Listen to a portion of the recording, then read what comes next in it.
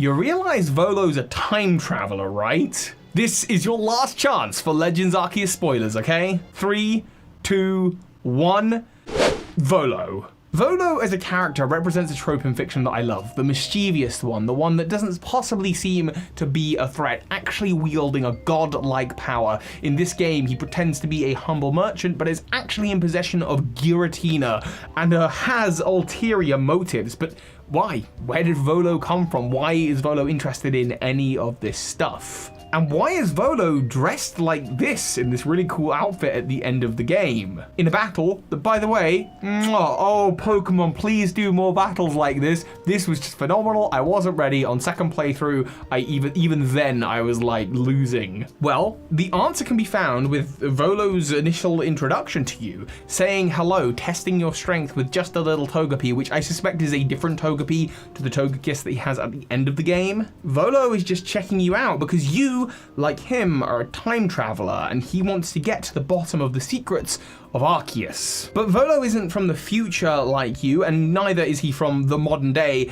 and by modern day I am referring to the events of Pokemon Legends Arceus in this context, and for the rest of the video when I say modern day, I mean the story that we played, not Diamond and Pearl. He's not from the modern day and he's not from the future like you. Volo is from the past. This explains a lot about how he knows so much. He has information about the Arceus plates that he just shouldn't have. He's very interested in the ruins and relics of the region. And he mentions that the blood of the old Sinnoh people run through his veins, and he's very right, it does, because he is literally one of those people. See, we know for a fact, and speculation about his relationship to Luzumine and other characters aside, we know that Volo and Kogita are both relatives, ancestors of Cynthia, the modern day champion. There's no way Volo isn't related to Cynthia and is entirely related to someone else. His team is exactly the same as Cynthia's, minus an Arcanine.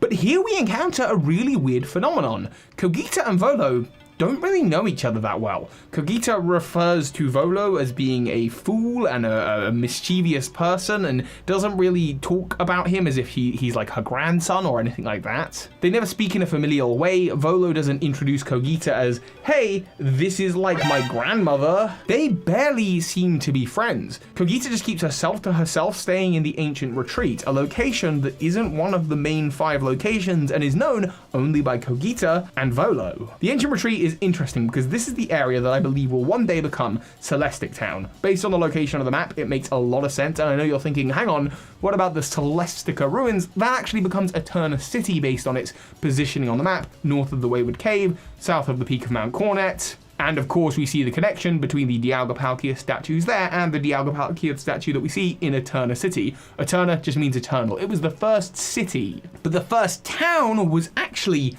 the Ancient Retreat, that one day becomes Celestic Town, that gets its name from Celestica, representing the people of the region who worshipped Dialga and Palkia. So the timeline of events here, in the future we have Cynthia in Celestic Town, and her family have lived in that area, the Ancient Retreat, since the modern day with Kogita.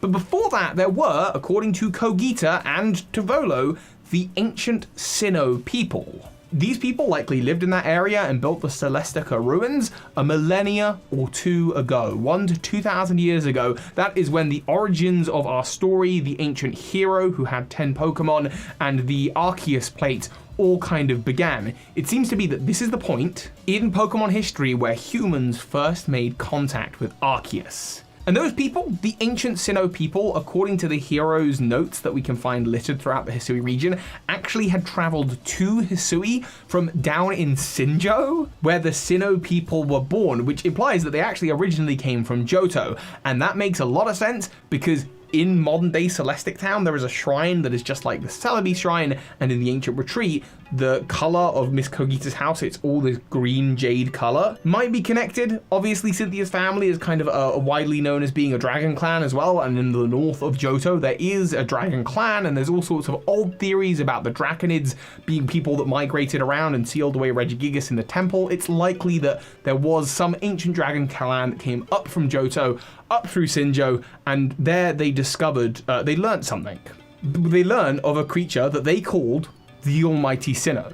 they learnt about Arceus for the first time, and they called it the Almighty Sinnoh, and they moved north and found the Hisui region. There they learned more about Dialga and Palkia and Giratina, and they built statues to these creatures. This is happening a millennia or two ago, 1 to 2,000 years ago, which, by the way, not to be mistaken with 3,000 years ago with the Darkest Day and the Infinity Weapon. Legends Arceus does not happen 1,000 years ago, it's a couple hundred years ago. That is something I will get into in a future video, but there's sadly no way it can be 1,000 years ago. Anyway, a millennia or two ago, these Sinnoh people who worship the Almighty Sinnoh make their way up into Hisui. They build these ruins, they settle in the ancient retreat, and actually they build ruins and locations all over the Hisui region. We see outside the Send-Off Spring, which is where you catch Giratina, that there are the pillars that are much like the pillars that we see on Spear Pillar. That architecture appears in a lot of locations, actually especially it appears around some of the noble Pokemon sites, and each of those sites is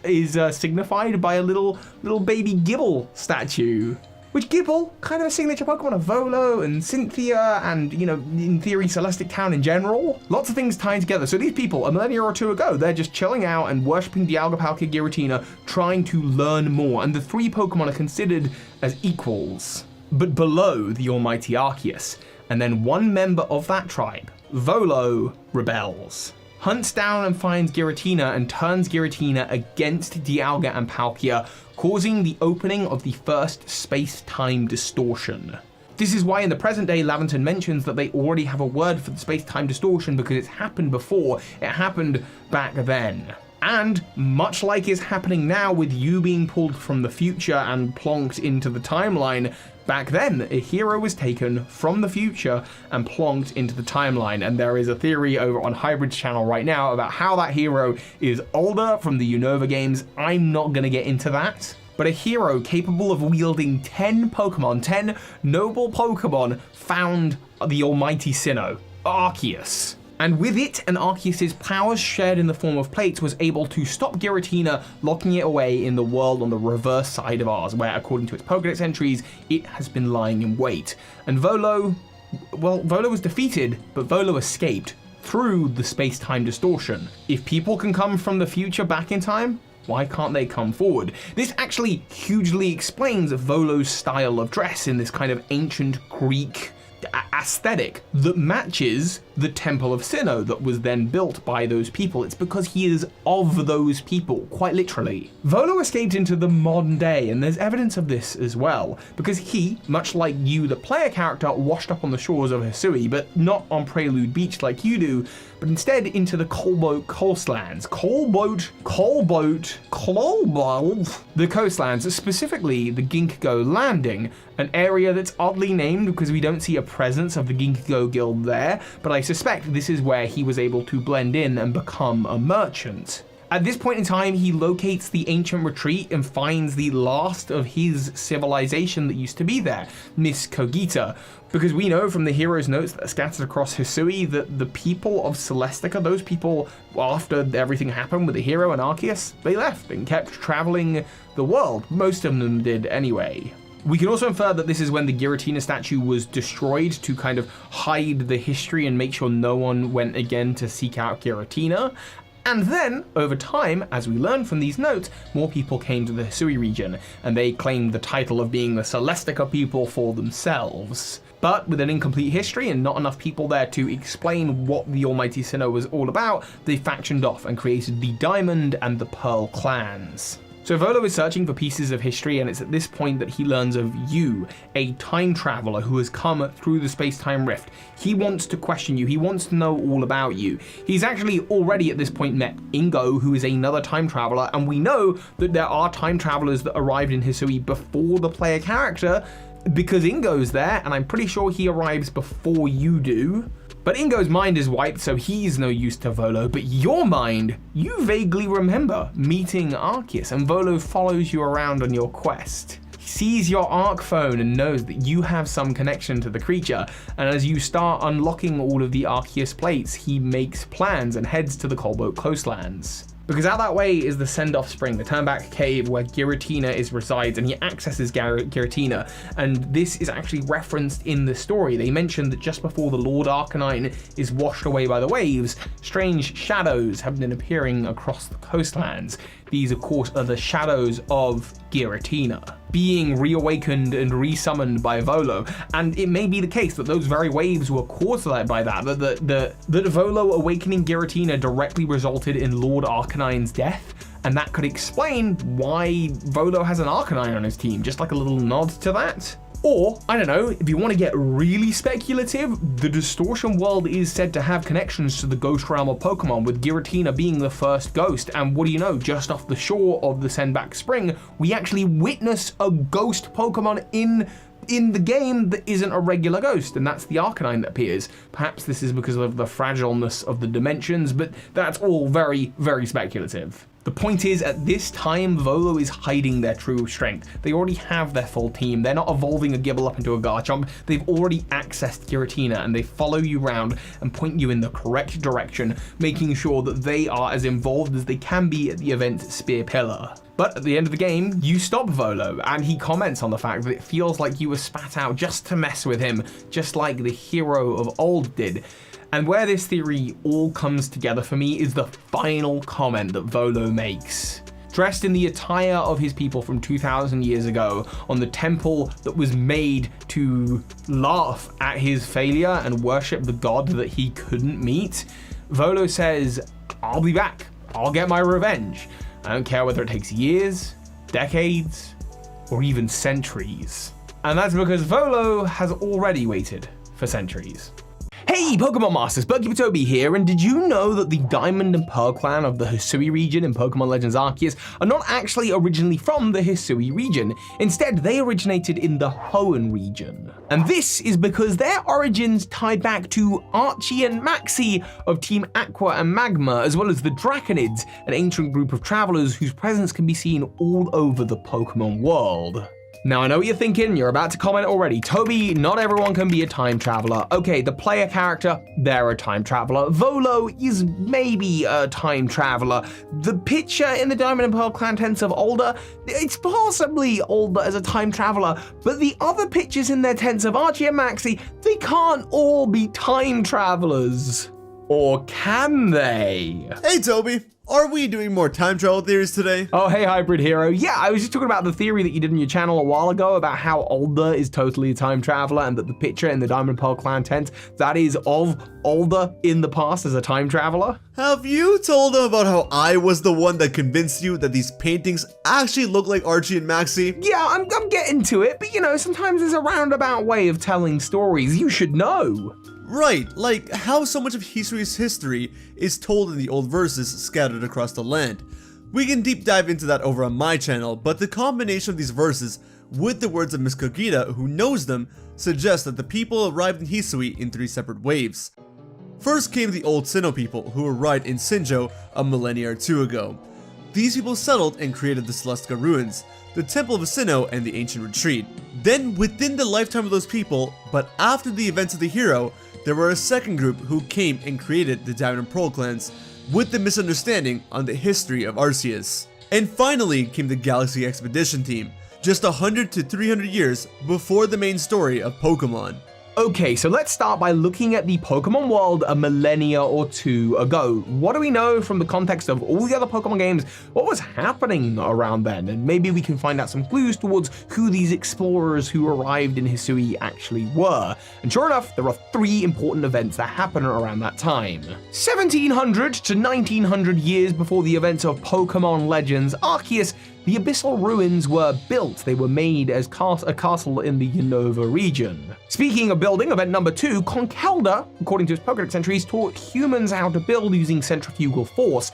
Interesting to know that Conkeldurr is one of Alder's Pokemon. Maybe Alder took it back in time with him to help people build stuff. But neither of these 2 events are really of interest to us in determining who these travelers who arrived in Hisui actually were. The 3rd event is far more interesting. For every 1,000 years and 2,000 years ago, meteorites struck the Pokemon world. Specifically, meteorite showers love to land upon the Hoenn region, but meteorites strike the Pokemon world every 1,000 years anyway. The Lental region in New Pokemon Snap suffered that, and I actually did a theory all about that, but focusing on Hoenn here, 2,000 years ago, meteorites rained down and destroyed the original home of the Draconids and created the area we now know in modern-day Hoenn as Meteor Falls. As well as that, the energy within these meteorites awakened the primal Groudon and primal Kyogre, and they clashed. And then, wishing to the meteorite, the Draconids were able to bring forth Rayquaza and quell the fighting between Groudon and Kyogre. So we've got some ties already to Ruby and Sapphire, Groudon, Kyogre, Archie and Maxie. But I'm getting ahead of myself. 2,000 years ago, the home of the Draconids, these people, these law keepers of the Hoenn region, it was destroyed. So where did they go? Ruin Maniac and Toby have already done videos on this, but the people of the Seafolk village in Alola are thought to have a deep connection to the Draconids, and so too are the ancestors of Pacifilok Town, who using their Braille writing, locked away powerful titans of the time in ruins across Hoenn, Unova, and of course, Hisui, where we find the main temple to Regigigas.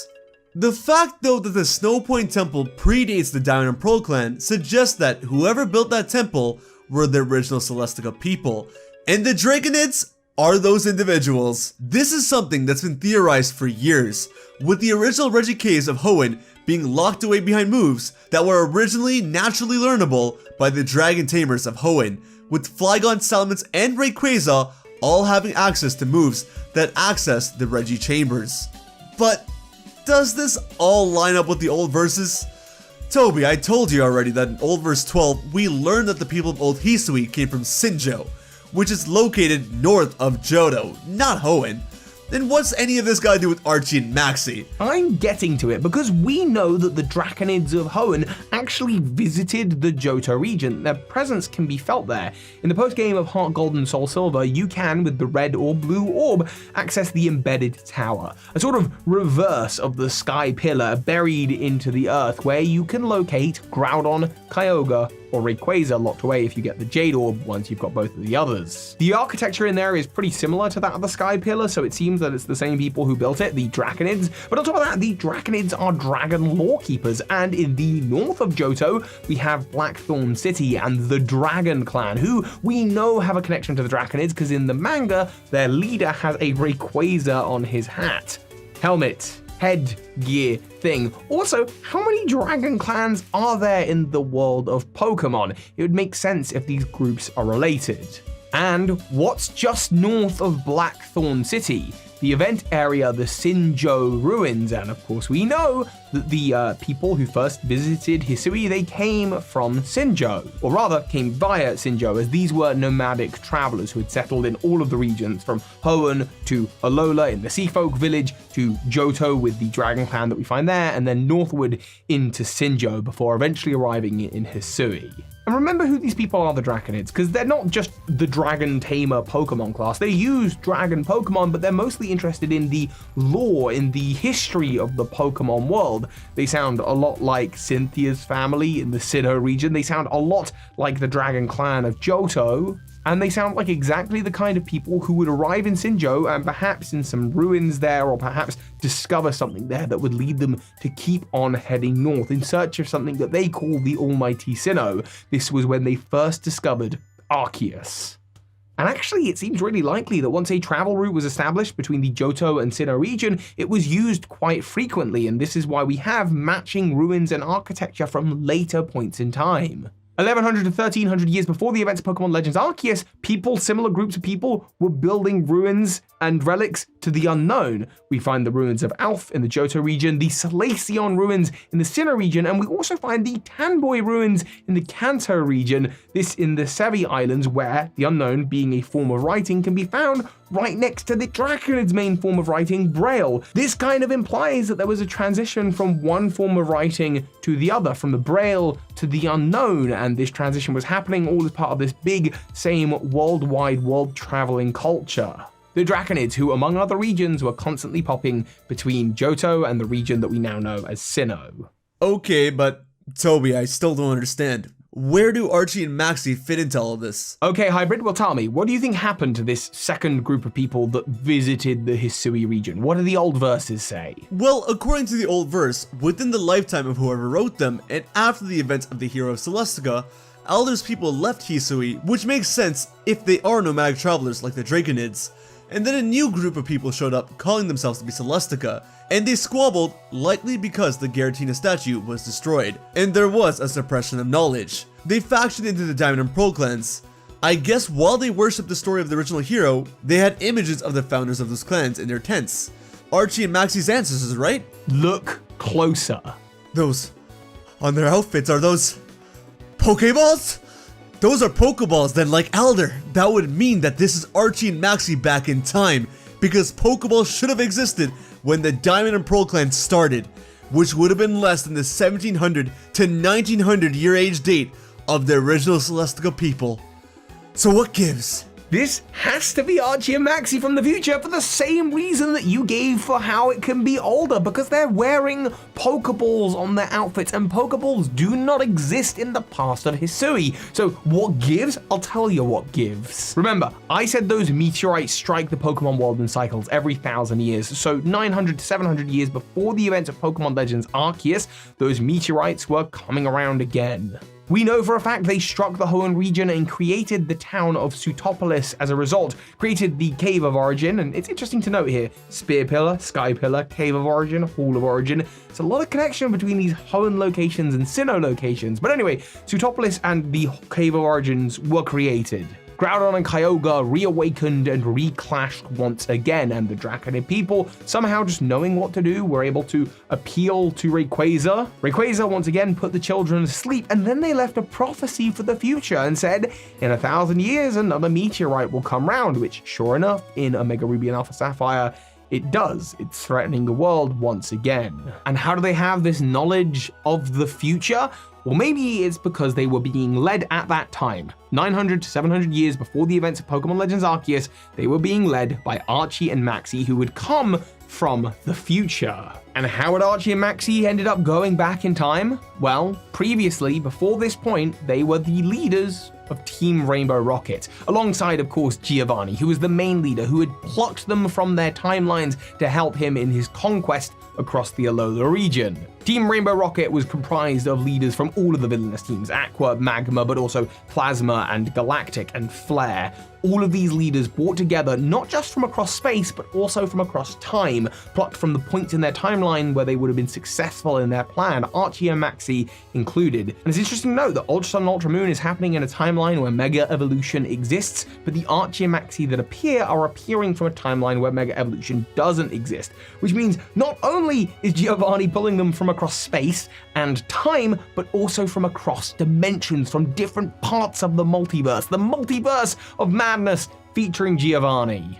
There's a sort of side theory as well here that, like, they say that Giovanni in Pokemon Masters is possibly the Giovanni who's going to start or who did start Team Rainbow Rocket, because Pokemon Masters features Pokemon characters from all across the Pokemon universes in the same canon. And yet, for all of their different versions, iterations, and outfits, the original Archie and Maxie aren't there.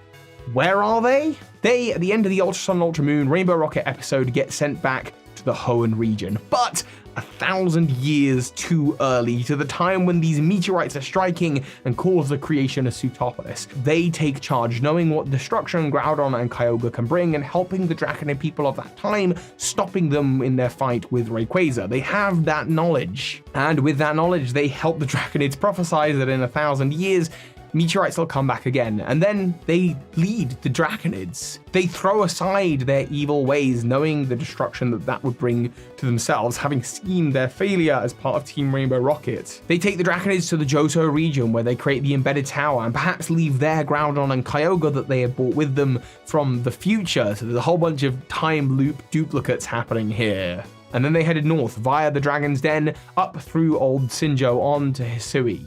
But once they got there, they didn't have the full picture of everything going on. They didn't know about Giratina, they didn't really know that much about Arceus. All they had to work with were two statues, Dialga and Palkia, and the words of the old Celestica people, and Archie and Maxie did what Archie and Maxie do.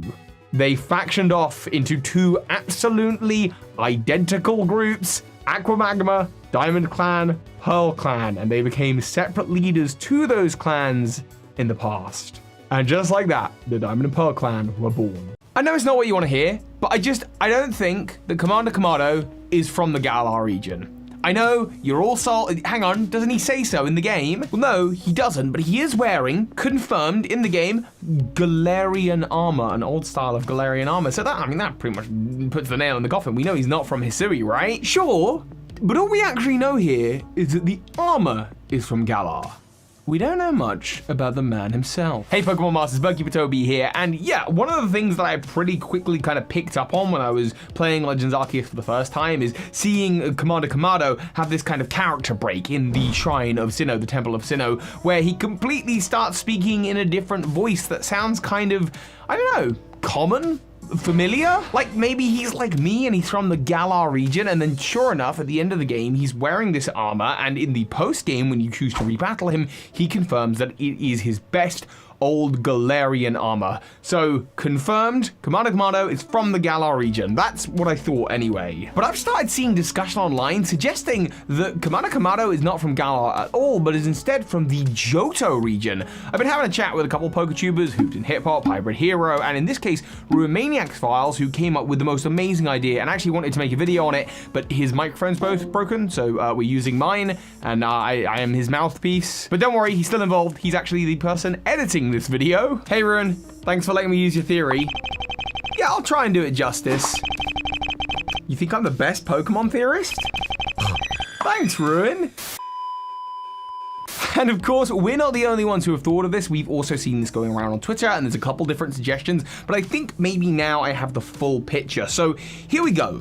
Commander Kamado, if I'm pronouncing it right, and I am sorry, new names and very dyslexic, is from the Johto region, not from Galar. Here are the bits of evidence. First of all, I do want to address the elephant in the room. Quite literally, the elephant in the room, Copperaja, because there's a lot of confusion about where Professor Laventon is from, because Professor Laventon and Kamado, they both run the Air Galaxy Expedition team sort of together. Obviously, Kamado is the commander, and Laventon is the professor who's on the research side of things. They work together with Professor Silene. But the whole of the town of Jubilife Village is really run by people who have come together from the same kind of strife. And the Pokedex, which is going to be a useful resource for us later in this video, references that, well, according to Professor Leventon, Raichu are powerful enough to take out the Copperaja of his homeland. And obviously that means the Galar region, because Copperaja is a Galar Pokemon as far as we know. However, this does pay reference to old Pokedex entries that talk about how Raichu could take out an Indian elephant. What that means is not that Professor Leventon is from an Indian region, though that would be really cool to see, and I'm sure one exists out there somewhere, but instead it simply means that before it came to Galar, Copperaja had a home in an Indian-inspired region. Professor Leventon is absolutely 100%, I think it's even been confirmed on the Pokemon website, he's the ancestor of Leon and Hop. He lived in the Galar region, that's why the pipework of the building looks like a Galarian wheezing, and there's like, I'm sure, a dozen other reasons, but you know, Leventon and Kamado know each other, but not as well as Commander Kamado knows Benny. Benny and he go way, way back, and this is where we can learn a little bit about Commander Kamado's backstory.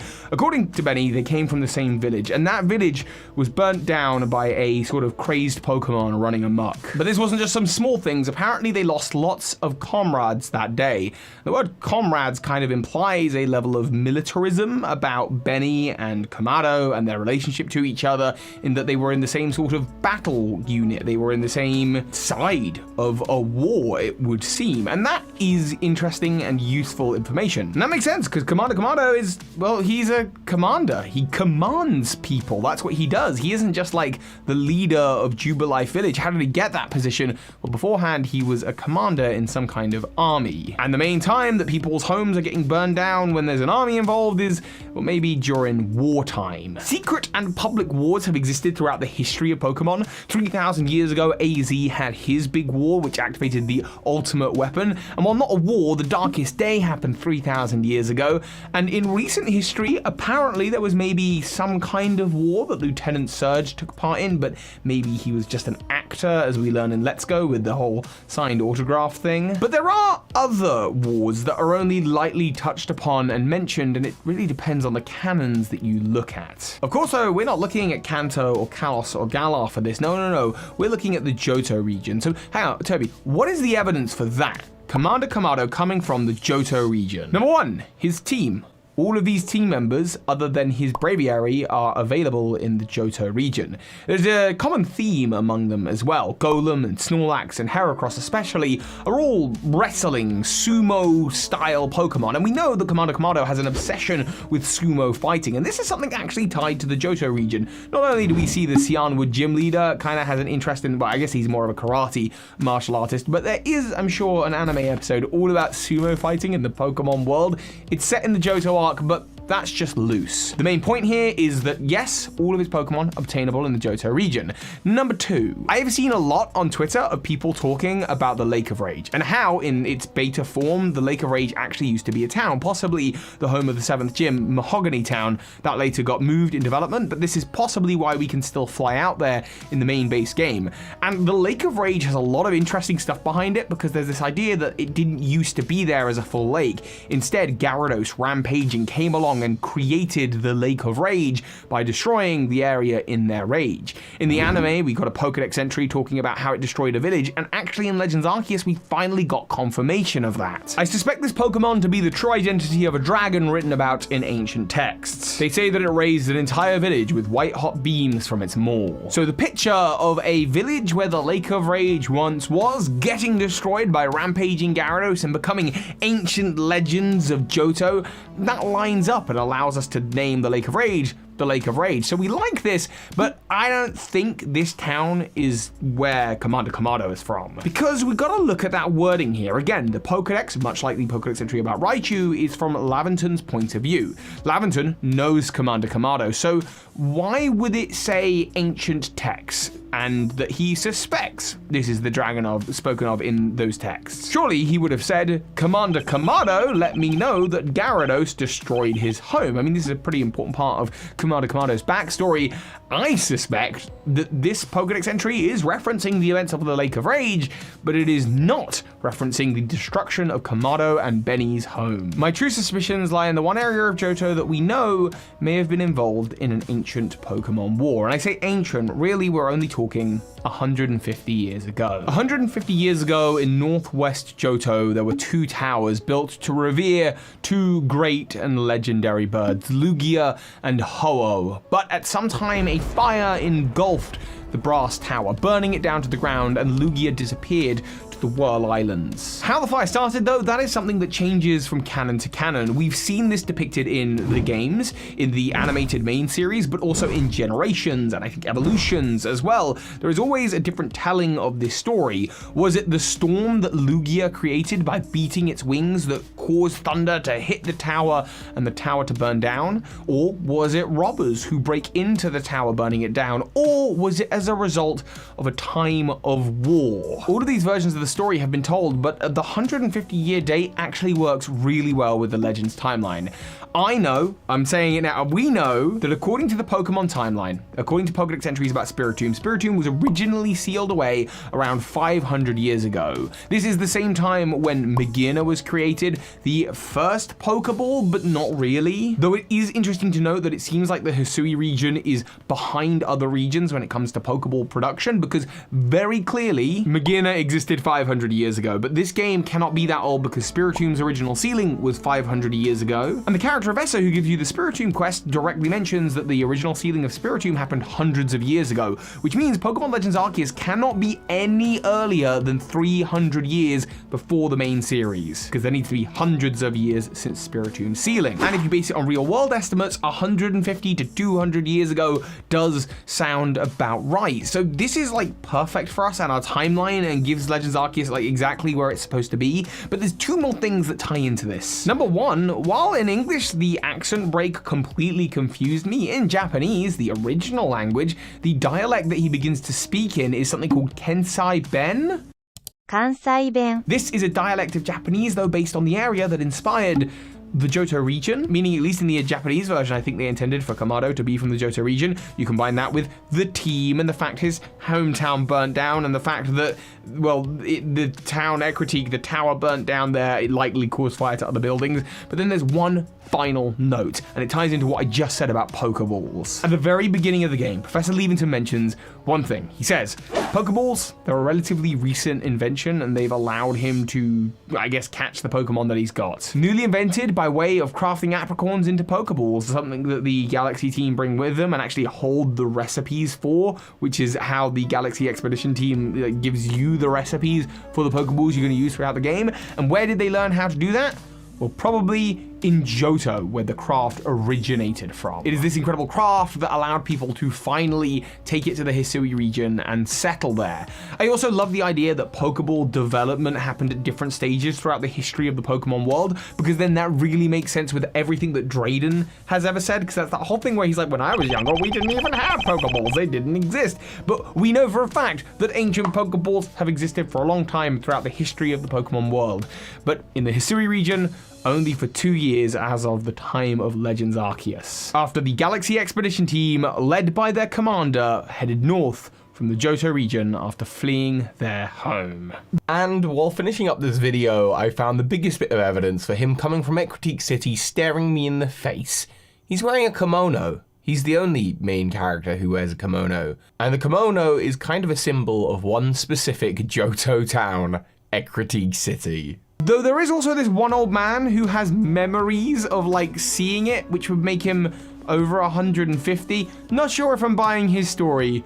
Or maybe he's a time traveler. Maybe I should do a video about him being a time traveler. Speaking of videos about time travelers, did you see the one I did about Volo being a time traveler? I'm like really proud of this video. Hey Pokemon Masters, Berkey Patobi here, and it's kind of wild that this is the last Pokemon Legends Arceus theory that I'm getting to. When I first played Pokemon Legends Arceus 3 months ago, one of the first mysteries that I was like, ooh, I need to look into that, is the murals that appear across the Hisui region, depicting various legendary Pokemon in the form of hieroglyphs. These murals must tell some kind of story. They must mean something. But what? Of all the mysteries that appear in the game, they are certainly the first one that I think most players notice. However, as a result of that, other theories distracted me, other mysteries caught my attention, and I've yet to cover the story of the murals. So much so that others have been looking into this, and I gotta give a huge shout out to Adept Jaren and Kai Cyrus, who have been looking into this and who I think have deciphered exactly what the murals mean. They're not alone. They've been working with Professor Ramnus and Fruit and Ink Thinks over in the Fuji's Lab server. If you're interested in Pokemon theories, I will link to that Discord server below because it's a great place to discuss theories. And between them all, led primarily by Kai and Charon, they've cracked the code, and that's what I want to share with you today. So, across the 5 main areas of Legends Arceus, there are 7 murals. One in Deer Track Heights, another in the Shrouded Shrine, a third is in a cove in the Cobalt Coastlands, and then in the Albast Icelands, there's actually 3, with one in the Secret Hollow, one in a tunnel, and one in the Snowpoint Temple. Finally, there is one mural in the Cornet Highlands on the ascent to the Temple of Sinnoh. Each mural must be meant to communicate something to someone by someone, doing so using only the images of Pokemon, awesome legendary Pokemon, others used by the hero of Hisui back in the day. And finally, in considering the messages, we should also consider the locations in which these murals are found. So all the questions that we want to answer is this: what do the individual hieroglyphs mean? What do the murals as a whole mean? Is there any context to that location? And finally, who wrote these and why? It's a lot to answer, so let's start unpacking. Let's start with the hieroglyphs. Each one represents a legendary, noble, or rideable Pokemon from the world of Legends Arceus, and it's not going to be as simple as sticking the English alphabet next to them and suggesting that Arceus is A and Palkia is P. While on whole there are 23 symbols, nearly as many as a full alphabet, there's a couple reasons why this just wouldn't work. Number one is when we look at the murals, each mural would only be made up of just a few letters. Secondly, the ancient writing systems of the Pokemon world already exist. Braille can be found in some places, as well as the unknown, of course, even in the Hisui region. So these symbols must mean whole words, or even phrases, sentiments, or moods assigned to each of these images. Again, all credits here to Kai in the Discord, who was able to really break these down in a way that made sense to me. Let's take Uxie, Azelf, and Mesprit, for example. These Pokemon are commonly known as the Pokemon of knowledge, willpower, and emotion. So naturally, it makes sense to choose words or phrases or terms that associate with this.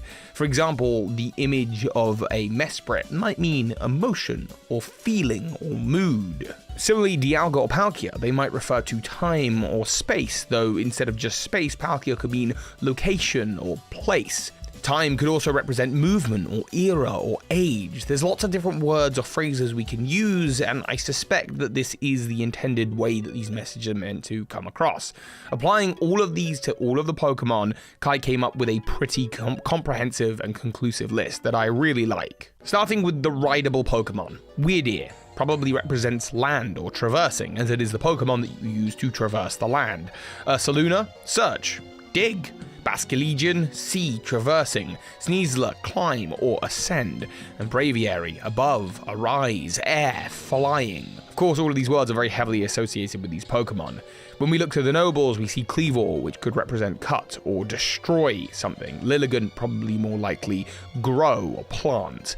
Arcanine is a companion Pokemon, as we kind of learn about it throughout the game, but it's also a leader, so maybe something in that realm. Electrode could mean explosion or storm, or perhaps even danger, as it is dangerous to go near an Electrode. And Avalugg may mean movement or forward. It's harder to interpret Avalugg. It could mean ice. It could refer to slow movement specifically. Avalugg's a hard one. Uxie, Mesprit, and Azalf we already covered, and Dialga and Palkia as well. But then you have Giratina, which clearly could mean shadows, reverse, negate, renegade, darkness. Any of these traits apply to Giratina pretty well. Even rebel. Heatran's a hard one. My instinct is to assume that it means something like lava, flame, or volcano, although Kai seems to believe that it could mean hidden or under, or unknown, which kind of makes sense and ties in with this Pokemon's appearance. It's hidden under or inside the volcano. Regigigas is a great one, representing human, hero, or person. I love this because Regigigas is, well, in many ways, not humanoid at all, one of the more humanoid-looking legendary Pokemon. Cresselia is obvious, the moon. Night, the stars. Manaphy could mean to travel, as that's a big part of its Pokedex entry, or traveling distance, but specifically by sea.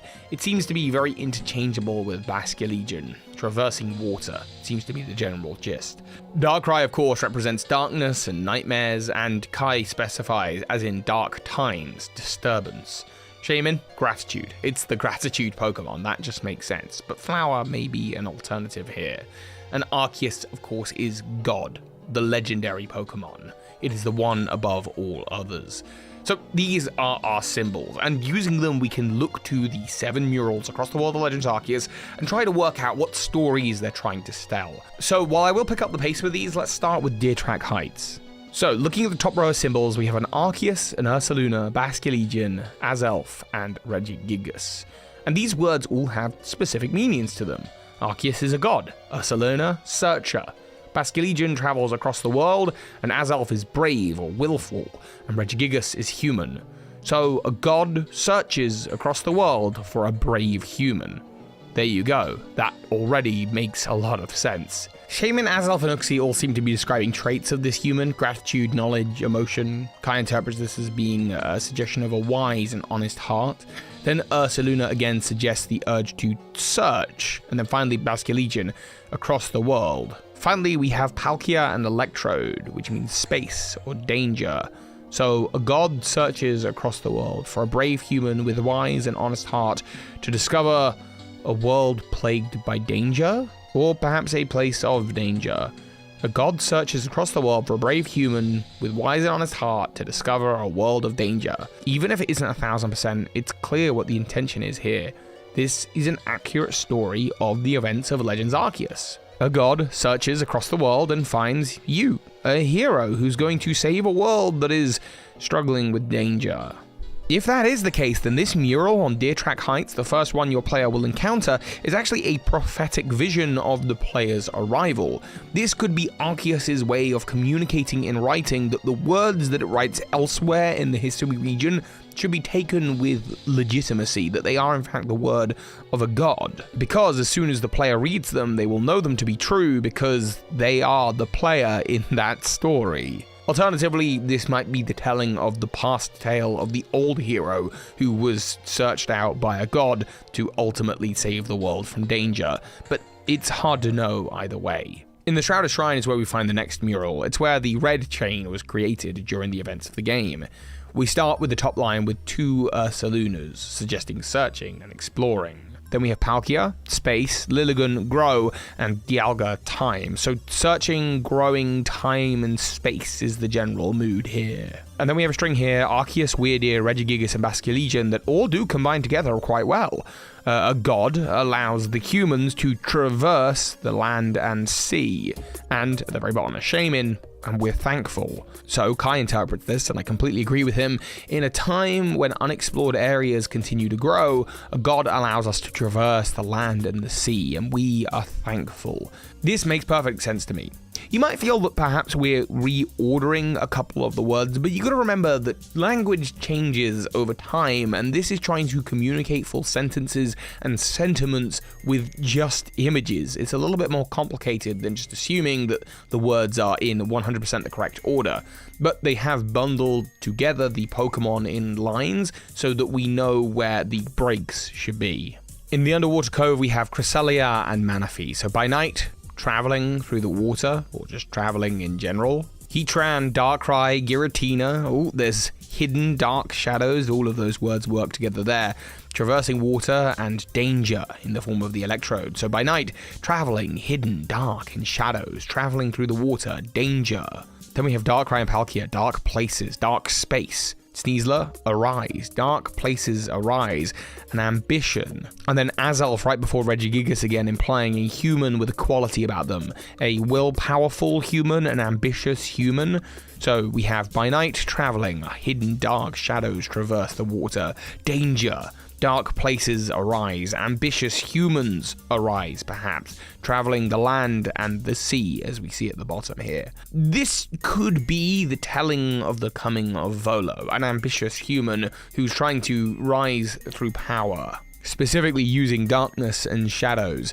It's interesting to note that this is in the cove in the Cobalt Coastlands, which is very close to where the entrance to the Distortion World is, to where Giratina resides. It seems that Volo is going to come out this way, or an ambitious human is, and they bring with them danger. Kai interprets this a little bit differently though, as another prophetic vision. If you take the Electrode here and change the symbolism from danger to explosion specifically, then what you could be looking at here is a prophecy of the events of Lake Valor in Pokemon Diamond and Pearl, when the lake, the water, is exploded, specifically by an ambitious human, that being Cyrus, and when you look to the fact that it's an Azelf there, and this is the premonition of Lake Valor, that would make a lot of sense as well. I like that interpretation, but I think personally this is more tied to Volo. That's because many of the upcoming ones are as well. In the Icelands is where we find the majority of the murals. 3 of them are here, in fact, and that makes sense because human society has been in these Icelands for a long, long time. It's where the Pearl clan are settled, but there, above them even, we see the Regi Temple. People have been here before. In fact, it's in the Regi Temple that one of these murals are left, suggesting that the time that these murals are from date back to the creation of that temple. First though, we see one in a sort of hidden hollow. Actually, my apologies, this is not in the Alabasta Icelands at all. I thought it was in the Secret Hollow, but I was wrong. The correction is it's actually in the Moonview Arena. I don't think that location change changes anything much about it, but I apologize, and that's the correction. And we start with a human in the form of Regigigas, and Manaphy travels, so a human travels. Then it becomes quite hard to decipher. A god in the form of Arceus tells the human, or communicates with the human, and then 3 shaman. Be grateful, be grateful, grateful, grateful, be very, very grateful. Or perhaps it's the symbolism of 3. Go past 3 things, offer things that you're grateful for 3 times. Perhaps this is a tie to the red chain or something. To offer up your gratitude thrice, or perhaps the god is going to offer to the human thrice something. But the bottom line is a lot more clear. Palkia, Cleavor, Manaphy, and Sneasler. A world that is torn or cut or destroyed. Waterfall arises? Perhaps this is talking about the Distortion World. And if so, there's a traveling human and the god is telling the human about the Distortion World, a place where waterfalls literally rise, they go up. There's another in a random cave in the Icelands that doesn't seem to have any significance to it, but the message here is clear. By night, a man cuts down a Pokemon in the shadows. High above, a dark place draws near. Once again, this to me is a clear premonition about Volo. So many of these are warnings about Volo, about an ambitious human who moves with the shadows. This in fact may tie into my previous theory about Volo being a time traveler from the past. Perhaps these are the words of a god who can see into the future, or perhaps they're the words of past people who want to warn the future about a traveler from their time who works with the shadows, who works with Giratina. Ultimately, though, it means that these messages aren't just meant for the people of Hisui, they're written for you. The one in the Reggie temples is far more clear. This temple was likely the first human-built building in Hisui. It suggests companionship in the form of Arcanine in this time and space. Oh, it's unseen, it's unknown. Companionship in this time and place is hidden. Manaphy, as we mentioned before, can represent distance and traveling, so there's a distance between companionship. There's a separation. The image of Arceus here, once again, could imply God, so companionship at this time or place is unknown or unseen, and distance separates God from us. Kai interprets this as a them, but I interpret this personally as the word God.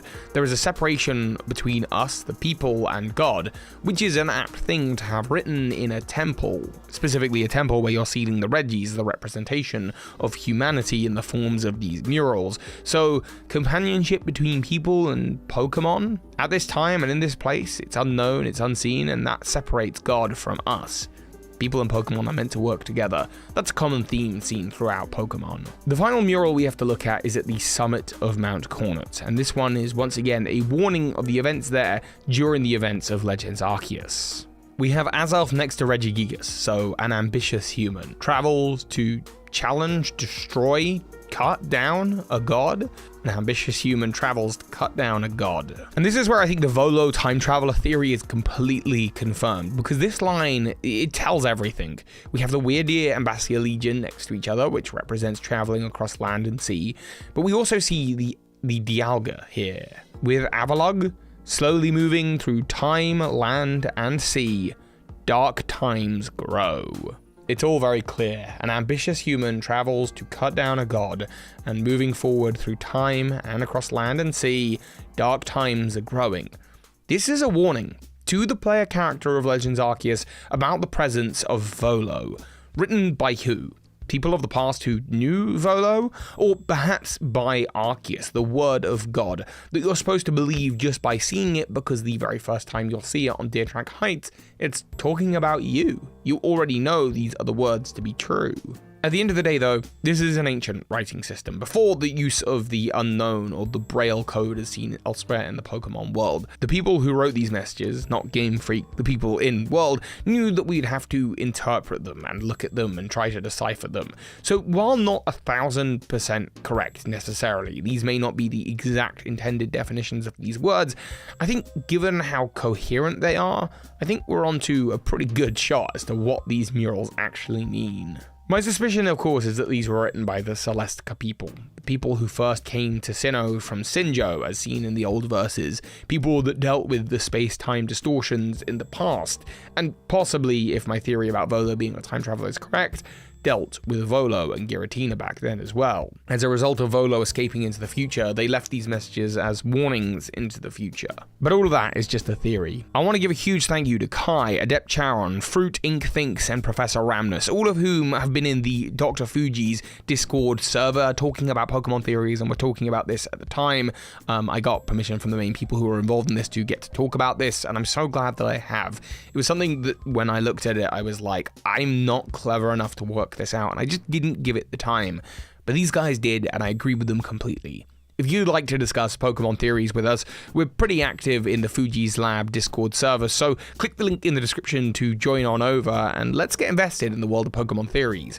So, a couple questions. Why in the Hisui region with this brand new legendary Pokemon Enamorus did they choose a legendary from a trio that is from the Unova region? Nothing to do with Sinnoh. Why hasn't this Pokemon appeared anywhere else across the Pokemon world? And why am I wearing sunglasses? You'll get answers to a couple of those things in videos, but I'm not promising all of them. Hey Pokemon Masters, Boki here, and okay, obviously the true reason that Enamorus didn't appear in any of the other Pokemon games that feature the other forces of nature is because it didn't exist yet. Heck, when Landorus, Tornadus, and Thundurus first appeared, the fairy type didn't even exist, so of course they couldn't have Enamorus in the game. It didn't exist till last year. But that's like saying, why is Ash Ketchum still 10? And answering, because he's a cartoon. Answers like that put me out of a job. So today we're going to put our theory caps on and jump into the real reason, the in-law reason as to why Enamorus isn't in the rest of Pokemon. So, what do we know about Enamorus? Well, Enamorus completes a quartet that was previously a trio, the Forces of Nature.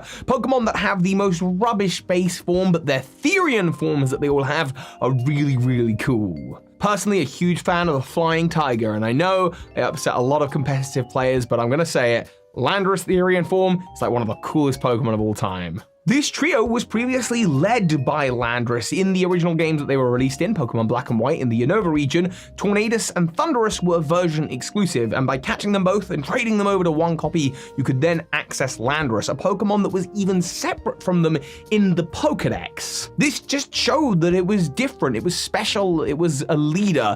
In order to access it, you had to go to the Abundant Shrine, a shrine that looks suspiciously like the one in Celestic Town. We're gonna get to that. You could also access these three Pokemon through the Dream Radar game in Dream Balls that was attached to Pokemon Black and White 2. This DS download title is actually a lot of fun. I've played it multiple times, download it before the eShop wipes it forever. You can still get your Therian forms there, and actually the Pokemon arrive in Dream Balls, and hey, Dream Balls, Dream Mist, Enamorus, ooh, maybe there's some theory potential there.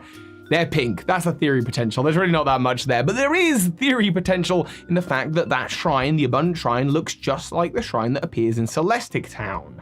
And I have to thank my Twitter community here. I cannot find the DM. Someone sent this to me, and I just want to say thank you to you for sending this my way because, yeah, you're right. The shrines look identical. And this is a big deal because at first it seems like Hisui and the Unova region are so far removed from each other, but Celestic Town is actually a very important place when related to Hisui, as it is the area of Sinnoh that was most likely once the ancient retreat where we first meet Enamorus. There, after the events of the main game, we can meet the ancestor of Cynthia. She's a mysterious character who lives out in the ancient retreat. She is of the ancient Sinnoh people who existed long before the Hisui region. Her blood stretches back the same as Volo's, and she's been in the ancient retreat for quite a while, obligated to bring the lore of her people down through the generations and pass on words of wisdom. She even knows the words of the old verses, one of which directly gives reference to Enamorus, a Pokemon that has been hanging about with her for quite some time. But as you go out into the field to catch Landorus, Tornadus, and Thundurus, eventually she'll give you access to this new Pokemon,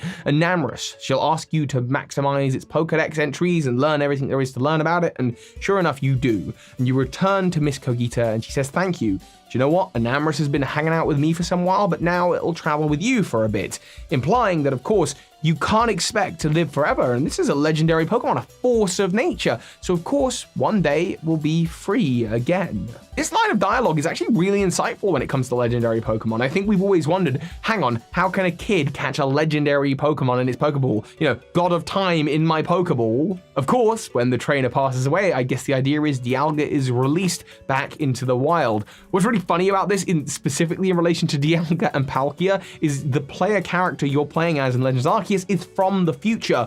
You already caught a Dialga in the future, probably the same Dialga. So from the perspective of Legends Arceus, you catch Dialga, Dialga has no idea who you are, and then in the future, after you've died, Dialga's gonna recognize you and be like, hey buddy, I thought you had died. Wait, you're a bit shorter than I remember, because they're chibi.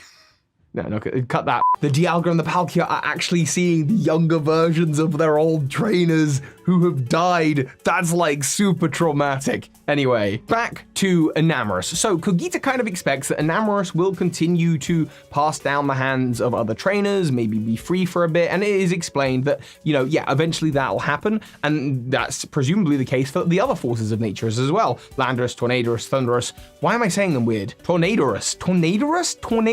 They will all one day be free again, and sure enough, we find them in the modern day Unova region. All of them are there, apart from Enamorus. So where is she? What happened? Is she still sitting in a Pokeball on a shelf somewhere, just not released in time? Maybe, I suppose that's possible. But there is one other big tie to the Unova region in Hisui, and here we have to put another theory cap on because it ties back to another theory that I think has generally been accepted. The idea that the original hero who worked with the original Sinnoh people in the past of Hisui was older. We see this painting appear in the Diamond and Pearl clan's tents, and we see the Pokeballs around his neck. This was a human who had Pokeballs before Pokeballs should exist. He was able to wield 10 Pokemon, which is a real feat for olden day trainers, with only Volo being able to handle 6, or I guess 7, and you, the player character, being naturally gifted because you could catch 3 at the beginning of the game.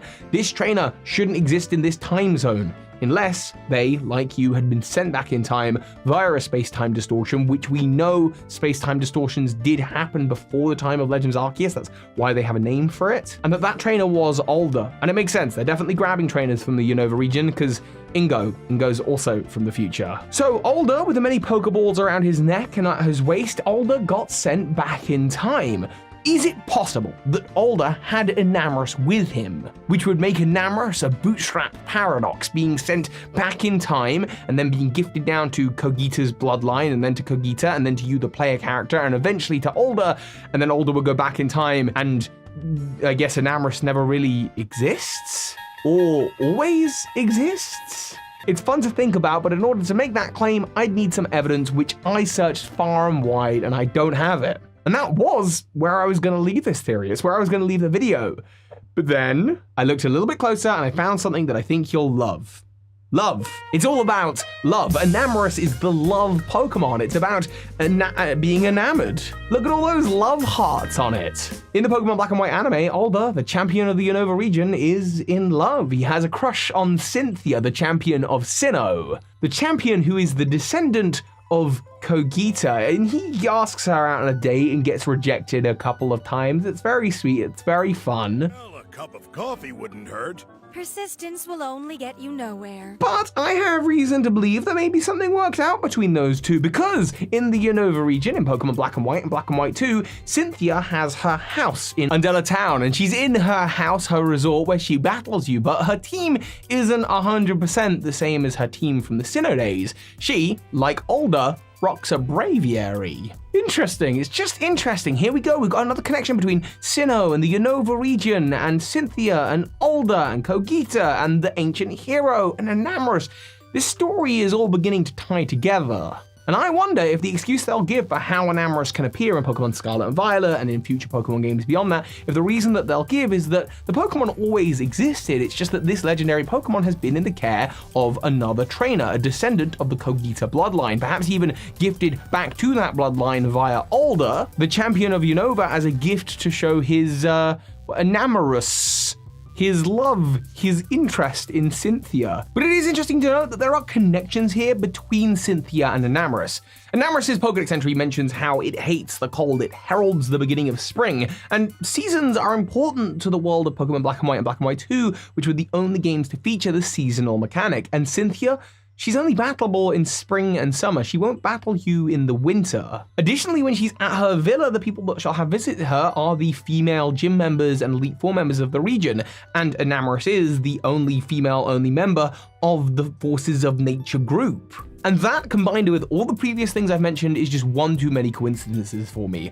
Ultimately, we have 3 options here. Number 1, Enamorus has been sat in a Pokeball for years on a shelf somewhere, gathering dust, and in the time of Scarlet and Violet or beyond, someone will discover this Pokeball, and that's how they'll reintroduce it into the series. Option number 2, Enamorus is stuck in a really cool time loop. If we buy the idea that Older is in fact the hero of olden days, then maybe Older has Enamorus in modern day, and ultimately will end up going back to the past, handing Enamorus down through time and through history to Kogita, and eventually back on to himself, where he'll take it back to the future, back in time. Or number 3, my favorite one and this video's main theory. Enamorus belonged to the ancient hero who looks like the modern day champion of Unova, passes it down the bloodline to Kogita. Kogita will one day pass Enamorus down to you, and you will pass it on to other future Pokemon trainers. Maybe it'll get released for a little bit, and the place where Kogita lives, the ancient retreat, will one day become Celestic Town, featuring a shrine to remind us that there is a connection between there and the abundant shrine of Unova, where the forces of nature will live in modern day. And Enamorus keeps on going down the line and eventually winds up with Alder. And as a sign of love in flirtiness with Cynthia, Alder gives her Enamorus, as well as possibly his Braviary for a time. Cause like, why she got Braviary? That's Alder's Pokemon! And a Pokemon very important to the Hisui region. Anyway, he passes down Enamorus to show that he likes her, and she has it for a bit. But she'll only battle you in the summer and the spring. The rest of the time, she takes Enamorus back to the Sinnoh region.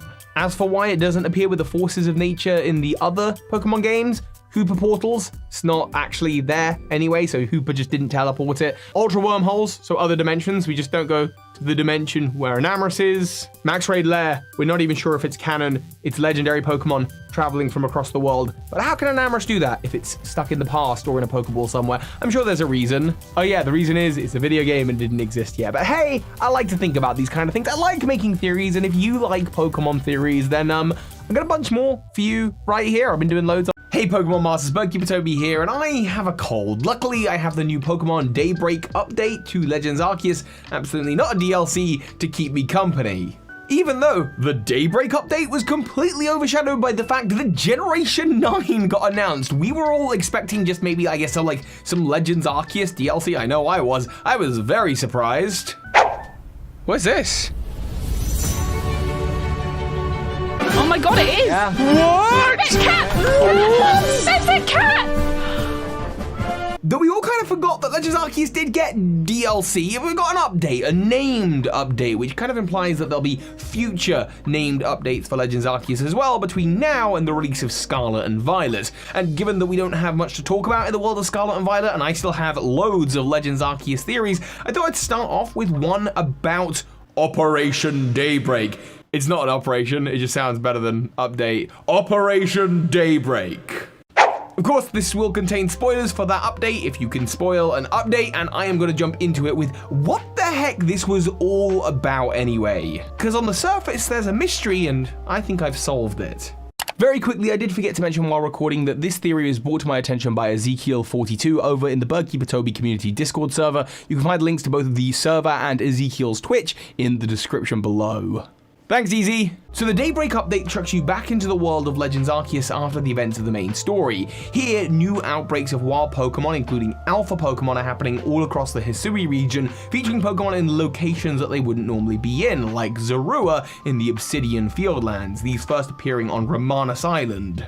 Mai and her Munchlax are very suspicious about this scenario because they have no idea why these outbreaks are happening, and oddly enough, her Munchlax is able to detect where these outbreaks are going to happen whenever it's full, as if it's got some kind of scent detecting smell that's detecting the scent of an outbreak of Pokemon. So you begin your investigation by researching the outbreaks across the Hisui region, and along the way you speak to many of the wardens, including Melly and Leon and Kabbalah, and everyone has a different theory on why these outbreaks are happening. Some people suggest it's because of the rain. A lot of the outbreaks are only happening during rain, apart from the Alabasta Icelands, where they're happening because of snow. That makes sense because it's colder there, so it wouldn't rain, it would snow. However, there are other theories. Adam and Iridia suggest that perhaps it's some kind of test sent forth by the almighty Sinnoh, Arceus, or perhaps Dialga and Palkia in response to their presence. Kabbalah specifically mentioning Palkia. Melly suspects these Pokemon are outbreaking in honor of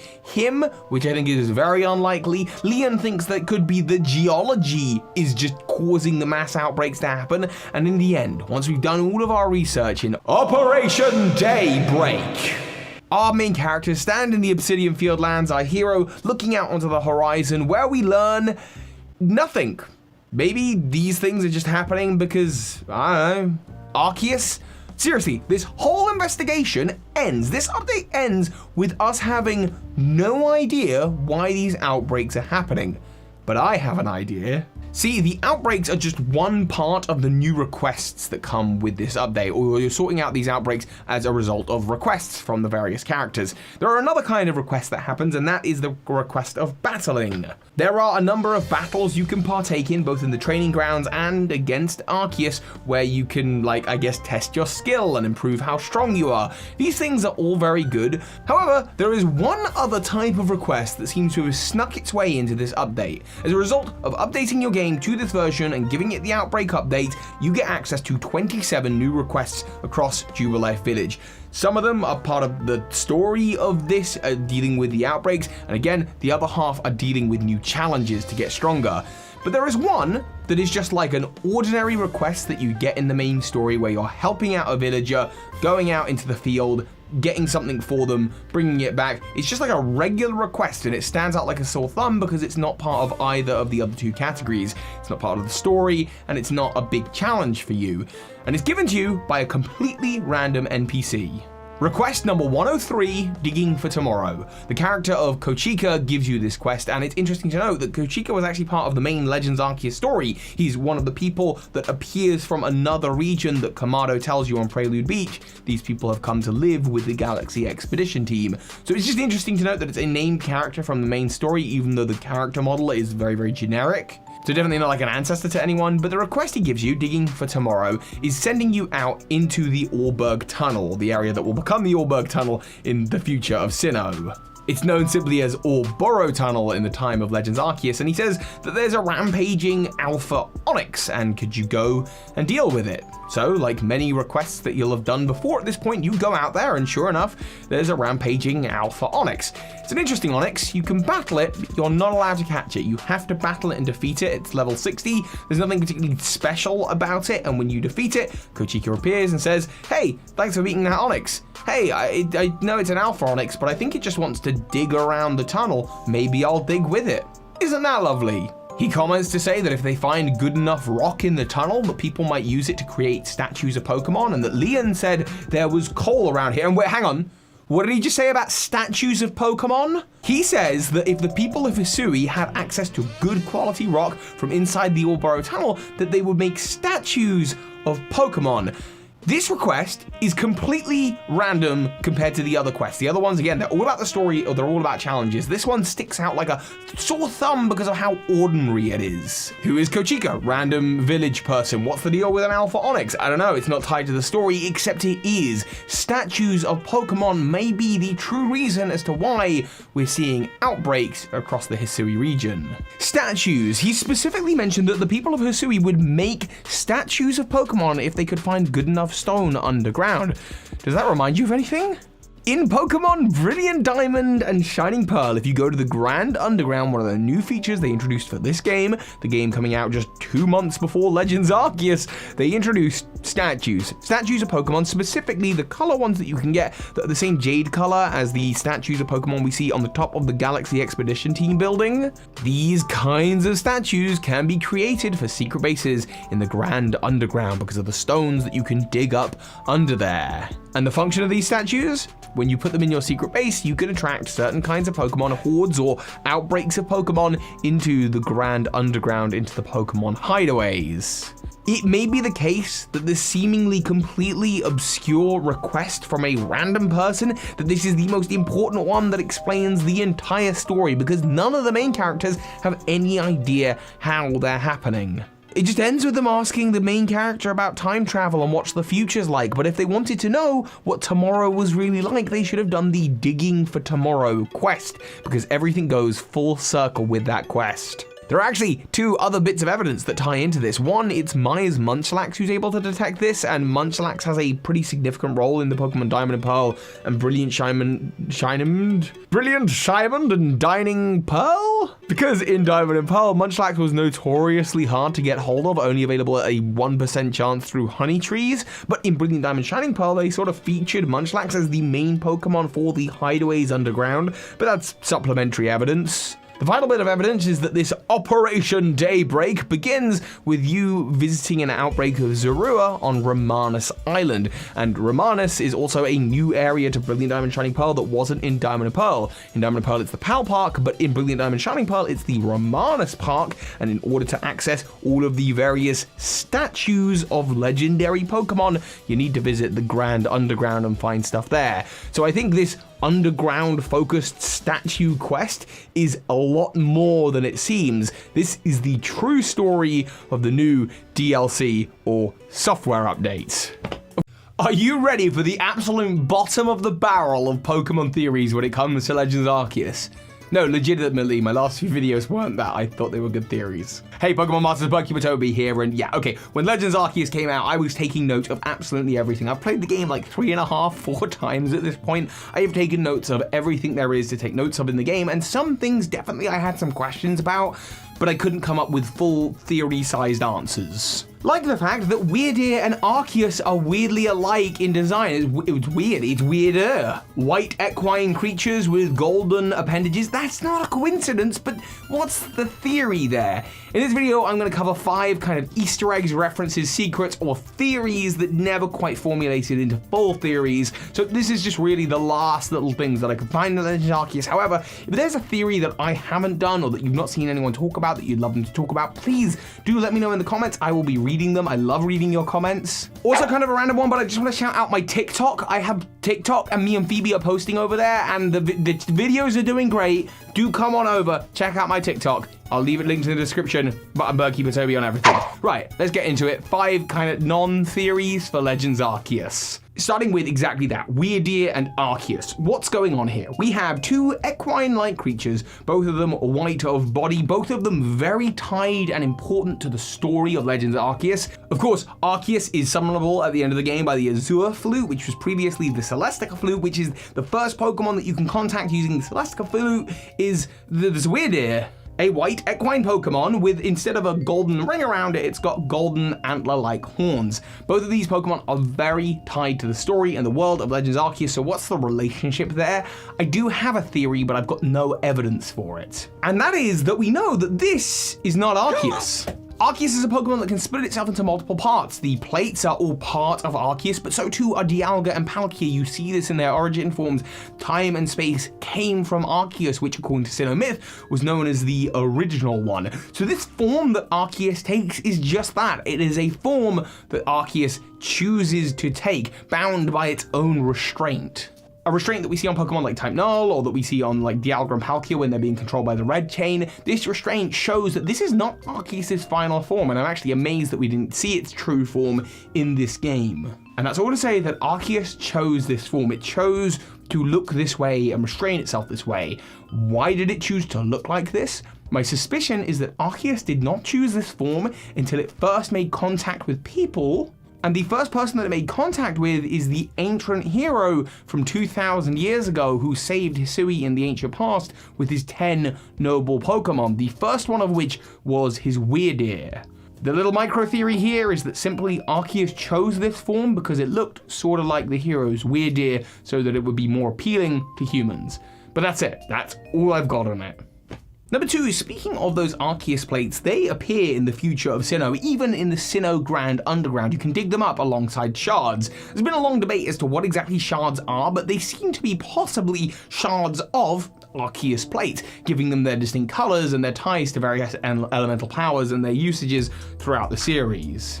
It's hard to really know, but what is interesting here is that the shards appear in Legends Arceus by way of the space-time distortions. Distortions that bring things from other times to the modern-day Hisui. Modern-day Hisui, or past Sinnoh, I guess. In fact, they are pretty much the only guaranteed item that absolutely shows up every time one of these rifts appears, implying that the breakage of time and space is also a rupture in bits of Arceus, I guess, shattering the plates into shards. It's an interesting thing, but it's not really a theory. It doesn't really turn into anything, other than the fact that the way that the shards are underground in the Grand Underground is likely in the past of the Sinnoh games. Back when Sinnoh was called Hisui, these shards ended up lying on the ground as a result of space-time distortions and eventually were trampled underground where they can now be dug up. But that is really the best I've got there. Again, this is real bottom of the barrel stuff. Number 3, let's talk about flutes, because flutes are everywhere in Pokemon now. You have the Poke Flute that awakens Pokemon, and you have the various flutes of the Hoenn region that help with various status condition. Those are kind of one kind of flute. But over the last few generations, we've seen the Azure Flute / Celestica Flute that can control Pokemon that you can ride. Kind of reminds me of the Eon Flute that allows you to soar on Mega Latias or Mega Latios, but also summoning of a legendary Pokemon. Isn't that the same as the Sun and Moon Flute that help evolve Cosmoem into Solgaleo and Lunala? What's with all the flutes? And don't forget Celebi's time flute from Pokemon Colosseum. So flutes are everywhere in the Pokemon world, used as a way of sort of communicating with particularly legendary Pokemon, which makes sense when we look at other media, like my other favorite franchise, The Legend of Zelda, using musical instruments, the Ocarina of Time, of the Wind Waker, to sort of commune with the gods, using the language of the breath, which is literally the life essence of yourself, to use that to communicate with the gods, not using like normal human language. It's nice, it's got a good symbolism about it, but what does it all mean for the world of Pokemon? I have no idea. And if you have any thoughts about this, I'd love to hear them in the comments, because maybe this could become a full theory one day. I even did a thumbnail, but there's just not a video here yet. Not on its own, at least. Similarly, number 4, let's talk about Miss Kogita and the Ancient Retreat. The Ancient Retreat, based on its location on the map, will one day become Celestic Town in the Sinnoh region. Celestic Town is sort of dug downwards and inwards, implying that perhaps the ruins that are in the center of Celestic Town are actually below the Ancient Retreat. In modern-day Celestic Town, you also see this shrine, which in a previous theory about Anamorous, I made reference to the fact that it's the same as the Abundant Shrine from the Unova region. But there is another shrine that's kind of tied to, which is the Ilex Forest Shrine in Pokemon Heart Gold and Soul Silver. Now, I think, given that I managed to do a whole video about it, that the ties between the Shrine of Celestic Town, this being the Ancient Retreat where Miss Kogita is, her ties to Anamorous, and the Abundant Shrine in the Unova region and its ties to the forces of nature, that there's a lot more synergy there. But that's not to say that there isn't synergy between the shrine that appears in Celestic Town, the Ancient Retreat, and the Ilex Forest Shrine. First of all, the Ilex Forest Shrine is to commemorate Celebi, and Celebi is a Pokemon that can time travel, which is a big part of the Legends Arceus story. But on top of that, we know because of the Ancient Verses, which Miss Kogita knows the Ancient Verses, that people came from Sinnoh to get to the Hisui region. So before they came from Sinnoh, they must have come from the Johto region, because Sinnoh is just north of Johto. That's how you get to Sinnoh from Johto. And similarly, we know there's been cross-collaboration between the peoples of Hisui and Johto, because the Salacium Ruin and the Ruins of Alpha were built, it seems, by the same people. Finally, to tie all of this in together, the Diamond Clan is blue, the Pearl Clan is pink, but Miss Kogita in the Ancient Retreat, it's all very green, which is the color of Celebi and the forest.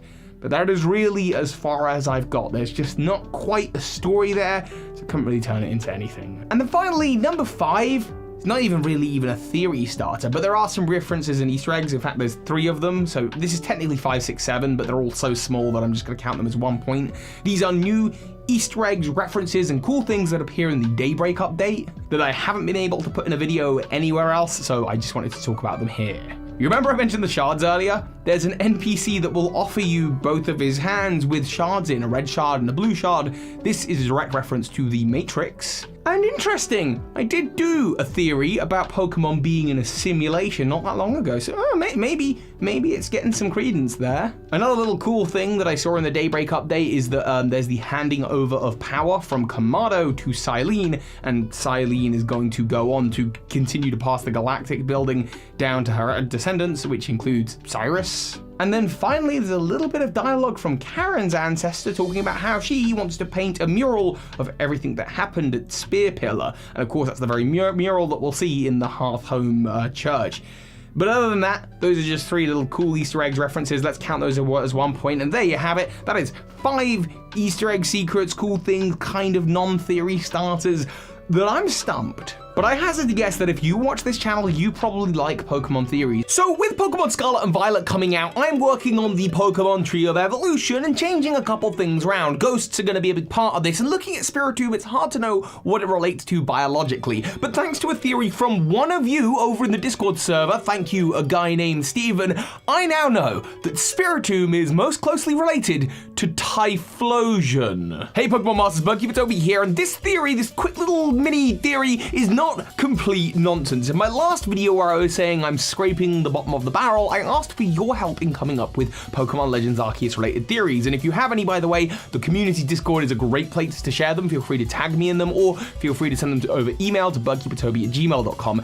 And there are lots of great conversations going on out there, including the relationship between Arceus and the Unknown, and Miss Kogita and the Ancient Retreat, and everything else. But this one is, I just thought, brilliant, and thank you again, a guy named Steven, for recommending this to me. This is the relationship between between Spiritomb and Typhlosion. I don't know how I missed this. Spiritomb is obviously a pretty enigmatic, unusual. It's a very weird Pokemon. First coming to us in Diamond and Pearl, it's known to be made up of 108 angry, vengeful spirits that haven't been able to leave the real world, bound to an odd keystone, and that's all we really know about it. In Pokemon Legends Arceus, there is a giant odd keystone standing over a shrine in the game in the Crimson Islands, but other than that, we really don't know much about Spiritomb. We don't even know if the spirits it's talking about are the spirits of dead Pokemon or the spirits of people. We do get a little bit of extra lore in the game Pokemon Omega Ruby and Alpha Sapphire, in which a Spiritomb can be found in the old Sea Marvel, a now abandoned site where the gym leader of the Electric Gym, Watson, used to be part of a research project that was working on an apocalyptic bunker and Pokemon technologies for the Hoenn region to spare them should Omega Groudon and Alpha Kyogre ever show up and try to wreak havoc. And they developed these technologies, according to the notes, in a very dark way by extracting the life force, the infinite energy of Pokemon and people, and they mentioned that they have an odd keystone on loan from the Oorberg mine, which suggests that it may well be the life force of Pokemon that are bound to this odd keystone. But other than that, we know nothing about Spiritomb. But now, here in the Hisui region in Pokemon Legends Arceus, we get some extra lore when we look to Hisuian Typhlosion. Said to purify lost and forsaken souls with its flames and guide them to the afterlife. And then Professor Laventon, who is the writer of this, then adds, I believe its form has been influenced by the energy of the sacred mountain towering at Hisui's center. So Laventon seems to suggest that Hisuian Typhlosion's transformation is to do with Mount Cornet, which is really odd. There are a couple of ties to ghost Pokemon and the Cornet Highlands. For example, Rotom can be organically found in a gravesite near there, as well as a bunch of other ghost Pokemon. And on top of that, Mount Cornet has ties to the Distortion World, where the OG ghost resides, Giratina. But I don't think any of those things have to do with this. In fact, I think Professor Laventon is mistaken, because there is one more entry about Hisuian Typhlosion, but it's not in the game. It's on the Pokemon website. Flavor text written by the creators of Pokemon themselves. In addition to having very graceful and refined movements, Hisuian Typhlosion has a very relaxed disposition. It can often be seen staring into space. At such times, it is thought to be looking at the flow of life energy and spirits. It will occasionally eat wayward spirits, but it is believed that the spirits consumed this way are then purified by the Pokemon's flames and returned to where they belong. Okay, that's just the first half. I'm going to get to the second half in a minute. But look at that. Eating wayward spirits. That actually kind of ties into the story of Hisui and Legends Arceus, because in the games, the way that you access the Pokemon Spiritomb is by collecting 108 wayward spirits. Little fire will-o-wisp type orbs that are across the map. And the fact that they look kind of like, not just like spirits, but also flame spirits, not even remotely dissimilar from the ones that Hisuian Typhlosion attacks with, makes you kind of wonder, are these the spirits that Typhlosion eats? But it gets even better, and this is the thing that a guy named Steven pointed out to me that I love. It attacks using 108 ghost flames. Hisuian Typhlosion is usually gentle and pacifistic. However, once angered, it loses control of its emotions and incinerates opponents until not even ashes remain. It emits ghost flames said to number as many as 108 from fires around its neck. These flames attack all of the opponents, adopting the countenance of ferocious beasts. 108 angry spirits that look like the spirits you collect around the map for Spiritomb, the Pokemon that's known for being made up of 108 spirits. That's not there by accident. 108 is a very specific number. Pokemon knew exactly what they were implying. Even the shiny of Hisuian Typhlosion takes on the blue coat that the shiny Spiritomb has. There's a relationship here for sure. So what is that relationship? Well, a guy named Steven suggests that what it's doing is it's eating the Spiritomb spirits to try and purify them, and any that it can't eat ultimately then become Spiritombs and are bound to the odd keystone. I like that. I like that, and the extra presence of all these spirits in the Hisui region specifically, which is why Typhlosion evolves this way in Hisui, might be the result of the Distortion World opening up, or space-time distortions, allowing the Distortion World and the realm of Giratina, the realm of ghosts, to interact with the real world. Maybe that's why there's all these spirits about. But I have another sort of idea. what if it is simply more biological than that? That this is just part of the life cycle of Hisuian Typhlosion?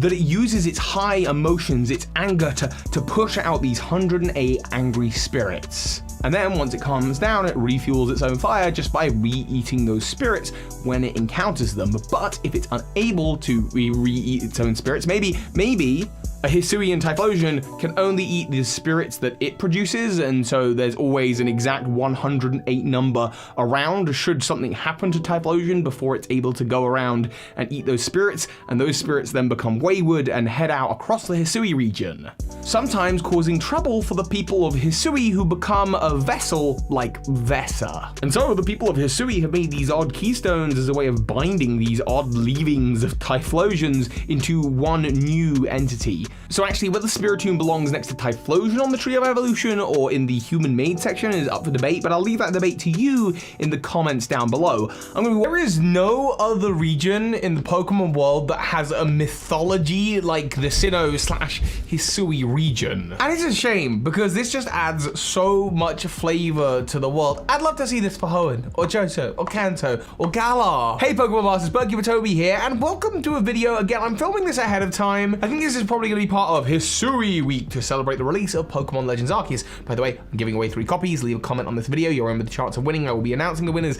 at the end of the stream/video where I'm playing the entire game. And as we all know, the Hisui region where Pokemon Legends Arceus is set is just Sinnoh in the past. It's different to the Sinnoh region by merit of name, but also being a time when people and Pokemon were separate, whereas now in modern day Sinnoh, people and Pokemon live and work together. We've also seen in trailers people refer to Sinnoh as if it's some kind of god or deity. Adamant and Iridia refer to Sinnoh with more of a, like, it's got like more of a personified presence about it. It's not the land on which they stand. That rhymed. So today's video is very simple. I want to read to you the 10 or so myths of the Sinnoh region that appear not just in the Canalive library where they can mostly be found, but also across the backs of the plates of Arceus and given to you orally through the form of haikus or Cynthia, and I want to share with you this region's mythology and lore. But now taking what we know about the Hisui region and sort of applying that to these myths.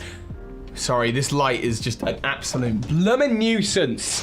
I swear, what is wrong with it? Gosh darn it. Darn gosh it. The light of Arceus is broken! And my lighting here is going to be totally different now. Where was I? Oh yes, the Sinnoh myths just sort of taken in the context of Legends Arceus and the Hisui region. Given that many of these myths were probably written in the time of Legends Arceus, it's good to now just be on the lookout while we're playing the games and seeing where some of these myths may have come from. Right, with my lighting sorted, sit back and relax as I take you through the myths of the Sinnoh/Hisui region. Okay, Pokemon Masters, credit where it's due. These myths are all compiled on Bulbapedia on a page called Sinnoh Mythology. I'm gonna do them a little bit out of order to how they appear in that article, because I think some of them combine together to tell different stories, and some of them just make sense told one after the other. But we're gonna start off with this first myth, simply called the Sinnoh myth. Betray not your anger, lest ... will come. Weep not with sorrow, or ... will draw near. When joy and enjoyment come natural as the very air, that is happiness. Let such be blessed by the hand of Master ... Those words were spoken often and customary. Right, what does any of that mean? Basically, the myth is saying don't be angry, don't be sorrowful, or something is going to appear. Find a way for enjoyment to come to you as naturally as air. That is the way of the blessed thing that is being referenced here, probably Arceus, right? I think we're probably all on the same page that this is talking about Arceus. Don't be sorrowful or angry or Arceus will appear. I mean, that seems like a really good way to bait out a legendary Pokemon. Though, it is interesting to note that this is called the Sinnoh myth, and perhaps the ... should actually be replaced with the word Sinnoh. Then it would read, betray not your anger lest Sinnoh will come. Weep not with sorrow or Sinnoh will draw near. And that doesn't make a lot of sense when we're thinking about Sinnoh as a entire region. But if we're thinking about the Sinnoh myth, as it's called, the Sinnoh myth, as coming from the point of view of someone like Adamon or Iridia, who refer to Sinnoh as a thing, perhaps what they are talking about is Arceus or Dialga or Palkia. It still doesn't tell us a lot about the region. It's really vague, and the rest of these are way more specific as to what they're referring to. But basically, don't be sorrowful, don't be angry, be happy. Arceus makes it so. Okay, number 2, this one is specifically called the Sinnoh regions mythology. So region, it's probably implying the actual physical place. And it reads as follows. Long ago, when Sinnoh had just been made, people and Pokemon lived very separate lives.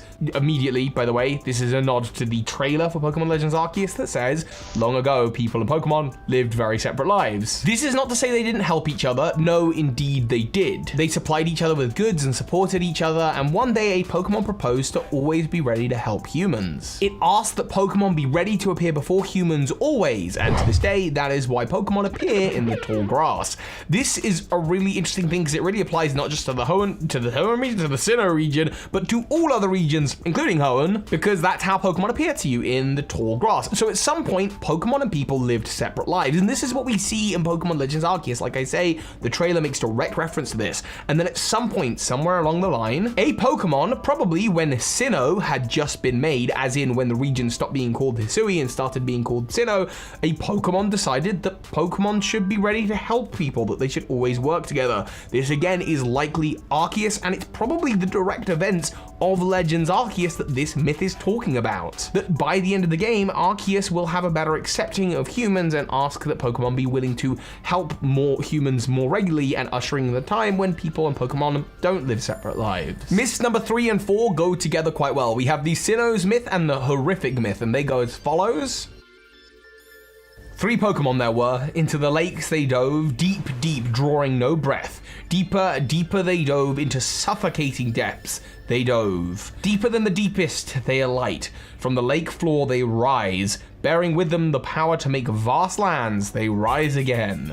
And the horrific myth reads, look not into the Pokemon's eyes, but in an instant you'll have no recollection of who you are. Return home, but how? There's nothing to remember. Dare not touch this Pokemon's body, but in 3 short days all emotions will drain away. Above all, harm not the Pokemon. In sanct 5 days the offender will grow immobile entirely. Yeah, that's pretty horrific, and of course these are both myths about the Lake Trios, the Lake Guardians, Pokemon that according to their Pokédex entries have ties to emotion, willpower, and knowledge, and the idea that Uxie, if you look into its eyes, you'll forget everything you know because it is the knowledge Pokemon, and that with Mesprit, if you touch it, you will lose all of your emotions because it's the emotion Pokemon, and with Azelf, you'll lose the ability to move because it's the willpower Pokemon, you'll lose all your willpower.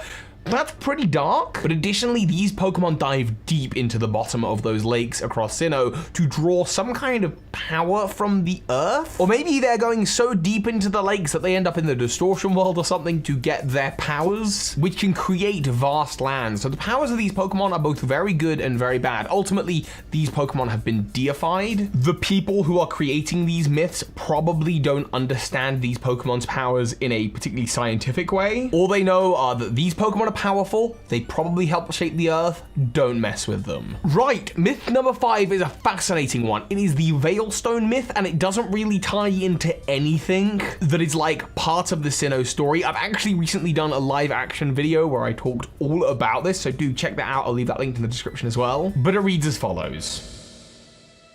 A young man, callow and foolish in innocence, came to own a sword. With it he smote Pokemon, which gave sustenance with carefree abandon. Those not taken as food, he discarded with no afterthought. So already we've got a guy with a sword, and swords aren't really mentioned much in the Pokemon world. Obviously there's Zacian's sword, but like I don't think it's gonna be that. The following year, after smiting all these Pokemon, no Pokemon appeared. Larders grew bare, the young man seeking the missing Pokemon journeyed afar. Long did he search, and far and wide too, until one he did find. Asked he, why do you hide? I only killed all your friends, why are you hiding? To which the Pokemon replied, if you bear sword and bring harm upon us with claws and fangs, we will exact a toll. From your kind we will take our toll, for it must be done. Done it must be to guard ourselves, and for it I apologize. So the Pokemon's saying like, look, if you're gonna go around smiting us with your sword, we're going to attack you back with fangs and claws. Look, I'm not happy about this situation, but if you're gonna do this and you're just gonna kill all of us and completely like tilt the balance of nature into an unsustainable slaughter spree, then I'm not cool with that, says this Pokemon. This Pokemon could be Giratina, could be Arceus. So to the skies, the young man shouted in dismay. In having found this sword, I have lost so much. Gorged with power, I grew blind to Pokemon being alive. I will never fall savage again. This sword I denounce and forsake. I plead for forgiveness, for I was but a fool. So saying, the young man hurled the sword to the ground, snapping it.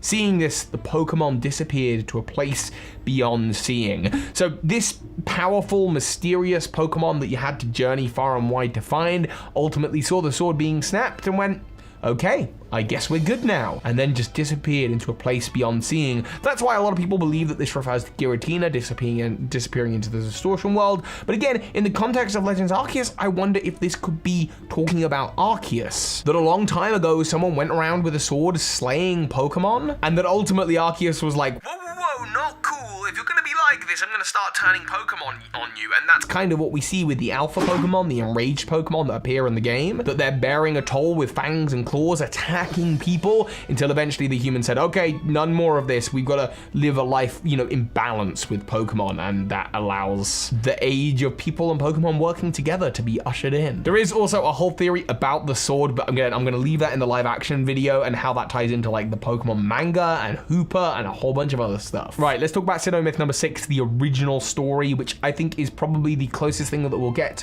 to a description of the origins of the Pokemon world. In the beginning, there was only a churning turmoil of chaos, and at the heart of that chaos, where all things became one, appeared an egg.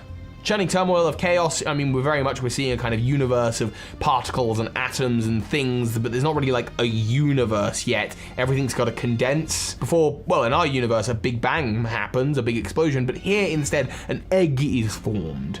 Having tumbled from the vortex, the egg gave rise to the original one, and from itself, two beings the original one did make. Time began to spin, and space began to expand. So here we're really seeing the birth of Dialga and Palkia as not separate Pokemon created by the original one, but actually they are part of the original one. Like, if you smushed an Arceus, a Dialga, and a Palkia together, then they would create some kind of more true Arceus, some bigger, well, the original one, I guess. From itself again, three living things the original one did make. We're talking about the Lake Trio now. The two beings wished, and from them matter came to be. The three beings wished, and from them spirit came to be. This is our creation mythos in the Pokemon world, with the lake spirits being responsible for spirit and life and people and Pokemon, and the Dialga and Palkia being sort of responsible for time and space and the existence and balance of the universe. The world created, the original one took an unyielding sleep. So the original one, Arceus, the Pokemon that we find asleep at the top of the Hall of Origin, well, actually we don't know it's asleep, but presuming it's asleep at the top of the Hall of Origin, watching over its creation, Arceus isn't actually the complete original one, but instead Dialga, Palkia, Mesprit, Uxie, and Azelf, they've all split off from this creature, and Arceus is just what's left. I think. I do wonder if the Legends Arceus game is gonna, like, shed some more light into this in the post game, maybe with like a new form for Arceus or something like that. I also think the idea of this swirling chaos, this void and then came an egg, could be talking about how the unknown came from an alternate dimension to maybe code or create that egg. That could be a way of interpreting it when you look into the unknown lore, but that in itself is another Pokemon theory. Okay, Sinnoh myth number 7, we have the Sinnoh folk tales. These also appear in the Canalive library, and they come in 3 mini folk stories. So the idea that these are like a true part of the Sinnoh and Hisui lore, I don't know, but in theory, all of these myths stem from something real. We have Sinnoh folk story number 1. Pick clean the bones of Pokemon caught in the sea or stream. Thank them for the meals they provide and pick their bones clean. When the bones are as clean as can be, set them free in the water from which they came. The Pokemon will return fully fleshed and it begins anew. We're just talking about the circle of life here. Obviously, we are referencing the idea that people and Pokemon do live in this symbiotic relationship where people eat Pokemon and Pokemon maybe eat people. I don't know. Certainly people eat Pokemon, and there is is a level of nature and balance to that. As we sort of saw earlier on with the Veilstone myth, that can be overdone when you're not respecting the balance of nature and just going around with a sword, killing a bunch of Pokemon with carefree abandon, as they talk about that, discarding Pokemon without an afterthought. Here, the importance is, look, if you're gonna kill a Pokemon and eat it, you know, make sure to pick those bones clean, is the idea. This is a really horrible thought. Like, I like my Pokemon partners. I don't want to think about eating Pikachu. Sinnoh folk story number 2 reads, there lived a Pokemon in a forest. In the forest, the Pokemon shed its hide to sleep as a human. Awakened, the human dons the Pokemon hide to roam villages. So we're talking about a Pokemon that can shift between being a person and a Pokemon shifting its human side and then shifting its Pokemon side. And this might actually well be a reference to the new Hisuian Zoroark, because as we know, Zoroark has the ability Illusion, which allows it to transform into all sorts of things, including, as we see in the movie, people. And finally, we have Sinnoh folk story number 3, which I believe has 2 different versions. There once were Pokemon that became very close to humans. There once were humans and Pokemon that ate together at the same table. There was a time when there existed no differences to distinguish the two. Now, as I'm finding it, and I will leave a link in the description, the Japanese, the original text for this mythology is a little bit different, but I think it implies the exact same thing, which is there once were Pokemon that married people. There once were people that married Pokemon. This was a normal thing because long ago, people and Pokemon were the same.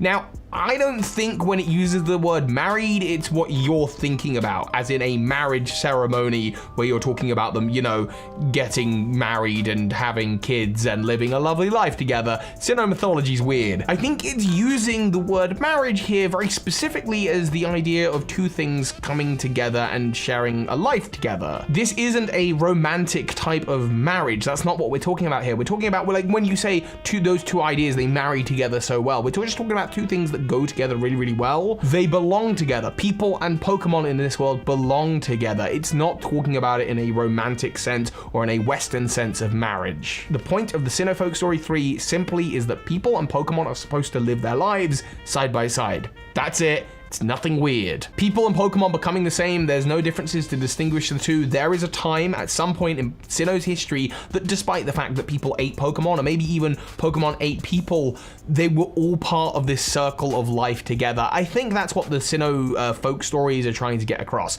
that people and Pokemon live life together. Or certainly that they should live life together, and that's the ultimate thing that should be respected, a level of balance and care between the 2 species. Number 8 is a very simple one. It's the Snowpoint myth written on Regigigas's statue that then comes to life. A body of rock, a body of ice, a body of steel. When we gather these 3, the king will appear. Now, I've done a whole, this is another live action video I've done, video about Regigigas and like the mythology behind it. And I suspect whoever wrote this and inscribed this onto Regigigas's statue or in Regigigas's chamber is not the same people who's writing the rest of the Sinnoh mythology. I don't think this is something we're gonna see a lot of in the Hisui region. I actually think this is to do with the Draconids, who are responsible for the locking down of the other Regis across the Hoenn region and other areas of the Pokemon world. It is interesting that Regidrago and Regieleki aren't mentioned at all, and I suppose there must be something where Registeel, Regice, and Regirock are like closer to Regigigas compared to the other ones. This is very evidently reflected in Regigigas's design in the fact that it has 3 sets of eyes, each one representing the colors associated with Regirock, Regice, and Registeel. Regieleki and Regidrago must be somehow lesser in the hierarchy of Regis. But yeah, I think whoever wrote this is probably the Draconids, and again, I've done a whole video on that you can check out. Number 9 is not a verbal myth. It is actually just a painting that you can interpret however you want. We find this in Celestic Town, in some ruins at the very base of Mount Cornet. What is so interesting about this painting of a red circle in the middle of Mesprit, Azelf, and Uxie, and outside the chamber we see depictions of Dialga and Palkia. What's really interesting about this is Celestic Town is one of the oldest towns in all of the Sinnoh region. It probably existed during the time of Hisui, and it's likely that the town was built around this shrine. This shrine is at the core of what's going on. So whatever this story is, whatever this painting is trying to depict, was so important that the people that discovered these godly Pokemon on Spear Pillar, maybe during the time of Legends Arceus, felt the need to rush down from the mountain, and as soon as they could find access to paints and walls to paint on, they needed to tell this story and get it written. They didn't wait till they were back in Jubilife Village to note this stuff down and write it down. As soon as they could get anywhere down from the mountain where there would be people about, they needed to record this history. What does it all mean though? I don't know. It's a cave painting. It's very open to interpretation, and all it really does is show us Mesprit, Azelf, and Uxie. Cynthia does give a whole interpretation of exactly what this means, but I'm not going to read it all out. It's quite long-winded. But effectively, the gist of it is some people interpret this painting that the red light in the middle of these three is Dialga or Palkia, or maybe it's Giratina, or maybe it's Arceus, and that's pretty much it. And there are two more left. The next one is all about the Arceus plates. In Platinum version, there's a hiker who goes around the Sinnoh region. He appears in the Orberg mine, he appears in the Canalive library, and he just has information about, well, yeah, he's in the region investigating myths like this one, talking about how the region came into being, and talking about inscriptions that he's found on the various Arceus plates. Yeah, he elaborates on them, but I'm going to just read you what the Arceus plates say. Sinnoh's beginning as told on the plates.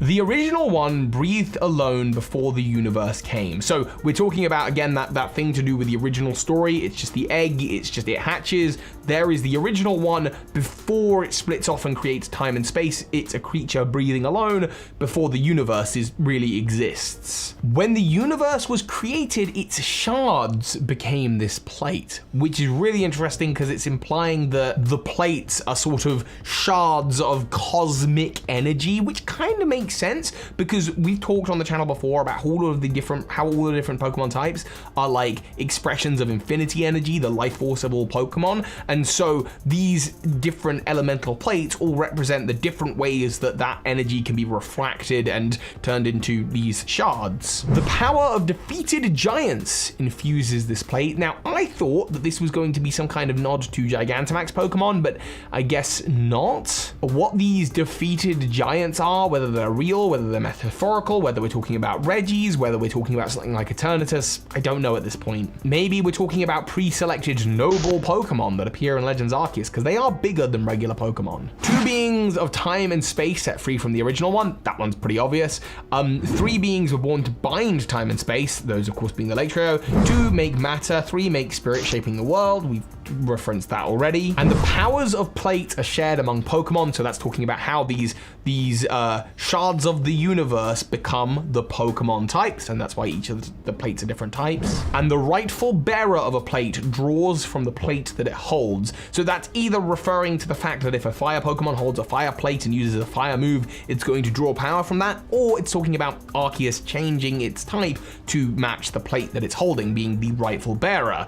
So that is the mythology of the Arceus plate. There is something interesting that the hiker does say. The hiker actually says, in contrast to this, that he was told that this plate was created at the same time as Sinnoh, which is different to the account that is actually on the plates that says that the shards came to being when the universe was created. I don't know if the universe and Sinnoh were created at the same time, or if this could be referring to Sinnoh in that way that Adamant and Iridia do, where Sinnoh is like, the shards came into being at the same time as Dialga, Palkia, Arceus, whatever Sinnoh is referring to in the Legends Arceus game. But it is interesting and food for thought. And there is a final 11th Sinnoh myth, but this video's kind of gone on for long enough already. By the way, if you're still watching this video, thank you, secret audience. But yes, there is an 11th Sinnoh myth that actually only appears for the first time in Brilliant Diamond Shining Pearl, and that is the Manaphy myth, the Sea Legends Hollow myth. I've done a whole video about it. There's a whole separate theory just on that one myth alone and what that could mean for Legends Arceus. I hope Now first, Pokemon Masters, I must read you a Pokedex entry. It looks like snow come to life, and the breath that it exhales is minus 58 degrees Fahrenheit. It goes by another name, an older name, Kyo. You may remember a video I did about this about 2 years ago. Kyo is a name that appears in Vulpix's Pokedex entries, and Vulpix is very relevant to the new Zorua and Zoroark line. Not only are they both fox Pokemon, but they have both very similar inspirations. Inspired by the Kitsune, both of these fox families are two-stage evolution lines, both with regional variations, both with ties to icy mountaintops. They both have connections to mysticism and magic and transforming into people, and they have behavior that's very similar. Let me read you some more Pokedex entries. Very smart and very vengeful. Grabbing one of its many tails could give you a 1,000-year-long curse. That's a Pokedex entry that could really either be Ninetales or Zoroark's. It's Ninetales. A deity resides in the snowy mountains where this Pokemon lives. In ancient times, it was worshipped as that deity's incarnation. Or how about this? Legend has it that Ninetales came into being when 9 wizards possessing sacred powers merged into one. This Pokemon is highly intelligent and it can understand human speech. We know from the movie that Zoroark features in that Zoroark can understand human speech, and the idea of people turning into a Pokemon, this is also seen in the Zoroark movie. Many Zorua disguise themselves as silent children. And when you look at Vulpix's Pokedex entry from Sun version, we see this. From its mouth spew flames that seem to resemble the spirits of the deceased. Some people mistakenly think this fire is a ghost. So we're getting more ties to the supernatural and people mistaking Vulpix for a ghost, which the new Zoroark is a normal ghost type, with a coloration much like Alolan Ninetales. Now, in that video I did before about Kyo, I was speculating that Kyo is possibly some kind of ancestor that exists before Vulpix. The Alolan Vulpix line is a more direct ancestor of, and that the other Vulpix line is less of an ancestor to. And this can kind of explain as well all of the different variation in fox-like and wolf-like Pokemon that live in the Alola region. The variety of canine life that exists in the Alola region, this is just the Ultra Sun and Ultra Moon Pokedex. Furfrou, Smeargle, the Arcanine line, the Lycanroc line and all of its variations, Lillipup line, Eevee and all of the evolutions if you count those, which would include Glaceon, who is very similar to the Alolan Ninetales, of course Vulpix and Ninetales themselves, the Houndour line, the Electrike line, Absol, Sneasel and Weavile, if you count it, they wouldn't be canines, but they are like closely-ish related. Snubbull and Gramble, they're bears. You also have a whole bunch of feline Pokemon like Pyroar and Incineroar, and they would be closely related. And there's also like lots of bear Pokemon, I think I mentioned that. And then of course there's Riolu and Lucario, and that's not even including the fact that Zorua and Zoroark also live in the Alola region. In fact, they are more popular in the Alola region than they seem to be anywhere else in the Pokemon world. I think they appear in the wild in Galar a little bit, but Zorua populates the islands of Alola more so than it does in Unova. Like, you can't even find Zorua in the wild in the Unova region. And I think this mysterious Kyo Pokemon, this name that Vulpix was known as before it became the modern day Alolan Vulpix, a name which, by the way, I think roughly translates to spotless and white, which is a very apt description of a Vulpix, perhaps goes back to an ancestor Pokemon that shares plenty of traits with plenty of these canine Pokemon, including modern day Zorua, which is this older version of Zorua, this one that we see in Hisui, which we know is older than the modern day version because Hisui is set in the past. And these regional variants of Zorua and Zoroark, this is Kyo, a Pokemon that is a direct ancestor, very direct, to the Alolan Vulpix, and of course to the regular Zorua that exist in the Alola region. The final bit of evidence here that Zoroark's name as well as its form has changed over time and that it may have gone by a different name in the past is Zoroark's modern day name, a name that breaks down to Zorro and Ark, as in Zorro, the Spanish word for fox, which it is, and Ark, dark. It's a dark fox, which the original Hisuian version is, I guess, dark in that it is a ghost, but it's not dark in the same way that Zoroark is dark. It's literally a dark type and its fur is black, whereas you look at like Kyo, it is a word that roughly translates to spotless white, which I think would kind of work well with Zoroark and Zorua in the Hisui region. There is one final tie here that I think connects these relationships together, and that is all of the various tendrils coming off of the back of Zoroark's hair. It reminds me very, very much of Ninetales' various tails.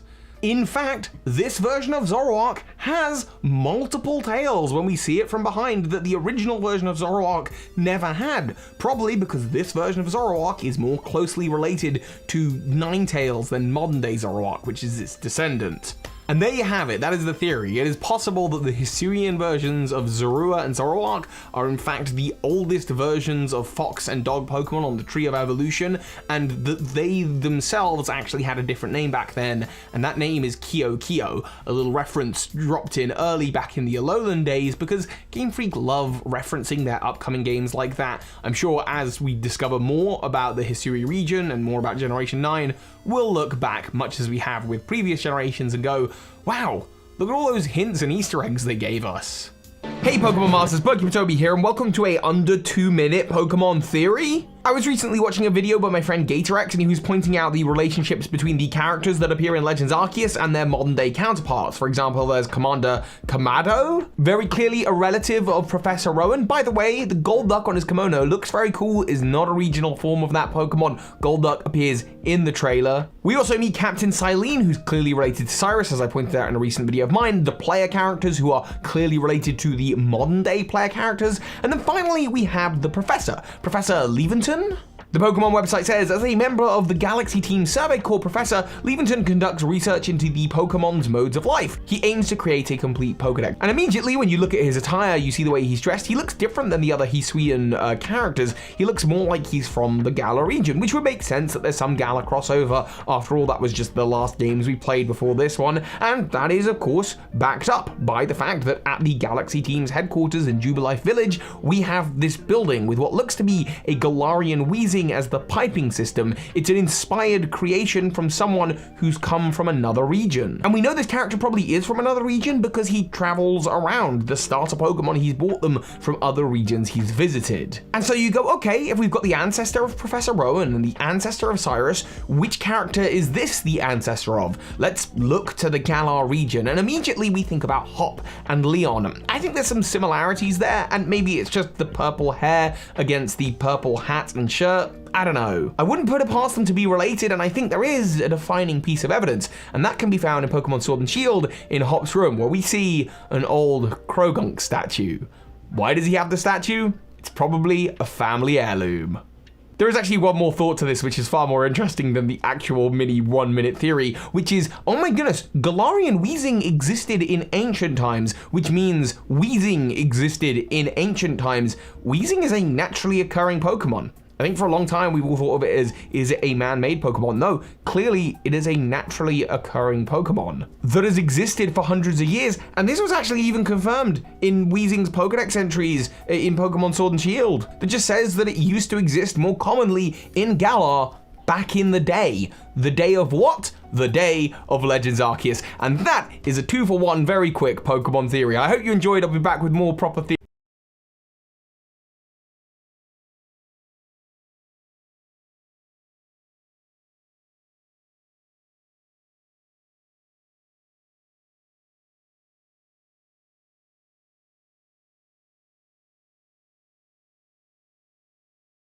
Here we go, 5 Arceus theories. Let's jump into it.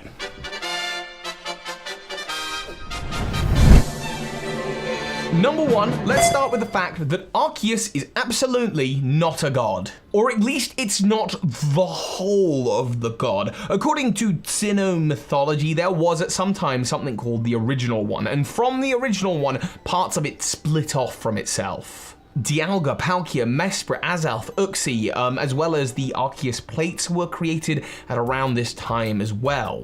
What was left slept dormantly, and I believe that that is Arceus. It's what remains of the Original One after this energy. There was some kind of separation of the Original One to the beings that govern time and space and willpower and life and knowledge. I believe that also this is where Infinity Energy, or the life force of all Pokemon, got split off, but more about that in a second. So if Arceus isn't a god, what is it? Well, it's just an incredibly powerful Pokemon, but perhaps it is the shell of the god that created the Pokemon world, or maybe not even. Maybe just a god that presides over the Sinnoh region. We still don't know that much about the mythos and beginning of the entire Pokemon world. What we do know for sure, though, is that this isn't the complete form, and if there is a time, and I don't know, Legends Arceus is the time that we'll see a new form of Arceus. And we know that this isn't the complete form because of Type Null, a Pokemon that is designed based on Sinnoh myth to sort of look like Arceus, but Type Null is not the Pokemon at its full power. Type Null was designed by the Aether Foundation to take on the Ultra Beasts, but it's not it at its full power, not at all. Instead, it wears this mask, this restraint that locks down its power, and you can see that that restraint is in the shape of the Arceus kind of symbol, the logo that surrounds Arceus's stomach. This symbol represents a restraint of power. We also see this in the animated series on Dialga and Palkia. Again, its power, their powers are being restrained. So I am 99% sure that we're gonna get a new form in Legends Arceus because the regular form of Arceus has this same restraint, and according to the mythology, it was split into multiple pieces when it separated into all of the plates that are kind of like part of its body. And Dialga and Palkia and Mesprit, Azelf and Uxie. So I'm pretty convinced that we're going to see a new form of Arceus, or that there is a more complete version of Arceus out there. Number 2, we also see, according to its Pokédex entries, that Arceus helped shape the world with its 1,000 arms. There's a couple of ways of interpreting this, but the most common one is that its 1,000 arms are the various unknown. Of course, there aren't 1,000 forms of unknown, although there are forms of unknown that we don't see in the video game series that we've seen in the animated series and the movie. But the unknown are mysterious creatures that are weak on their own, but powerful in groups. They exist in an alternate space, in an alternate dimension, and they seem to have these formations as if they're holding together sequences and code. I've done theories talking about how that could represent the code of the Pokemon world. I'll leave that for another video, but the point is that if this is the code of the Pokemon world, if that's what these letters represent, the code that's written the Pokemon world, that Arceus is using these unknown as its code writer. They're not arms as in physical arms, they're armaments, weapons, devices being used to shape the universe. And we actually catch a glimpse of this in the Sinnoh Ruin event, where if you take your Arceus with you, a noise plays, and that noise I believe is the noise of the Azure Flute, and I think the same noise as the radio signal from the ruins of Alph where we meet the unknown. And the unknown formation help Arceus shape reality in creating a new Dialga, Palkia, and Giratina egg. Similarly, we also see in the I think in the Darkrai movie, when Dialga and Palkia do battle, the unknown are sent rippling throughout the universe. So the unknown and Arceus are probably related. In the third movie, we also see the unknown with a sort of wise philosopher man type standing in the center of it all. Perhaps this is supposed to be some human representation of a god, but we know that the true god in the Pokemon world is Arceus. Number 3, there is though a different way to interpret the idea of a 1,000 arms, and this appeared for the first time in Pokemon Sword and Shield, where we saw a literal giant hand Pokemon with a very long arm. I'm talking of course about Eternatus, and its name, Eternatus, implies that it is eternal. It's existed since the beginning of time, which would place it right up there with other godly Pokemon like Dialga and Palkia, and certainly as a piece of Arceus. This is that Eternamax Eternatus is the skeletal remains of parts of Arceus that helped shape reality. When you battle it, it warps time and space. We see other locations. It certainly bends space. We don't actually know, I guess, about time. But Eternatus really has very little to do with the Sword and Shield legendaries Zacian and Zamazenta, other than it caused about the Darkest Day at some point, and that it happens to be housed in the Galar region, and that is Zacian and Zamazenta's home. But I think its origins are more deeply connected to the group of legendaries that sits in the Sinnoh region, and I think that's why we're getting the Sinnoh remakes in this generation with the Galar region, and Eternatus is the kind of connection to all of that. We also know that there is a connection between Galar and Sinnoh, because that was kind of symbolized with Calyrex and the Crown Tundra. The Crown Tundra being a big icy tundra, which is very invocative. It makes you think of Sinnoh. But on top of that, Calyrex is supposed to be a kingly Pokemon of the Galar region of an ancient time, and an ancient king, the royal family, was supposed to sort of be the connection point between the divine and the human. That is what the very tail end of Galar seems to represent, and of course the Galar region is the human side, and the Sinnoh region is the godly side, and I think we see that as well, again, like I say, in Eternatus, and that makes sense actually as to why you can get Type Null and Silvally in Pokemon Sword and Shield. A member of Macrocosmos, which by the way, unusual name for a Galar-focused team, sounds much closer to Team Galactic. They have a Type Null, likely because they are researching it and researching its origins in relation to Eternatus. Theory number 4 connects a lot of these past theories together though, because I have thought for the longest time that Eternatus and the Eternamax energy that allows for Pokemon to Gigantamax across the Galar region is the same as Infinity Energy, which allows Pokemon to Mega Evolve. After all, it is the Infinity Energy that is the life force of all Pokemon that allowed AZ to turn into a giant, so we've got a connection with giants right there. That 3,000 years ago, it fired up into the sky when the ultimate weapon filled with the life force energy of Xerneas or Yveltal. That was 3,000 years ago, the same time as the Darkest Day, which is the thing that happened in Galar, connecting to Eternatus. This same life energy can also be ascribed to the Light light energy of Necrozma. This is because Z crystals allow Pokemon to become more powerful in the same way that Mega Evolution does with Mega Stones and Gigantamax, and they've all got bands. It's that same light energy that comes through the Ultra Wormholes that is coming through from other realities. Necrozma's light energy that powers up the Totem Pokemon that become bigger, they become giant and get that power boost. And actually the Z crystals literally act as Arceus plates if you attach them to Arceus in Sun and Moon and Ultra Sun and Ultra Moon. It's the same energy that existed overflowing in the ancient Pokemon world, causing Groudon and Kyogre to primal revert. These are all expressions of the same energy. And in fact, in the first movie that featured a Sinnoh Pokemon, Lucario and the Mystery of Mew, Lucario refers to Aura as the life essence of all Pokemon, and Infinity Energy is described as the life essence of all Pokemon and people. It's all the same energy being represented in different ways, and this finally comes together in Pokemon Legends Arceus, where we see there are the noble Pokemon, and the noble Pokemon. Oh, I wonder if this ties in with Calyrex. Because Calyrex has like special Gigantamax energy that causes it to be blue. I need to do, see, this is why I do these, so that then my brain is thinking about these theories as we go forward to future videos and future theories. But as we see with these noble Pokemon, they're infused with a bright light that literally changes their size and makes them become more powerful. It's the same as Totem, it's the same as Gigantamax, it's the same as Mega, it's the same as Z Crystals, it's the same as Beast Boost. These things, they're all the same thing, it's the same as Aura, because this energy is the life essence of Pokemon that spread into the world the moment the original one split off into its various different parts. This is the energy that when combined with Arceus will revert it, in my opinion, back to its original one form. And finally, theory number 5. I know I'm a bit all over the place, right? What can I say? I've been rewatching a lot of the Lockstin This Is the End Pokemon theory, and he talks a lot about Arceus in that, and how the name Arceus comes from a term in alchemy.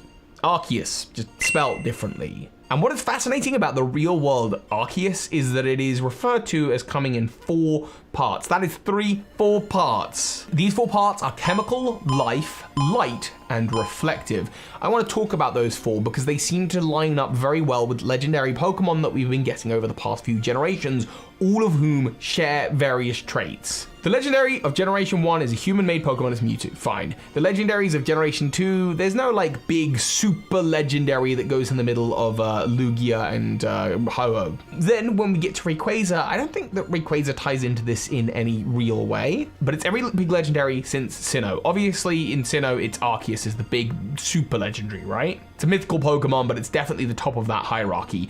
Then in Unova, there's the original dragon, the combination of Kyurem and Reshiram and Zekrom, but we've not actually seen that. I think that's something we'll see in the future. In Pokemon X and Y, it's Zygarde, a Pokemon that is a dragon-type Pokemon that has multiple forms, including a perfect form, which is ridiculously powerful with high stats, that can only be created when you combine all of the Zygarde cores, which aren't really Pokemon. There is something extra about it, and the energy that it wields is the energy of what you can see in the little cores in its chest. It's got like the energy of like Xerneas and Yveltal, so the life force of Pokemon. I believe that perfect form Zygarde represents life, one part of the Arceus. Then in Pokemon Sun and Moon and Ultra Moon, the big Pokemon is Ultra Necrozma. Yet again, it's a form of Necrozma that has to combine with Solgaleo and Lunala to become this super powerful Pokemon with ridiculously high stats. It's not hard to see which Pokemon this is. This is Light, because it is literally a Pokemon that produces light that rivals Arceus in strength. You've got Perfect Zygarde, and you've got Ultra Necrozma. Then in the latest generation, you have Eternatus, a third dragon, by the way. Dragon is very special within the types, but in third dragon, this one is a poison type that has a super form, the Eternamax form, which you can't even like have in battle, which is, again, I've already theorized its closeness to Arceus, but here we've clearly got chemical because it's the poison. So far we've got life, light, and poison. The only one we don't have is reflective, and that could be something that we see either in the next generation of Pokemon, represented in Generation 9 by some mythical Pokemon, or as we're now bookending with Legends Arceus, where Arceus' story began in Diamond and Pearl, perhaps the original dragon is supposed to be the reflective element of the Arceus, which we haven't seen yet, but maybe we'll see in a future Legends Unova game. but reflective in that Kyurem is an ice dragon, and so maybe that somehow represents being reflective, like it's made up of a ice prism. Then again, if you combine it with Reshiram or Zekrom, it would presumably have the fire and electric elements. It's really a plasma Pokemon, so I don't know. It is thought of though as the original dragon, so maybe it would just be a pure dragon type and it isn't really one of these, but again, you've just got another Pokemon with a third bigger, super powerful form that we can only imagine what it's like. It seems to be that in my mind, the original dragon, the perfect Zygarde, the Ultra Necrozma, and then the Eternamax Eternatus, these 4 dragons that rival Arceus in strength are somehow part of the Arceus. Or maybe it is just Arceus itself, that is the reflective part of the Arceus that we will see in Legends Arceus. I don't know. Those are just 5 theories about Pokemon Legends Arceus. I'm very, very excited. The game's come out this week. Hey Pokemon Masters, Berkey Toby here, and in my time doing Pokemon videos on YouTube, I've studied the works of many Pokemon professors. Professor Rowan of the Sinnoh region, an expert in Pokemon evolution. Professor Sycamore of the Kalos region, an expert in Mega Evolution and brilliant with hair care products. And finally, of course, we have Professor Oak, the OG professor, an expert of Pokemon behavior, but interestingly, Oak has always been obsessed with one species of Pokemon in particular. I'm talking about Rotom. He's got a weird obsession with this Pokemon, and I think in this video, we're gonna find out why. Let's take a look. Yes, Pokemon Masters. So Professor Oak and Rotom, what's the deal? Well, in the episode To Catch a Rotom, Professor Oak is out in the wilds trying to catch a Rotom. Imagine if it wasn't. Imagine if it was just like Zekrom or something. Anyway, this is in the Pokemon animated series where Professor Oak is trying to write a report and do a special research report on the Pokemon Rotom. Famous for being able to hijack machinery and change its forms, Rotom is a particularly interesting Pokemon. It shares music with legendary Pokemon in the Sinnoh games and also appears in all sorts of other appliances outside of its main forms. We see the Rotom Dex, Rotom Phone, and Rotom Bike, as well as the Rotom Drone that happens in the Galar region. There are Rotoms everywhere. But this idea of Oak having a sort of special interest in Rotom, it's really interesting because Oak has loads of trainers who've started off from Pallet Town, who their first Pokemon came from his lab, and they go out into the world, they catch Pokemon, fill up their teams, and when their team has 6 Pokemon, they send Pokemon back to Oak's lab to be studied under him.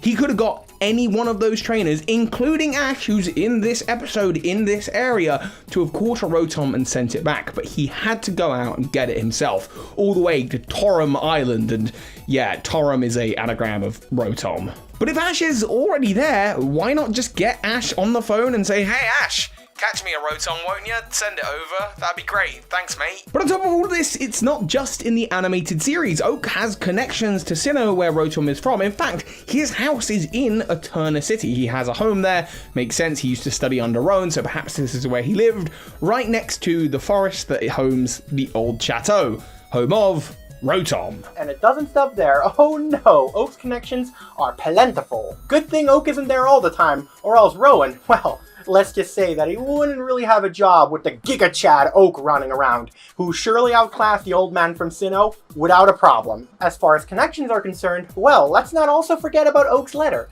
a key item from the Gen 4 games, which brings you to the Flower Paradise, where you can catch a Shaman. Makes me wonder what his connections are to Shaman. Well, luckily for you, Toby, you already explained that on your channel. And of course, Oak is also connected to the Pal Park, a great place in Sinnoh that people often forget about. The only regions we actually see the old professor actively go to are Kanto, Johto, and Sinnoh, which, I mean, you know, makes sense. They're all one big country, continent. Yeah, they never tell us how big regions actually are supposed to be, but is it a coincidence? Well, if he was just going to Johto, I would say, yeah, maybe, sure, because, well, Johto's literally right next to Kanto. However, well, Sinnoh's more out of the way. You gotta go a little bit further to get to Sinnoh through the Sinjo ruins. So it seems that Oak has a much more concrete goal in mind when going to Sinnoh. Hey Prima, and yeah, it's true, Oak does have a bunch of other connections to Rotom and little connections to Sinnoh. In fact, there's a whole theory about Oak's connection to the Pal Park, that area of Sinnoh that most people kind of forget about, and I don't know what they're going to do for Brilliant Diamond Shining Pearl, but we'll discover that later. Anyway, there's a whole theory over on Prima Diva's channel that we've done together, so click the link in the top of the description when you're done to head on over there. Make sure you got to open in another tab, 2 parts of the same bigger whole, stories about Professor Oak. Speaking of which, another clear connection between Oak and Rotom technology is the Pokedex, a device that Professor Oak made in Generation 1 that nowadays homes a Rotom. In the trailer for Legends Arceus, it's told that you will be creating the very first Pokedex. But wait a second, didn't Oak create the very first Pokedex? Well, yes and no. It's a little bit tricky considering that dexes mean different things in different contexts. The Pokedex that you'll be creating will be something more akin to a Pokemon encyclopedia, you know, where someone goes on a journey and just writes down everything they can find about the Pokemon, and also draw pretty pictures.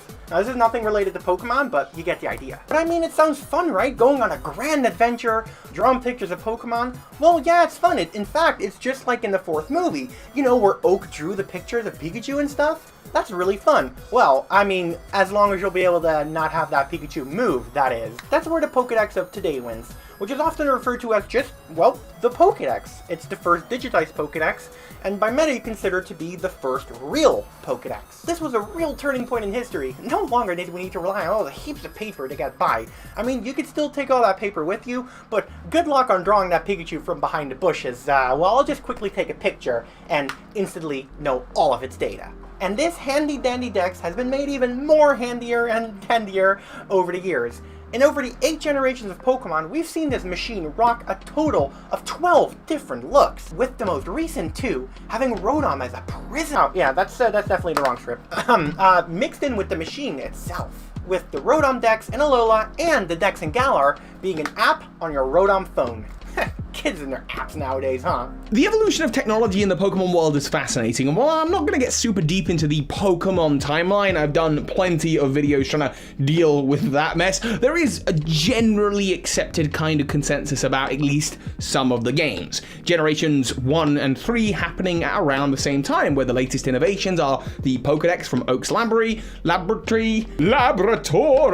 the Pokenav of the Devon Corporation, which is just a GPS tracker. Fast forward a couple of years and you've got the games of Diamond and Pearl happening at around the same time as Heart Gold and Soul Silver. Their technology has advanced, and we now have an updated Pokedex, of course. But we've also got the Poketch by the Poketch Company, which is a very early smartwatch, I guess. And then also we've got the Pokegear by Selfco, again, one of the other big companies in the Pokemon world. And it's a sort of an early take on flip phones. But then we have the time jump, whether it's short or big, whatever you believe about the Pokemon timeline. Generation 5 happens a little ways after Generations 4 and 2, and we can see this reflected in the technology, where the latest bit of tech then is the X-Transceiver, which is, again, it's like an updated smartwatch, where rather than just a touchscreen, I guess you've got an LCD screen, or you've just got like a phone screen where you can actually talk to people and FaceTime them or whatever. Sure, it's not called FaceTime, X-Transceive them in Pokemon, I guess. And then in the next generation, the next big bit of technology is the Holocaster, but that was made by Lysander Labs. But then something strange happens. By the time you get to the Alola region, you've got the Rotom Dex, which of course is a Pokedex, and then you've got the Rotom Phone, where basically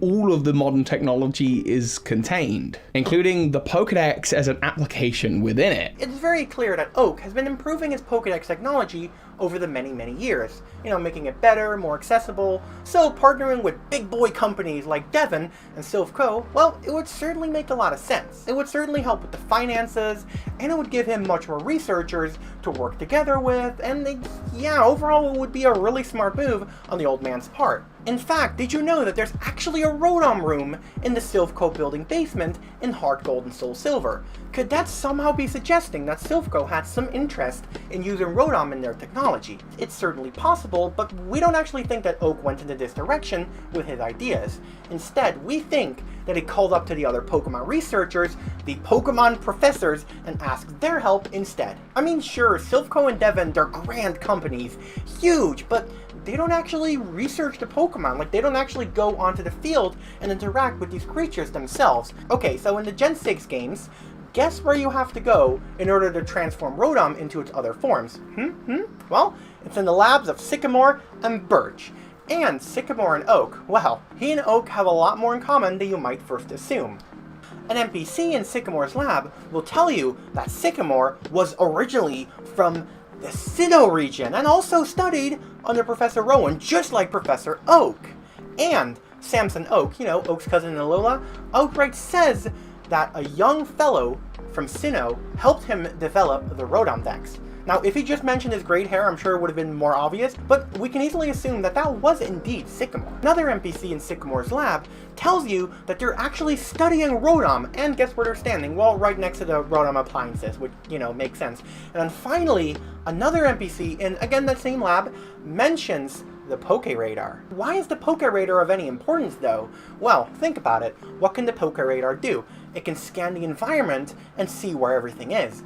And maybe, just maybe, that may have been implemented in the Rotom Dex's map and photo features. So Sycamore and his aides, Rowan, Birch, Samson Oak, and of course, Professor Oak, they're all cross-collaborating with each other to research Rotom with the intent of creating the Rotom Dex, the ultimate infusion between Pokemon and technology.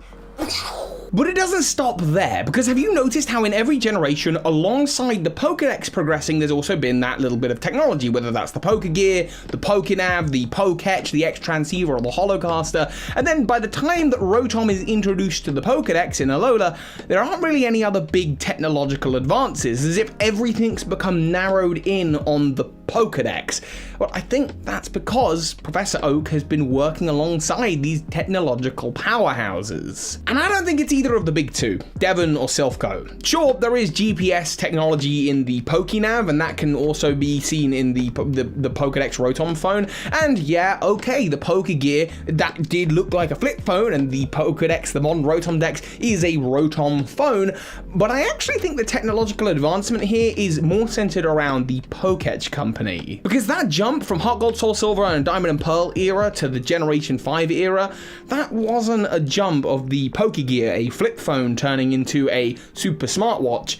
It was of a regular, early smartwatch, progressing into a super smartwatch. Clearly, some investment went into the Pokétch company, and on top of that, Professor Oak appears in the Sinnoh region with a whole bunch of Pokétch applications that only he has access to, which he can give you access to. And one of the key features of the Pokétch is the dowsing machine, which is the basically modernized version of the item finder, which first appears in Generation 1, given to you by one of Oak's aides. I think it's pretty clear that Professor Oak has been working with the Pokétch company from Sinnoh, his favorite place to be, all along, helping develop the Pokétch into the X-Transceiver, and then eventually the Rotom phone down the line. And Professor Oak has a ton of other ties to Jubilife City as well. When it comes to Jubilife TV... Whoa, Toby, slow down. If you go any further than that, you'll be diving into my theory about Oak's role in the Pal Park and what its purpose actually is. So why don't you save that for my video? Yes, sorry, you're right, this is your territory, Primo. We will head on over to your channel to check out that theory,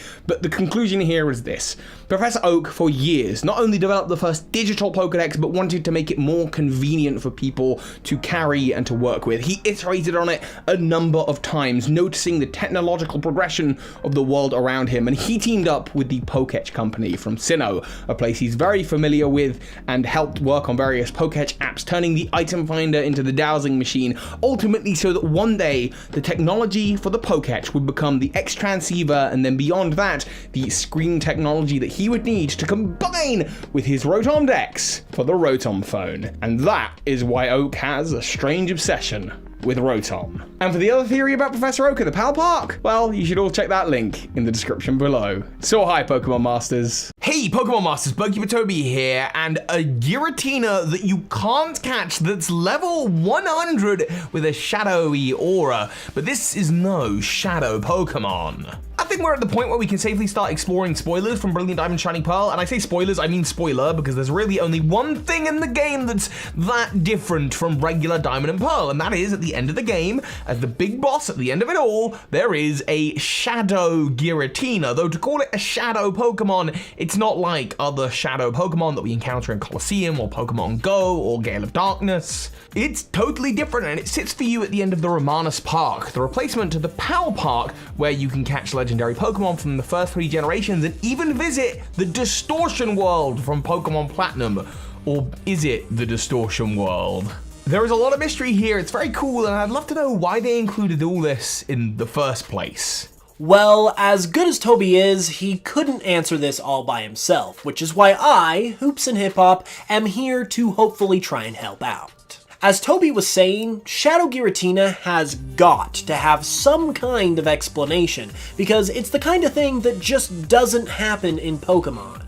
It's a level 100 super boss that you cannot catch, and really the only comparable thing to it within the entire series is the Marowak ghost from the Kanto games. But given that these games are supposed to be faithful remakes, and this clearly wasn't in any of the original Sinnoh games, I feel like it has to mean something, and as Toby and I talked about over on my channel, I feel like it could even connect to Legends Arceus. Hey Hoops, and with that being said, after some post Brilliant Diamond Shining Pearl mind melding on Discord, we have come up with 2 videos. One more theory based, which is obviously here, talking about how exactly Shadow Giratina works within the world of Brilliant Diamond Shining Pearl, and then a video over on Hoops' channel talking about what that means for Legends Arceus and what impact Shadow Giratina will have. A video more rooted in the realm of speculation, but let's delay no longer and dig to the bottom of this mystery. What is the deal with Shadow Giratina?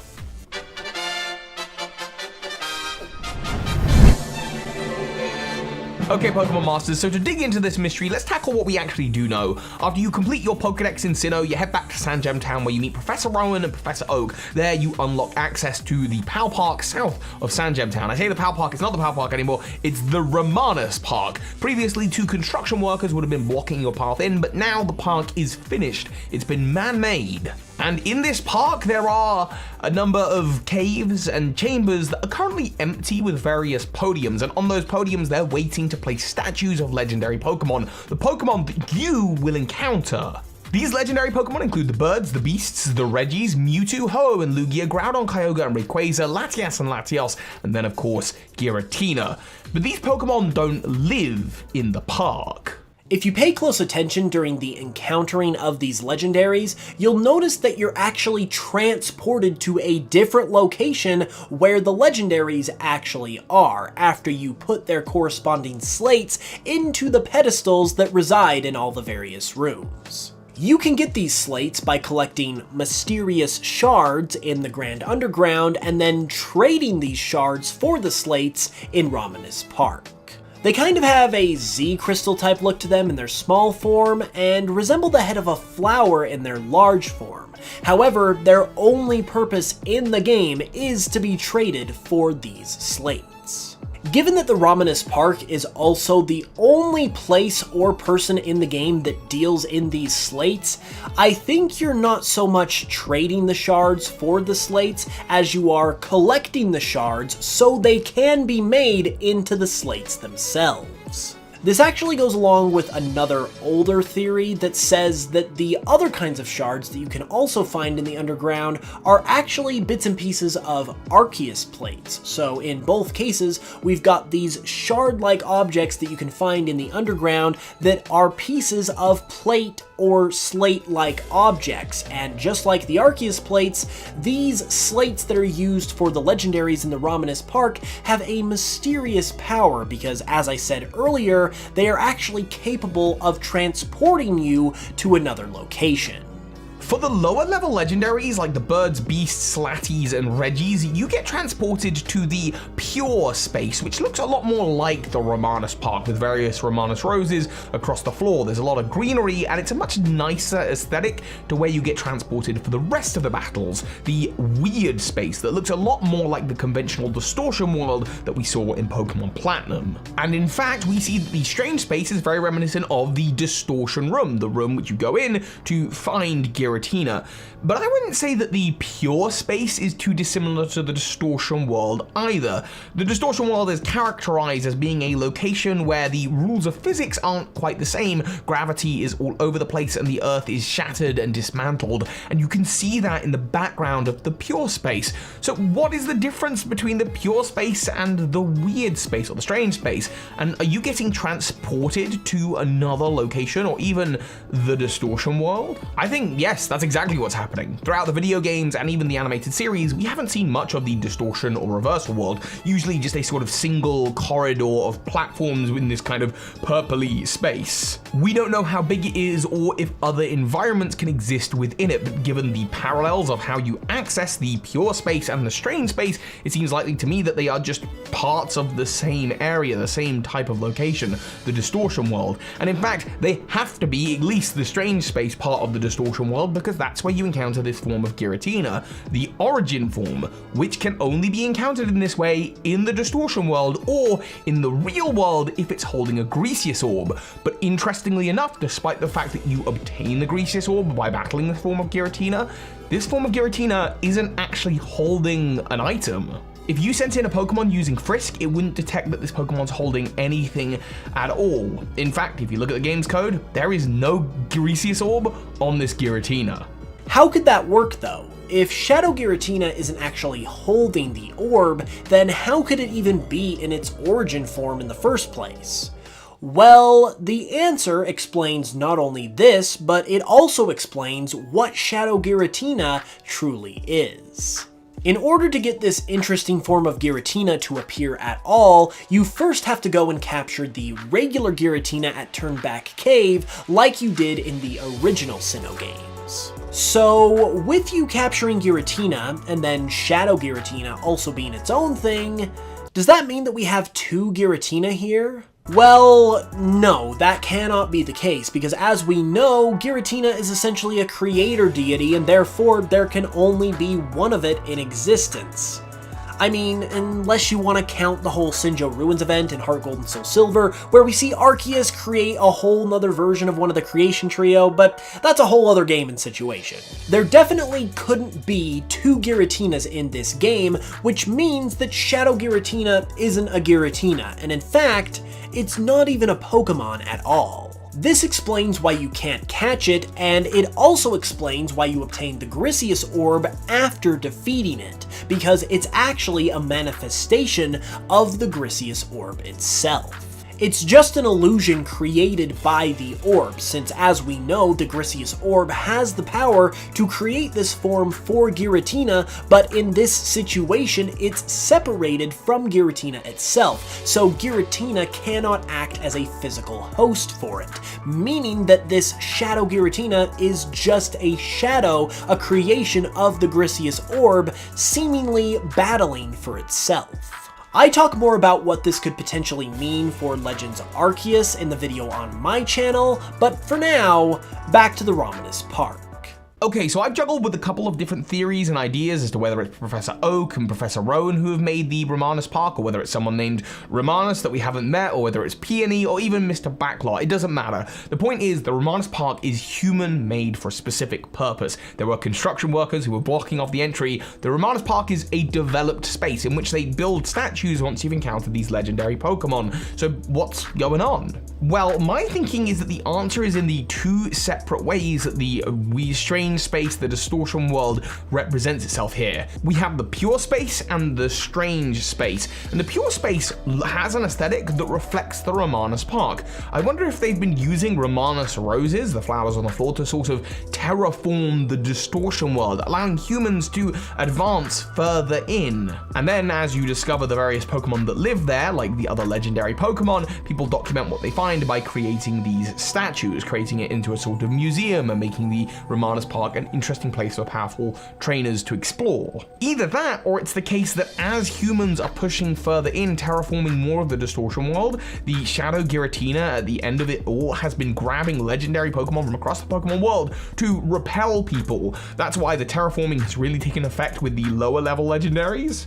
The birds, the beasts, the Regis, and the Latties, but with the stronger legendaries like Ho and Lugia, Mewtwo, the Weather Trio, they haven't quite managed to kind of terraform that space, and so that's because these legendary Pokemon are there. defending the distortion world on behalf of Giratina. I'm wondering if it's something like that could be the case. Of course, there are so many different scientific endeavors and research applications to studying legendary Pokemon like this and to discovering alternate dimensions and kind of like researching them. But I think fundamentally the fact that the distortion world has two looks here, the pure space and the strange space, that's at the heart of this. This is what people are trying to do with the distortion world. Turn it into more regular Pokemon world. All achieved by the technology of the slates that allow people to teleport into this realm. The big question though is still, how are the slates able to do this? We said at the beginning of the video that they seem to be made out of the mysterious shards that you find in the underground, so the power to hop between dimensions must come from them. That seems like a pretty good explanation at this point, but how exactly do they get this power? Well, one explanation has to do with some of the other stuff that you can also find in the underground, namely all of the various spheres.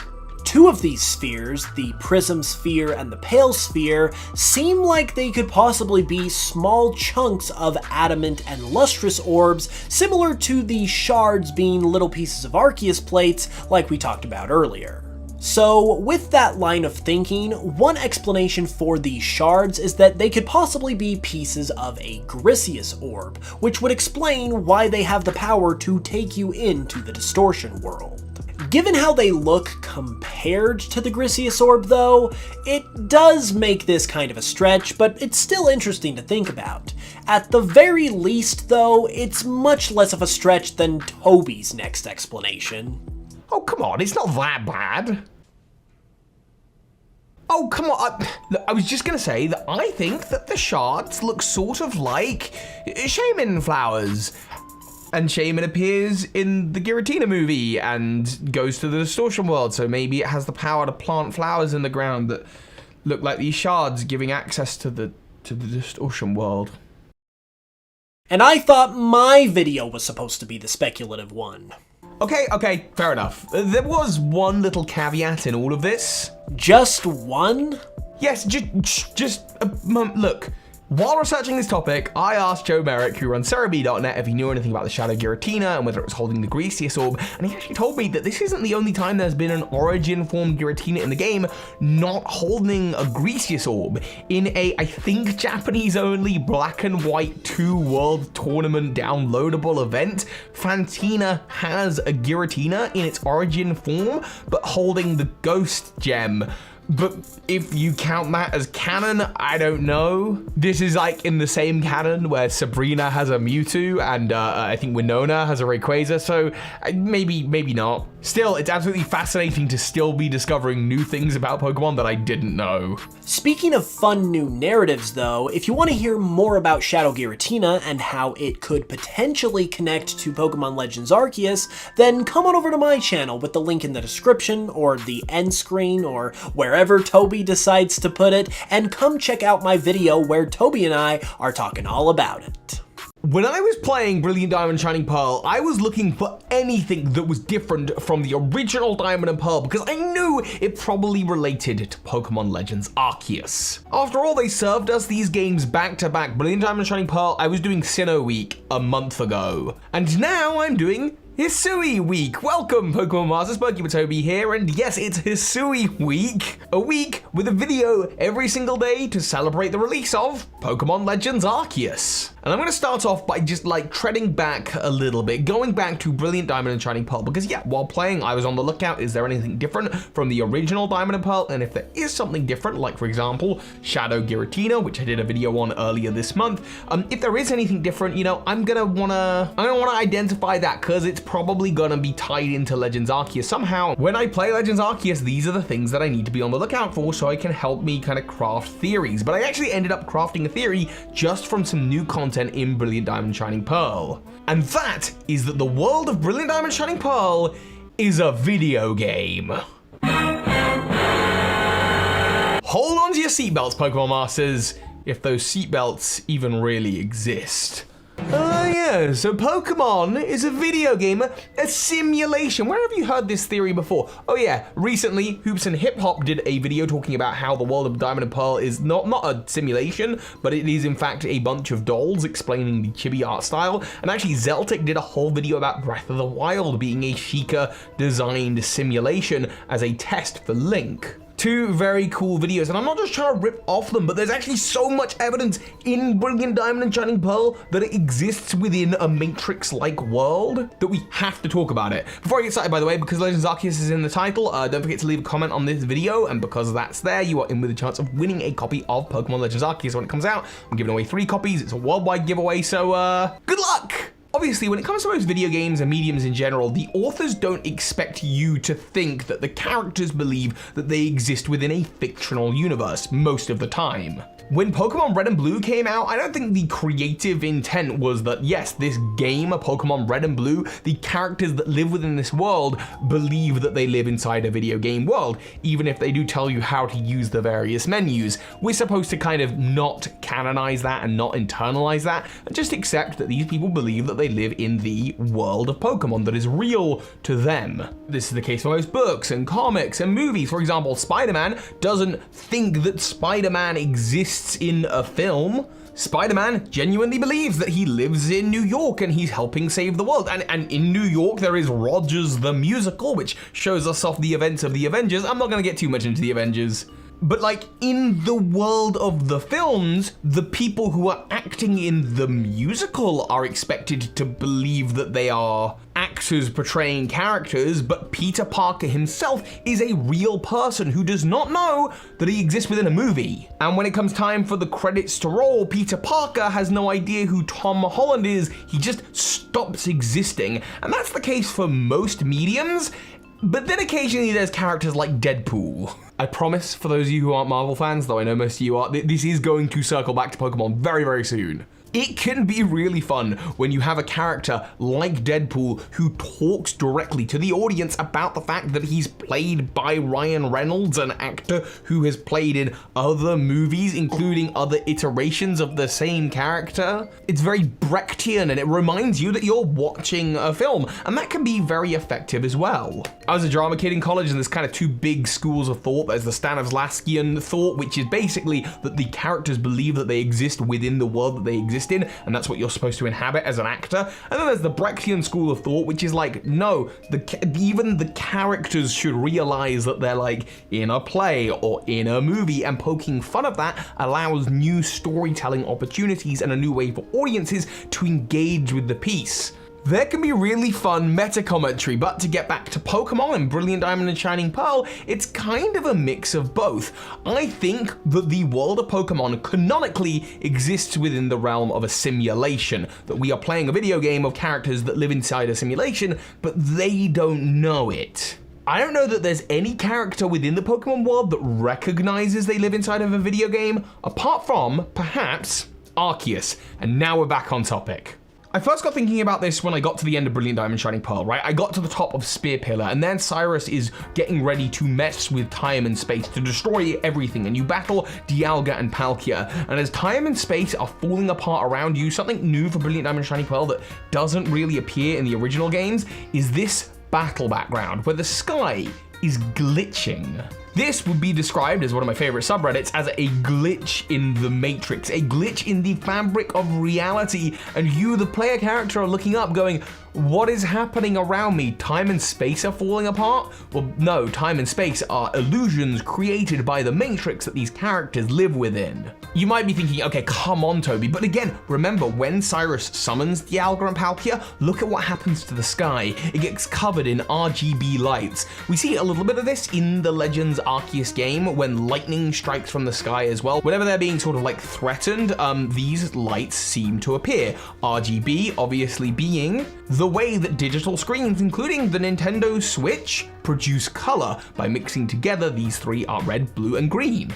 But it goes even further than this. This goes back to the last remakes, Omega Ruby and Alpha Sapphire, in which there are scientists who have worked out the technology to open portals to other dimensions. And by other dimensions, they mean other games. They're talking about variations of Ruby and Sapphire version instead of Omega Ruby and Alpha Sapphire, when they're talking about a Hoenn region that doesn't have like Mega Evolution, for example. And the way they're going to open up this portal is by using a device that they call the link cable. The link cable being a physical, real, digital item.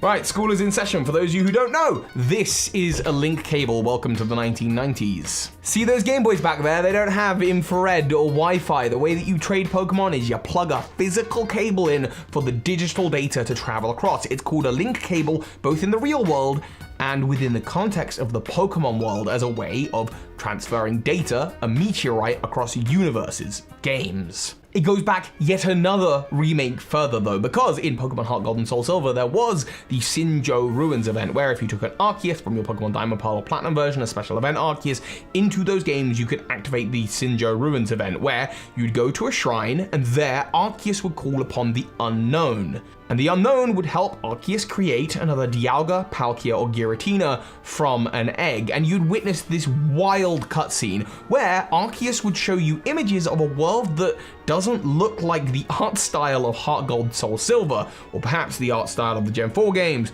or perhaps the art style of Brilliant Diamond and Shining Pearl. The art style is more realistic, maybe closer to something like Legends Arceus. Maybe Legends Arceus doesn't exist in the video game world, but certainly Brilliant Diamond, Shining Pearl, Diamond and Pearl, Heart Gold, Soul Silver, they definitely do. Because here we can see Arceus' power transcending the game. And this is why Arceus is calling upon the Unknown, because the Unknown represent letters. Letters are a form of code. You can use letters to write things, like you're accessing the God code of the game. Those of you who play Fallout and Skyrim, you know what I'm talking about, where you're on PC and you're like, command console commands activate, give me new super cool weapon. Or in this case, using the Unknown code to summon an egg of a time, space, or dimensions god, because this time, space, and dimension, it's not real. It's all illusions created by code and code writing machines. This explains the Unknown's incredible power. They seem to have come from another dimension. Probably why they represent human writing is because they've come from our dimension. We've transferred letters into actual Pokemon, and their powers include, we see this in the third movie, getting into the minds of other beings and creating stuff. They are able to shape and bend reality based on the minds of fictional creations. This is to say that Molly in the third Pokemon movie probably believes that she is just a little girl who lives in the world of Pokemon. We know she's a fictional character on screen, but she doesn't know that. She has dreams and wants and beliefs within that reality, or at least she's been programmed or written to have those things, and the Unknown get inside her brain and are able to rewrite reality. This is what Arceus is doing in this cutscene as well. It's using Arceus' internalized logic of being a god of the Pokemon world to create more beings of time, space, and reality. Arceus probably doesn't realize that it itself is just programming. And this is so fascinating because it leads to all sorts of questions about simulation theory and artificial intelligence. For example, do the Game Freak staff members who live in the Pokemon world, do they truly believe that they are Game Freak staff members who made the Pokemon games? Or are they just pre-programmed to say that and they have no thoughts because they're code? How advanced is this simulation? But what I do believe is that the real people who work at the real Game Freak offices in the human real world... Wait, are we just a simulation? No, I can't go down that rabbit hole right now. That those real people want us to think about these kinds of topics, given that the way that you summon legendary Pokemon in Brilliant Diamond Shining Pearl is via slates. Mythical relics that represent digital containers of code. But that is already too much of a head scratcher. My head is aching. I feel like we're delving into all sorts of realms, because even within Pokemon, they have like a digital world that produces digital Pokemon. By the way, just a side note for the future of this channel, Porygon is like becoming my favorite Pokemon. I swear, it's a bird. Birdkeeper Toby. It's a little duck. I think after Hisui week, I have to put my brain on rest because, you know, as far as I know, I actually am real and I should look after myself. I've been working working hard for about like 6 months, like pretty much just non-stop producing videos. So after I've done the house move, I'm gonna go on break for about a week or so, and then come back maybe with a relaunch, maybe with Porygon at the heart of it. I love this, so good. Mwah. But those are just my thoughts. I'd love to hear yours in the comments down below. And of course, if you leave a comment, you're in with a chance of winning a copy of Pokemon Legends Arceus when it comes out. I'll be giving away 3 copies. It's a worldwide giveaway. Anywhere in this metaverse, you can win a copy. And I hope you're all as excited for Legends Arceus as I am, and you're not now questioning your existence. Cool. Thank you all for watching. And of course, so hi, Pokemon Masters. Hey Pokemon Masters, Toby here, and Brilliant Diamond and Shining Pearl, they are nearly here, or maybe as you're watching this, they are out now. And being remakes of older Pokemon games, they're not going to be filled with lots of new lore, new Easter eggs, new Pokemon theory possibilities. No, for that we will have to wait a couple months, so I thought that would be a wonderful time to look back on my entire last 5 years, 6 years of making Pokemon theories, many of which tie into the Sinnoh region, and choosing just 10 of my favorites, 10 Pokemon theories about the Sinnoh region that you'll be able to like play through Brilliant Diamond and Shining Pearl and go, oh, that's how these things are related, possibly. Maybe you accept some of these into your headcanon, maybe you don't, in which case, fair enough. But these are just 10 Pokemon theories about the Sinnoh region, and actually, next week, the release of Brilliant Diamond and Shining Pearl, I am going to be doing a full week of Sinnoh content, Sinnoh Week, in which I might even have to visit a few more because there are just so many good theories about the Sinnoh region out there. So brace yourself for 10 Sinnoh-focused Pokemon theories. Let's have a look.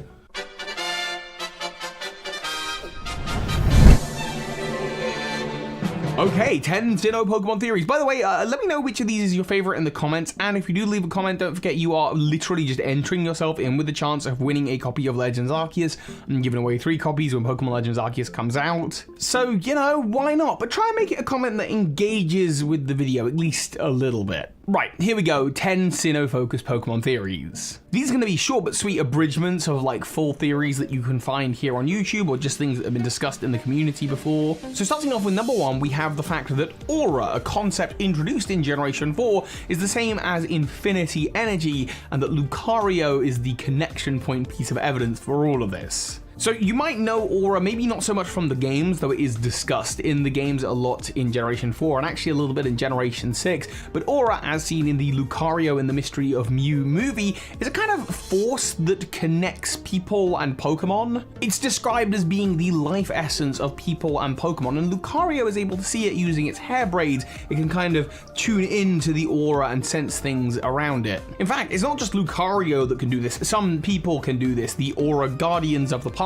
including Sir Aaron, Riley from the games, and actually even Ash Ketchum, they are aura-sensitive individuals. And Aura travels as a sort of wavelength. Meanwhile, in Generation 6, Aura is talked about, the same generation that introduces Infinity Energy. In fact, it is Karina, the trainer who has a Mega Lucario, who talks about Aura. Lucario has a Pokedex entry that says that with the power of Mega Evolution, its Aura power grows even more, and in fact, in the animated series, we see Karina's Lucario kind of lose control of its own aura and its own power. It's just that strong. And we learn in the Azoth files, in Omega Ruby and Alpha Sapphire, that the same energy that is responsible for Mega Evolution and Primal Reversion is Infinity Energy, the life force of all people and Pokemon, the life essence of all people and Pokemon.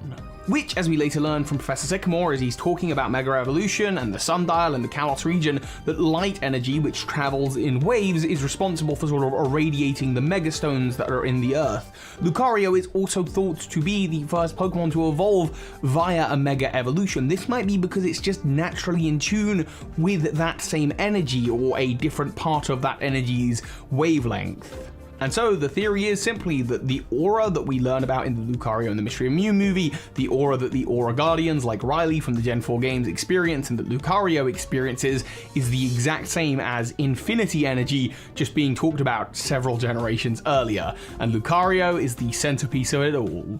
Number 2, as with all of these theories, a quick one but a good one. let's take a look at the Generation 4 fossil Pokemon Shieldon. Now we're going to look at the Generation 3 Pokemon Aron. One is the Shield Pokemon, one is the Iron Armor Pokemon. Shield, Armor, very protective. They both have the sturdy ability, they are similar heights, similar weights, they are the exact same typing, just swapping the Steel to be the primary type for Aron. And that might be as a result of its diet, because when we look to the Pokedex entries for Shieldon, we learn that it eats berries, but when we look to Aron's Pokedex entries, we learn that it eats metal. It would seem just going full-on defensive was a better evolutionary tactic, and the theory is simple, that Aron is an evolutionary descendant of Shieldon.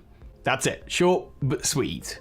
Number 3 is Fantina, the 3rd or 4th gym leader of the Sinnoh region, depending on what version you're playing, is of course not from the Sinnoh region. She is a foreign beauty, a contest extraordinaire, and of course powerful ghost-type gym leader. Now, in the version of the game that most of you played, she actually speaks with a kind of French accent. And so, again, connecting Generation 4 to Generation 6, lots of people, when Generation 6 with the Kalos region came out, went, oh my goodness, cool little theory here, Fantina is from the Kalos region. But have you ever stopped to wonder, how does Fantina talk in the French version of Diamond, Pearl, and Platinum? Well, she actually speaks with an English accent, which we now also have as a region in the Galar region. And at this point in time, it's hard to say which she's more likely connected to, whether it's Galar or Kalos, because the fact of the matter is, she doesn't have any connections to either of them in those regions that we can see. And at first it seems kind of curious that they didn't retcon this fact in, that Fantina, yes, see, she spoke with an accent, but she is canonically from Kalos or from Galar. But the point of the games in Diamond, Pearl, and Platinum is that she is a foreign beauty from another region. And even though Sinnoh is set in the Hokkaido region of Japan, it still wouldn't make sense. If they canonize the fact that she's from Kalos, that would make no sense to French players who are playing their copies of Diamond, Pearl, Platinum, Brilliant Diamond, Shining Pearl. But if they did it the other way and made her canon from Galar, then that wouldn't make sense to anyone anywhere else. So I guess where Fantina's from, we'll never know. Perhaps she's from none of these regions. Maybe she just makes up the accent. Who knows? Number 4, did any of you find it weird that the Diamond and Pearl remakes didn't get announced sooner, back in the era of like I Choose You, the Pokemon movie? You know, the one that featured Ash having 2 new companions, both of whom were from the Sinnoh region, one with Lucario, and then there was Verity who had a Piplup. Now, it seems clear to me that Verity is probably from Twin Leaf Town, the town next to Lake Verity, the place of which he's probably named after. Twin Leaf Town is also obviously the place that you start your adventure in Brilliant Diamond and Shining Pearl, but did you know we learn a little bit more about her home life? In that movie, you may be familiar with the flashback scene where we learn about Verity's mother, a very famous and powerful Pokemon trainer. She's seen with an Empoleon, and if you look at her, you're like, come on, that's Cynthia. And if it were up to me, that would be the theory, that would be the canon. Cool, Cynthia's got a daughter, her name is Verity, and Cynthia also has an Empoleon, which I don't think we ever saw in the games.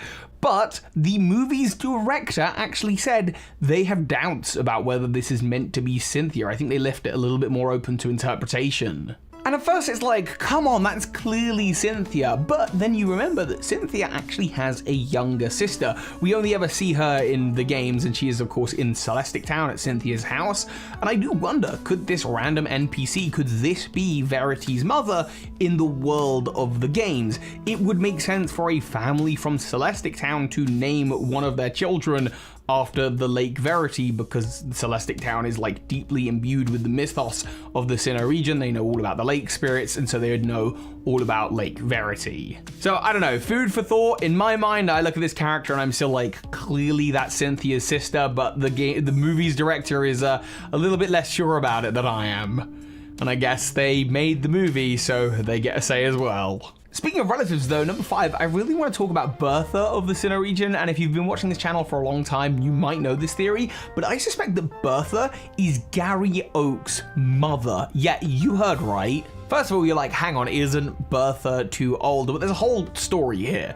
So we all know that Oak and Agatha of the Kanto Elite Four have a little bit of history. Agatha talks about how he's an old coot fiddling with his Pokedex. He used to be strong, he used to battle, and we see in the manga that actually Oak won the first Pokemon League, the first Indigo League, beating Agatha, and perhaps in the flames of battle they found the flame of passion. But for whatever reason, and it's kind of referenced a lot in Pokemon Masters, things dwindled out. They didn't quite work between these two characters. However, interesting to note, in the Oak Mew event in Pokemon Masters, Agatha and Gary are hanging out a lot. Now, obviously, we're always asking who's Ash Ketchum's parents, but what about Gary? And sorry, I just said Gary for Pokemon Masters. It's blue in those games. Or in Japan, green. I'm kind of meshing the canons here because the story is pretty much the same across all of them.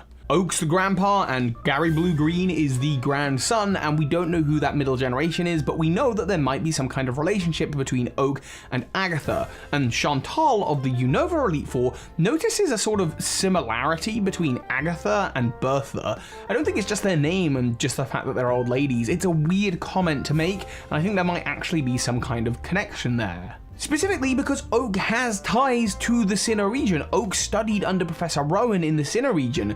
Perhaps it was there that he raised his daughter, Bertha, who then had to go back to Sinnoh to be an Elite Four member, leaving Gary in the care of Grandpa Oak. And if you're like, okay, I don't like this, this is meshing a lot of canons and I'm not sure about this, well, let's mesh one more canon for a final piece of evidence, which is in the one episode of the animated series where Bertha appears. She's looking after her cousin's son? I think they say, a character named Roland who doesn't look too dissimilar to Gary, so perhaps there really is some kind of relationship here.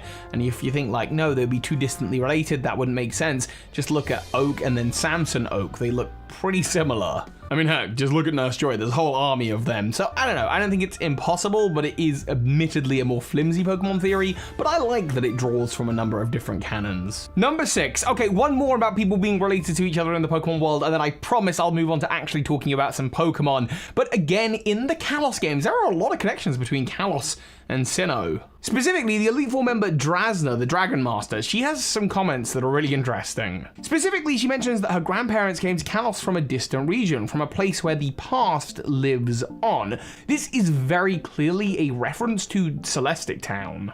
A town with a small shrine that dates back to ancient times where the past lives on, where Dragon Masters like Cynthia have come from. Now, I don't know if that means that she's directly related to Cynthia, or whether, like, maybe in the ancient past her relatives were related to Cynthia, or maybe that's something we'll see in Legends Arceus. But for sure, I am very certain that Drasna is from the Sinnoh region. Right, let's talk about some Pokemon with number 7, Phione and Manaphy. Have you ever wondered why when you breed a Manaphy, it turns into Phione? There's a couple of different theories for these, and maybe I'll talk about more in the future. Heck, it could honestly be a whole video of its own because there are so many theories about this one topic, but one I really love came from Hybrid Hero. And that was talking about how both Phione and Manaphy are based off of two real-world mollusks, two very specific and distinct species, one that can usually be found in northern waters and one in southern waters. And this kind of relationship between two mollusk-like creatures that are very, very similar but also distinctly different is reflected in Phione and Manaphy's relationship, with Manaphy being able to breed with a Ditto. Manaphy? I definitely just said Manaphy, with Manaphy being able to breed with Ditto to create a Phione egg. And Phione can breed with Ditto to create a Phione egg, so why can't we get more Manaphys? Well, the difference is in their Pokedex entries. Where Manaphy has a Pokedex entry that talks about how it comes from the cold sea floor. That's where its egg comes from. In fact, when we find the egg in Pokemon Ranger, the professor of the Pokemon Ranger region comments that it's probably drifted from very far away, so it's come from the cold sea floor to get there. However, Phione is a Pokemon that drifts around warm seas, and you might be like, hang on, isn't Phione a Sinnoh Pokemon? Isn't Sinnoh going to have like really cold waters? I guess, but cold and warm is relative, and from the deep ocean sea floor, the surface is probably pretty warm for Phione. And in fact, that makes sense as to why you only get Phione eggs when you breed Manaphy on land, because it's so warm on land compared to the deep ocean floor that Phione is ultimately the result. You'd only be able to get a Manaphy egg if the Pokemon ranch that they were being bred on was like deep at the ocean's floor, and it's the temperature change that affects how these Pokemon look. Kind of like regional variation, to be honest. This isn't too dissimilar to just like Phione being a regional form of Manaphy in the Sinnoh region, and the region that Manaphy is originally from isn't Sinnoh, it's the cold sea floor. And all of this ties into the fact that mollusks are very adaptable, and a lot of their different forms across the world adapt based on temperature. So yeah, cool theory, and that's probably my favorite explanation, but there are some others that I like that maybe I'll get into in the future. For now though, number 8. Another quick, easy Pokemon relationship, Garchomp and Sharpedo. It's something I've talked about on this channel a lot before. It's a classic Sinnoh theory. Gible is the land shark Pokemon. Sharpedo is a shark. They both have the rough skin ability. Heck, the other Pokemon with the rough skin ability is Druidigon. I'm dyslexic. Another dragon Pokemon with similar coloration, but you really see the relationship with Garchomp and Sharpedo, because as well as that rough skin ability, they have the star design on the head. And on top of that, if you look at Mega Garchomp's shiny, it is the same as Sharpedo's shiny. These Pokemon are very closely related. And there is in fact one more tie that I mentioned in my 3 terrible Sinnoh theories video, which is Crawdaunt. Crawdaunt, a Pokemon that you can find in Celestic Town, the town that Cynthia, who has a Garchomp, is from. Crawdaunt is also designed kind of to look like a Sharpedo underwater. Very tangential, that bit, and if we ever see a new form for Garchomp or Sharpedo that isn't the Mega Evolutions we've already seen, I'd love for them to, again, just reference this connection even more.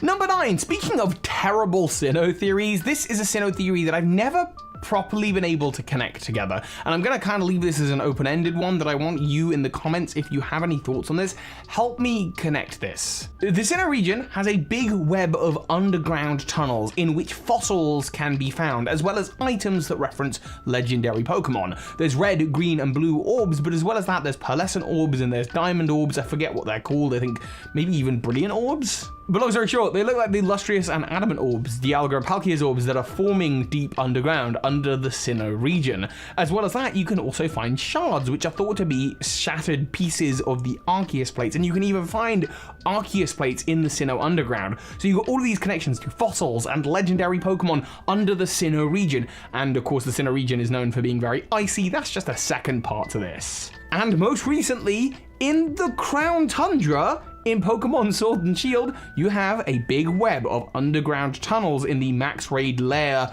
minigame, in which there are legendary Pokemon underground, and above ground in the Crown Tundra, there are fossils. Every fossil evolutionary line, apart from the Sinnoh fossils, can be found above ground in the Crown Tundra. My immediate thought is these tunnels must connect somewhere.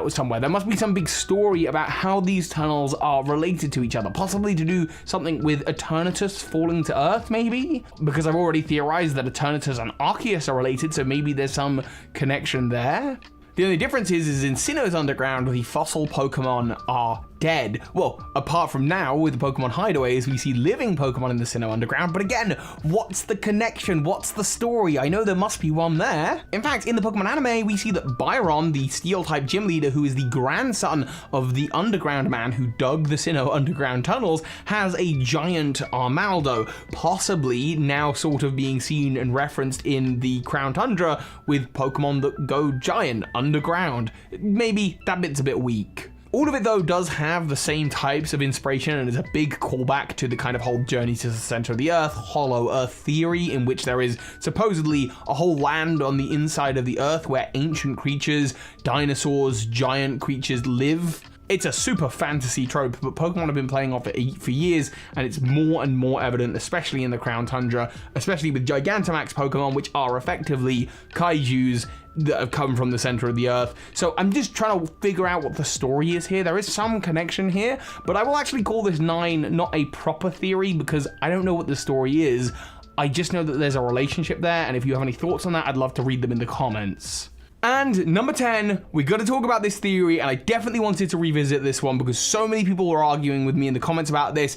Ash's Pikachu is, in my opinion, from the Sinnoh region. And I know you're getting ready to comment, oh, but Pokemon Journey shows Pikachu in the Kanto region. Right. Let me just explain. First of all, in the Kanto region, in every iteration of the Kanto region we've ever seen, we've never seen a Pichu, only Pikachu in the wilds of Viridian Forest, for example. I know you're gonna be like, yeah, but that's because Pichu wasn't introduced until Generation 2. Generation 2 was a long time ago. We've still, as far as I'm aware, yet to see Pichu in the wilds of Viridian Forest or anywhere around Pallet Town, apart from in Pokemon Journeys, where we see Ash's Pikachu as a Pichu. I will get to that. The only places where I think you can find Pichu in the wild are in the Galar and Alola region, where I don't think Oak's ever been. Samson Oak is, of course, in Alola, but it doesn't line up. But then he spent a lot of time, Professor Oak, in the Sinnoh region, studying under Professor Rowan. He has a house in Eterna City, and you can find Pichu in Mr. Backlot's manor.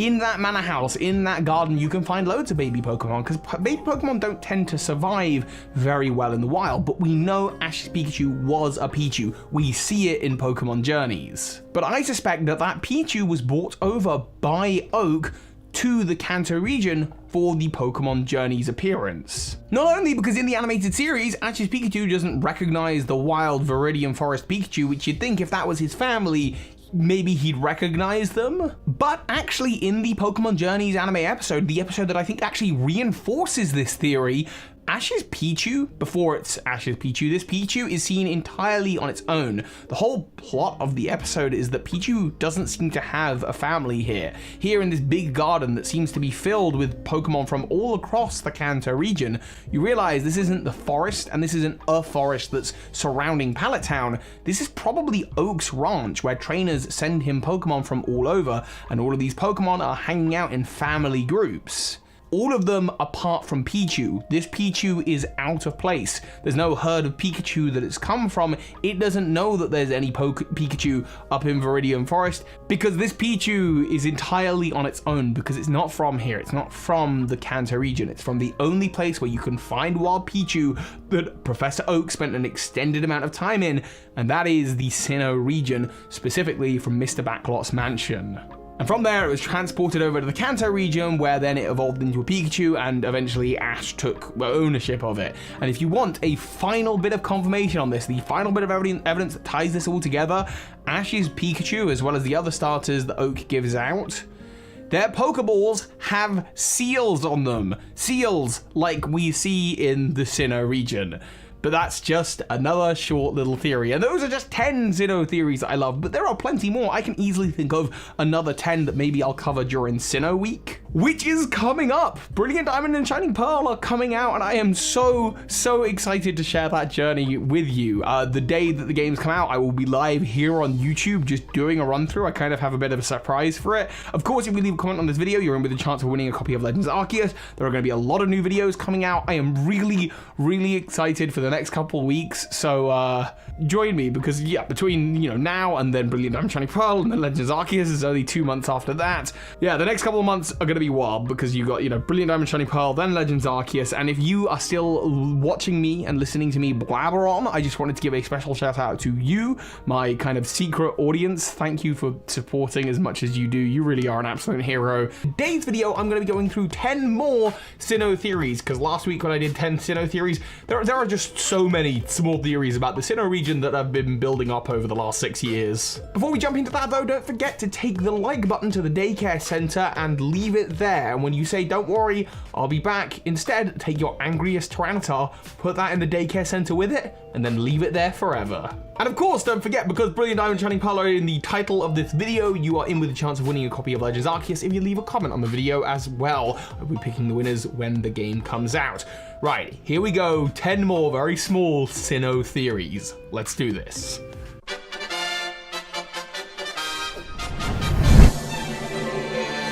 Okay, so here we go. And again, don't forget, if you want more Sinnoh theories, if you're not satisfied after this, I did another whole video on 10 Sinnoh theories just last week, and then I have another video on 3 Sinnoh theories that are terrible, because it's all Sinnoh focused right now. I'll be honest, I kind of thought that maybe they would do Gen 4 remakes, after they did Gen 3 remakes. So I've been building up a list of Sinnoh topics for a long time.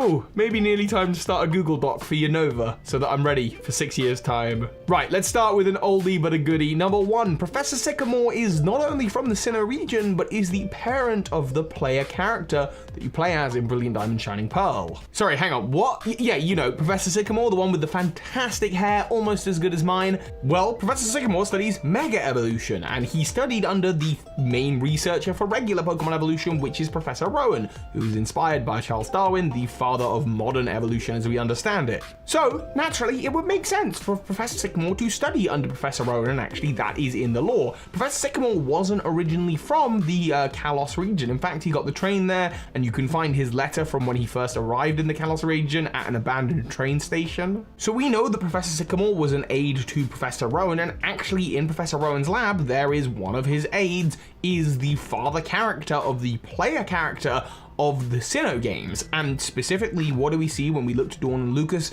when we look to their attire? We see that Lucas is wearing what looks to be a beret, a very French-inspired piece of clothing, which of course Kalos is based off of France. So is there a possible connection or relationship here? I don't know, it's just one of 10 very small theories that we're going through today. Number 2, this is one that actually bothers me a lot because I talk a lot about the evolutionary tree of life and how Pokemon are related to each other, and people are always telling me that Magnemite is a man-made Pokemon, and it's not. It's just not. I get it because Magnemite is pretty synonymous with Voltorb. They're both Generation 1 2-stage electric Pokemon, but Magnemite's lore was expanded in a totally different way to Voltorb. Whereas Voltorb is clearly found in the Pokeball factories and is a man-made Pokemon, Magnemite is not. Magnemite is natural. It's just not natural for planet Earth.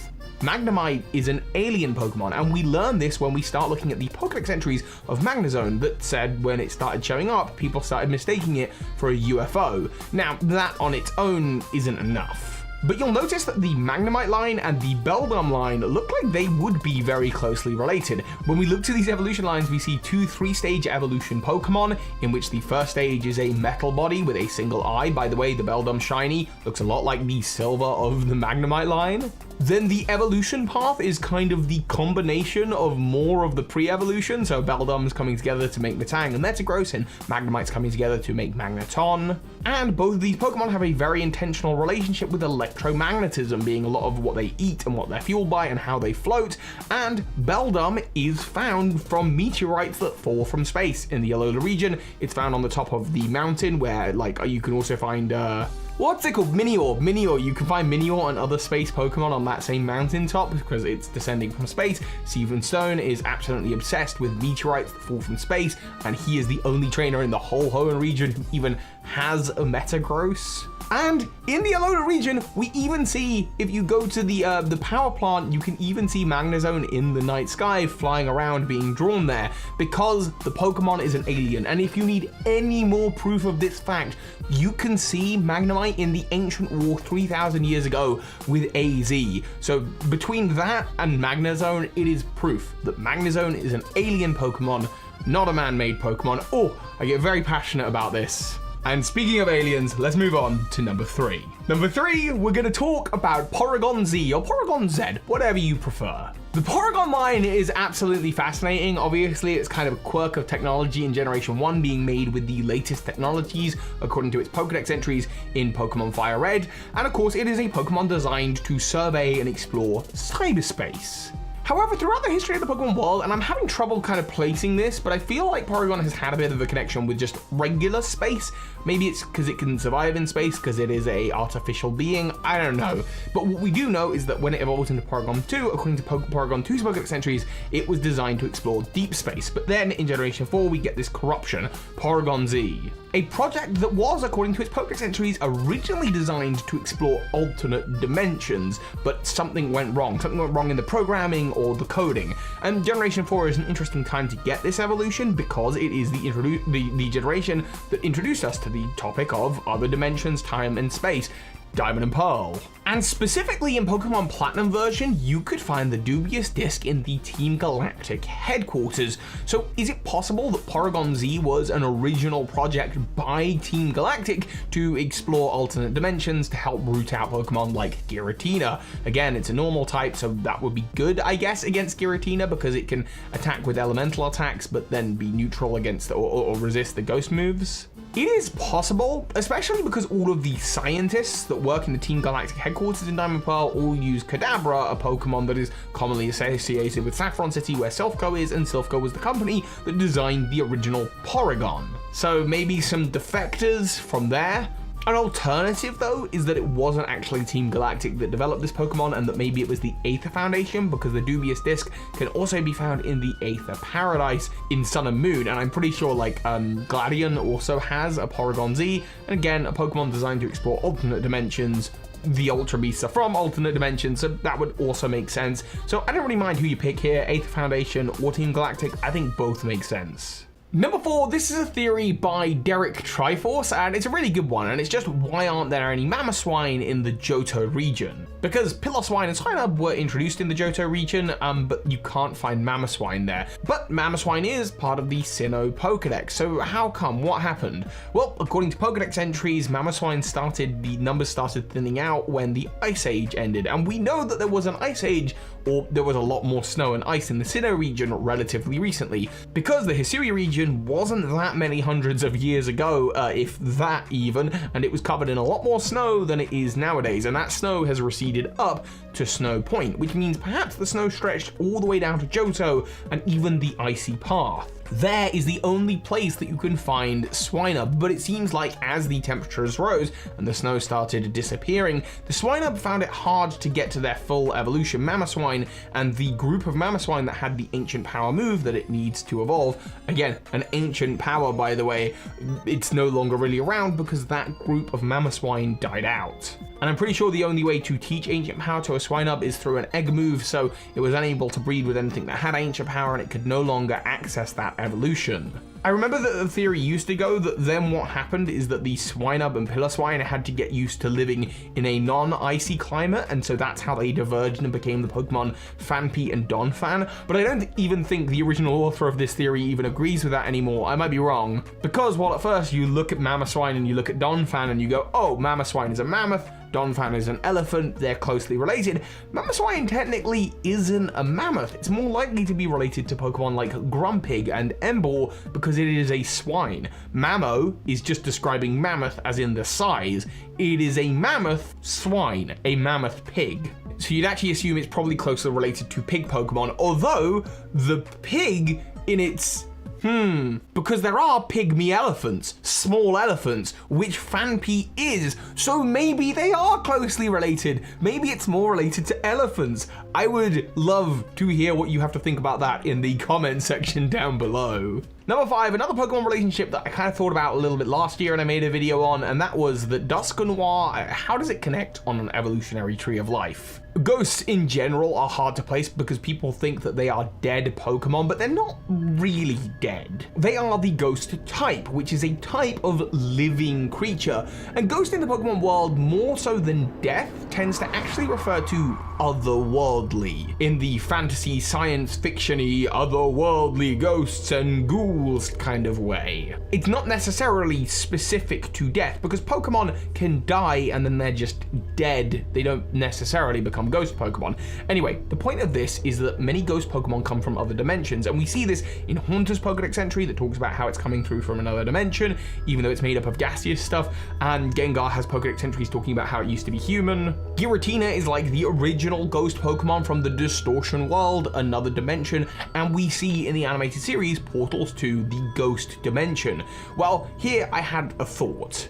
That perhaps ghost Pokemon aren't just like the dead, but specifically they're the dead of other dimensions, giving them this otherworldly trait that make them ghost Pokemon. And that would make sense for Dusknoir because it has a connection with a Pokemon from another dimension. Guzzlord. This is an Ultra Beast, and if you look at them side by side, you immediately realize that they look very similar with their black-gray bodies with a big yellow mouth in the center of it. When you look at their Pokedex entries, you learn that their stomachs are like black holes or contain black holes, and they've got the stomach face and then they've got the small mini face on the top with a very big hand. So they look super similar, they've got similar Pokedex entries. And what's more, when we look at the Ultra Ruin, where you can find Guzzlord in Ultra Sun and Ultra Moon, we actually find a human who is dressed up kind of like Guzzlord. It's not hard to imagine that this human died or became stuck in this dimension, and then over time became the ghost Pokemon Dusknoir, and then using its antenna, it tried to pick up radio waves and made its way through to another dimension, much in the same way that Haunter does,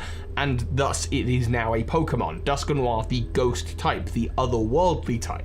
Personally, I totally buy this, and it also explains how Pokemon like Gengar can have origin stories explaining how they used to be human, but then Haunter has Pokedex entries talking about how it's coming through from another dimension, and those two things can still be true. They're the dead of other dimensions. Number 6, let's talk about the Pokemon Kubfu, introduced in the Isle of Armor, and many of you already know what I'm going to say because perhaps you've heard me talk about this recently. I am fully convinced on this theory. Kubfu, while originally from Galar a long time ago, actually traveled around the Pokemon world and has been away from Galar for a long time, training in all sorts of places, learning different fighting styles, and was recently brought back by Mustard to the Isle of Armor, a place where the dojo shares a lot of aesthetic with Kanto, Johto, and Sinnoh, and the Marley City Garden in the Alola region. But what we know is that Kubfu trained to be strong in the mountains of other regions, and when we look to those regions and we look to their mountains, the only places that have really big mountain ranges that would make sense for Kubfu are maybe Johto, Kanto, and Sinnoh. I can't see Kubfu training on Mount Pyre. But Kubfu, given that it's a mythical Pokemon introduced in the same generation as the Diamond and Pearl remakes, you really start looking at the Sinnoh region, and Sinnoh makes so much sense, because before Sinnoh was Sinnoh, it was the Hisui region. A region where Pokemon used to fight in the style of Agile or Single Strike, is it? That's right, the strong and agile style, which are much like the rapid and single strike forms of Urshifu, the Pokemon that Kubfu evolves into. So clearly it went to Sinnoh, learned that fighting style, and then came back to the Galar region. Alola to the Galar region. And on top of this, to top it all off, Sinnoh is known for its honey trees, and Kubfu likes the honey from those trees, and in fact I think you need the honey, or the Gigantamax honey from a honey tree, to evolve Kubfu into Urshifu. So it all ties together. Number 7 is another one of those Pokemon relationships that is by my friend Loxton. I absolutely loved this theory when I first saw it, and that was that the Pokemon of the Galar region are supposed to have real reasons as to why they were chosen to be in the Galar region. This was talked about in an interview when the game was coming out. So there was this question, like, why is Frostlass there? Because Frostlass is a very heavily Japanese-inspired Pokemon based on a yokai that is a very famous, popular bit of Japanese mythology and folklore. But the answer is in the Pokemon Snorunt, Frostlass's pre-evolution. A Pokemon that looks not too dissimilar from Phalanx. Of course, it would just be one Phalanx, not 5 of them. And Loxton's theory is that a Snorunt is the runt of the litter of a group of Phalanx, the one that couldn't keep up with them in their marching. Look at them, they've got the small round black body, the little spiky head, they've got the blue eyes, and then the coloration of the thing that they wear is exactly the same, and it would explain why when it evolves, it becomes very ghost-like. Even if it becomes a Glalie, it's becoming very ghostly, being able to float, and I definitely remember thinking Glalie used to be a ghost when I was a kid. It's because that one Phalanx couldn't keep up and fell behind and became a Snorunt. But then the question is, well, hang on, how come there are Snorunt in regions where Phalanx aren't?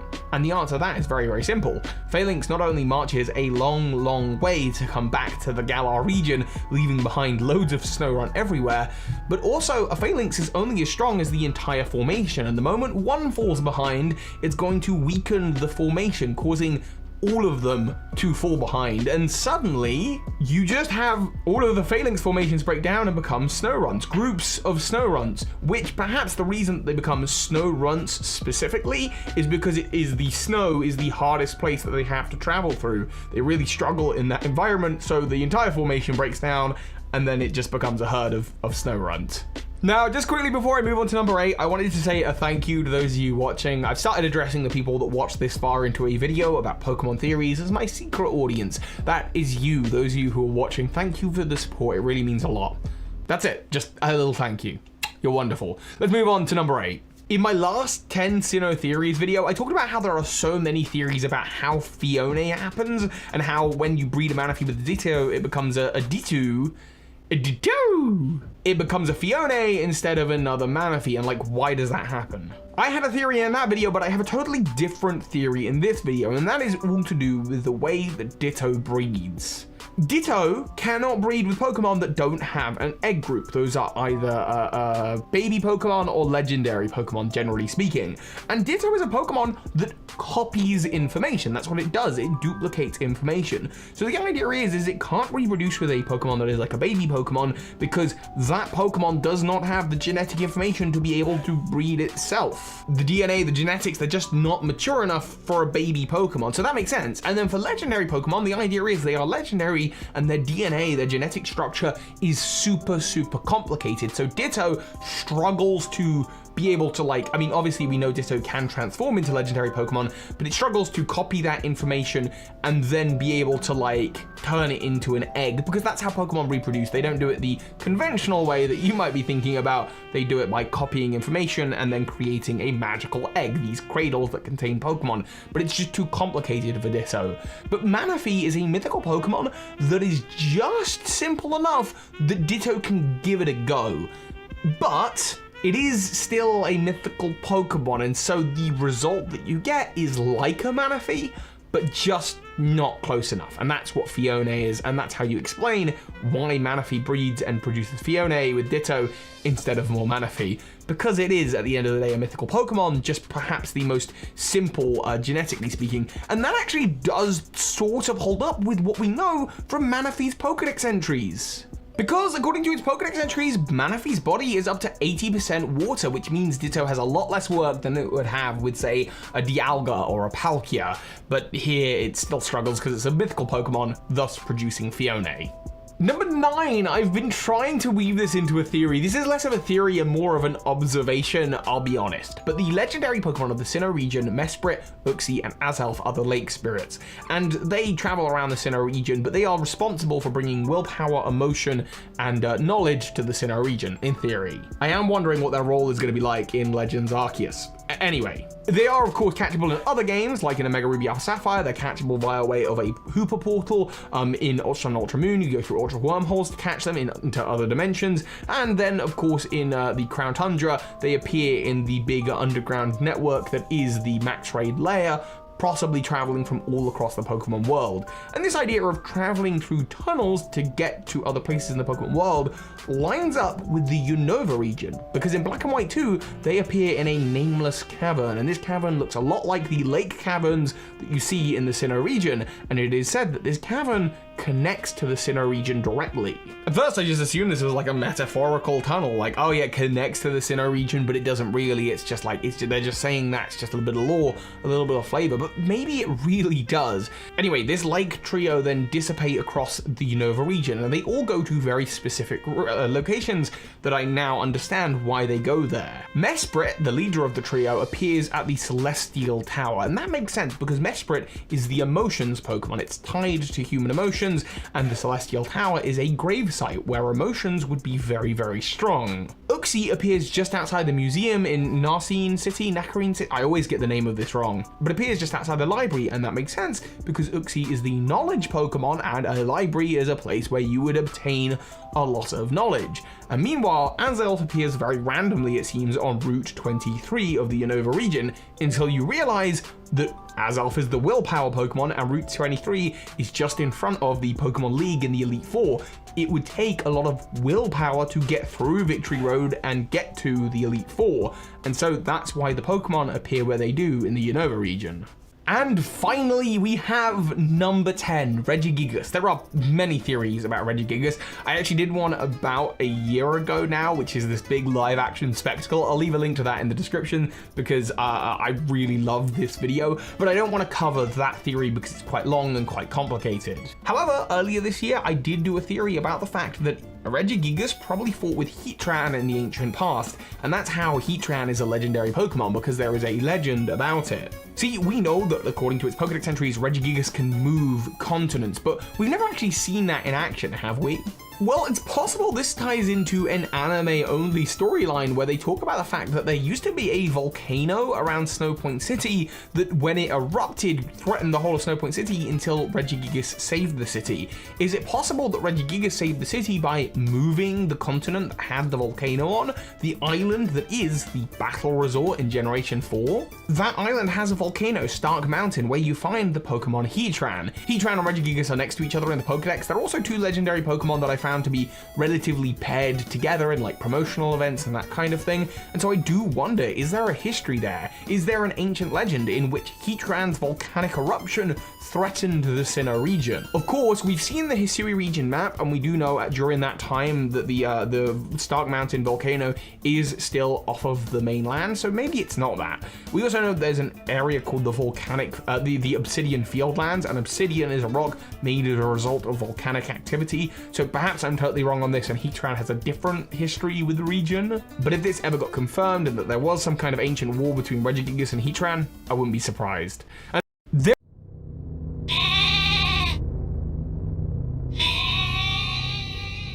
Hey Pokemon Masters, Birdkeeper Toby here, and welcome to the Great Crown Tundra here in the Galar region. I'm just out searching for some old Pokemon rocks and plugging my new merch. Available now using the links below.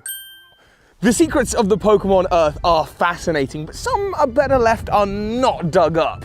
From ancient temples and ancient ruins, some things are just better left alone. I'm talking, of course, about the Regis. Route number 134 in the Hoenn region is made up of a complex series of waterways and rapids. A beginning trainer will be pushed all the way from Pacific Town in the east to Slayport City in the west. But a master of these waterways will find themselves in a very peculiar dive spot, which will take them to the sealed chamber. Built by people who used to live there, there's hieroglyphs on the wall telling you the story of these people. And as well as that, they've left behind some instructions. Use dig on the wall, have Relicanth and Whale Lord in your party, and caverns across the Hoenn region will open up. With, of course, more really strange tasks for you to do. Use strength, use rock smash, use flight. Stand still and just be patient, and these caverns will open up and reveal to you the resting place of three of the most fearsome Pokemon in the world.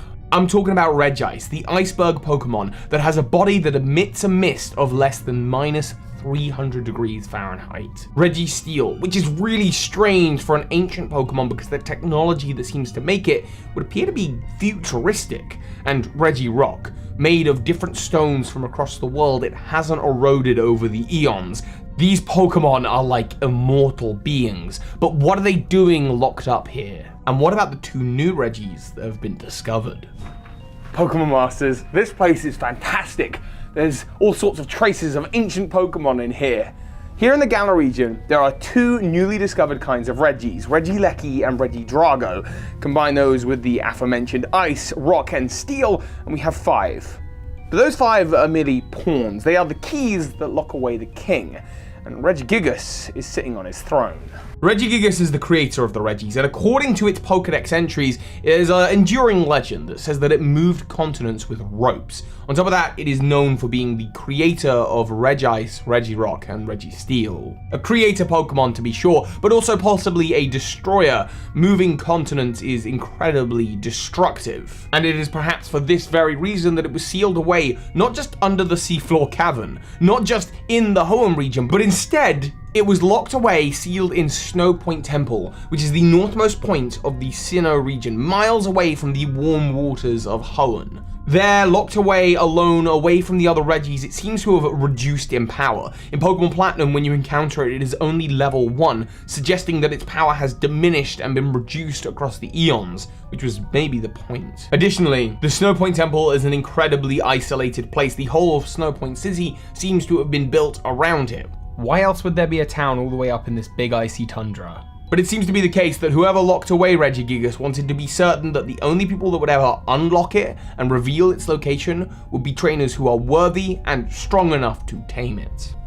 But here's the thing, Pokemon Masters. The question we have to ask ourselves is who would lock such an incredible creature away? My suspicions is that it would be the people of Pacific Town, a seafaring people, and communities like theirs can be found all over the Pokemon world. The Seafolk village in Alola, or even in the Fior region, there's Summerland, where the Pokemon Rangers live. My suspicion is it is a people like those who know all about the history and lore of the Pokemon world who would be afraid of such a creature. Not only do they live next to the sealed chamber, but they also live next to the Sky Pillar, which means they're possibly related to the Draconids. These people of Pacific Town are likely related to the Draconids. Lawkeepers of old, they know all of the secrets of the Pokemon world. They seem to be intimately familiar with the goings-on of Infinity Energy, the battles between Groudon and Kyogre, where Rayquaza came from, the origins of the Eon Duo and the Regi Trio, and it would seem to be the case that the people of Pacific Town all do seem to have information about different legendary Pokemon. The Draconids are also responsible for building the Sky Pillar, and it would seem that structures like this can be found all across the Pokemon world, homing all sorts of different legendary Pokemon. It would seem deep in the jungles of the Fior region there is the Jungle Relic, an ancient temple home to the legendary beasts, found just by a sea village known as Summerland. a place that has very similar architecture to Pacifidog Town. And actually a similar group of people can be found in the Seafolk village in the Alola region. Additionally, there is the Embedded Tower in Johto, a great tower where Groudon, Kyogre, and Rayquaza can be found, and sure enough, the Draconids have a presence there as well. The Dragon's Den is home to a group of Dragon Masters, the leader of which wears a Rayquaza on their head, suggesting that there might be some connection between this Johto-based dragon clan and, of course, the Draconid people who traveled all across the world. Even the Regi ruins of the Crown Tundra have architecture that resembles that of the Embedded Tower and the Relic Stone. Additionally, their presence can be found in the Granite Cave in the Hoenn region. There they've placed a memorial to the beings that once wreaked havoc in the Hoenn region, Groudon and Kyogre. Additionally, the idea that the people of the Seal Chamber, the people of Pacifidog Town and the Seafolk village, and the people who made these ancient ruins, the Draconids, are all related, is combined through the very clues that the people of the Seafolk Cavern left behind. Using Relicanth and Wailord makes sense for a seafaring people. We even see a boat shaped like a Wailord in the Seafolk village. Additionally, the need to access these chambers using Dig, Fly, and Strength makes sense for a people who use Flygon and Salamence. Trapinch learns Dig naturally, Salamence can learn Strength via HM, and both can learn Fly. And both Pokemon are famously used by the Draconid people. But if these aboriginal law-keeping people, the Draconids, are really the ones who locked away the Regis, then it's safe to assume they also locked away the master, Regigigas, up at the Snowpoint Temple. The cold waters of Snowpoint are about as far away as you can get from the warm waters of Hoenn, so they locked it away pretty far from the other Regis.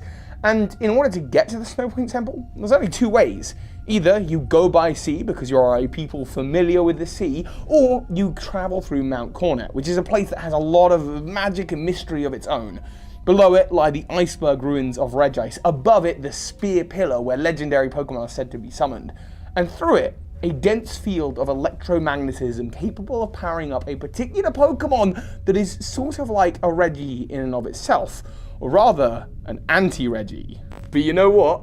Who knows? Deep in Granite Cave, where the memorial of the Weather Trio is found, another Pokemon can be found sealed away in stone, not too dissimilarly to the Regis. Only obtainable by using Rock Smash, again, much the same as the Regis here, you can find Nosepass, a sort of mini golem inspired by the Easter Egg Islands. These heads are known as Mawai, and they are deeply tied to Polynesian culture as guardian spirits. The Polynesians inhabited a whole group of islands across the Polynesian Triangle in the ocean. They're an aboriginal people and they traveled a lot, which sounds very similar to what's going on here with the Seafolk people and the Draconids. Guardians of the oceans and traveling and the ancient world, Nosepass is the perfect coming together of this. Its Pokédex entry reads that its magnetic nose constantly faces north. Travelers check Nosepass to get their bearings. This makes Nosepass the perfect Pokemon for a sea-traveling people. And with a little help, I've been rummaging around in some files of a Ruin Maniac, and we found this.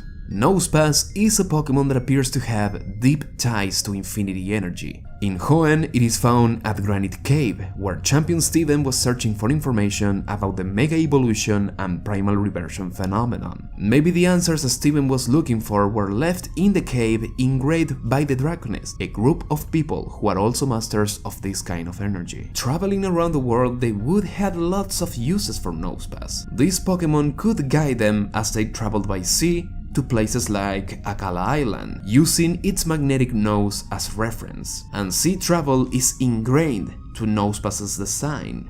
They are modeled after the Moai from the Eastern Island, made by people from Polynesia who reached this place during a major sea migration that saw them reach places like Madagascar, New Zealand, and Hawaii. Nosepass can also be found around the Regi ruins of Unova, as well as on Route 10 of Kalos, which also has deep connections to Infinity Energy. It would seem that Infinity Energy, the sea travelers of the Pokemon world, the Draconids, and the Regis are all somehow connected. But what is the story here? Well, if you ask me, the clue is in Nosepass's nose and in its Pokédex entry. The nose always points north, but what is in north? Sure, the North Pole, it's good for navigating and traveling, especially if you're a seafaring people.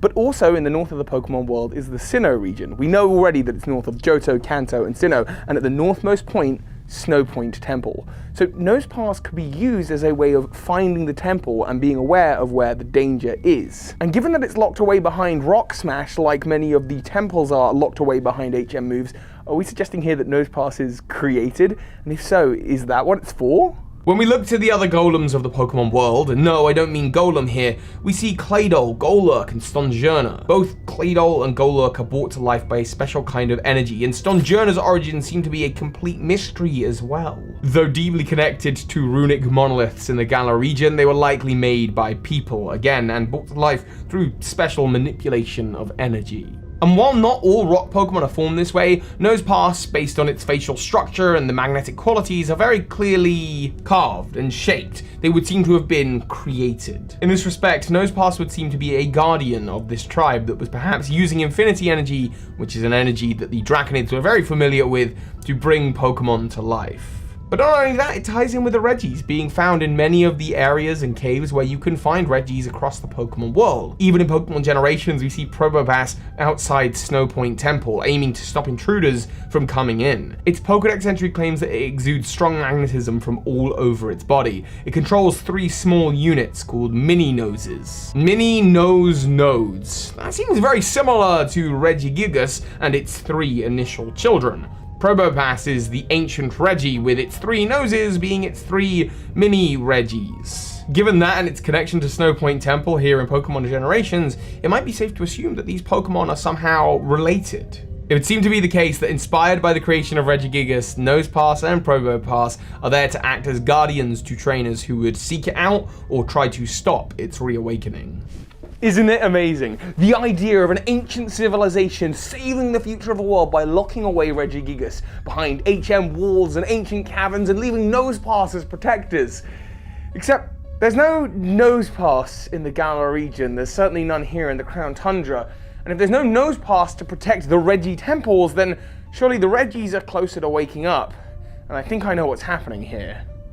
Here is the big problem though. The Pokemon Metang is highly attracted to the electromagnetism that Nosepass produces. According to its Pokedex entry, it will pursue Nosepass at speeds exceeding 40 miles per hour. Talk about a rock smash. It's interesting to state that there's this relationship between predator and prey between Metang and Nosepass, given that they don't actually live in the same locations at all. Yet, this Pokedex entry needed to have come from somewhere. You can of course find Beldum in the Hoenn region, but there's only the one given to you by Stephen Stone. It doesn't seem to be naturally forming on the Earth. In fact, even in the Alola region, where Nosepass appears on one island, Beldum will appear on Mount Hukalani, on an entirely different island, perhaps too far away to detect the electromagnetism that Nosepass gives out. Beldum, Metang, and Metagross can also be found in the Giant Chasm, but thankfully for Nosepass, it lives inside caves instead of outdoors where the Metang live. And the only other place that you can find these Pokemon in the wild are of course in the Crown Tundra, and there, Nosepass cannot be found. Like I say, this Pokedex entry had to have come from somewhere. Where was it that people witnessed Metang approaching Nosepass at speeds of 40 miles an hour? Perhaps there were Nosepass in the Crown Tundra, but now they're nothing but pebbles. It's amazing that the Draconids put so many things in place to protect the world from the Regis, hiding them in temples all across the Pokemon world behind HM walls and leaving Nosepass behind to protect people.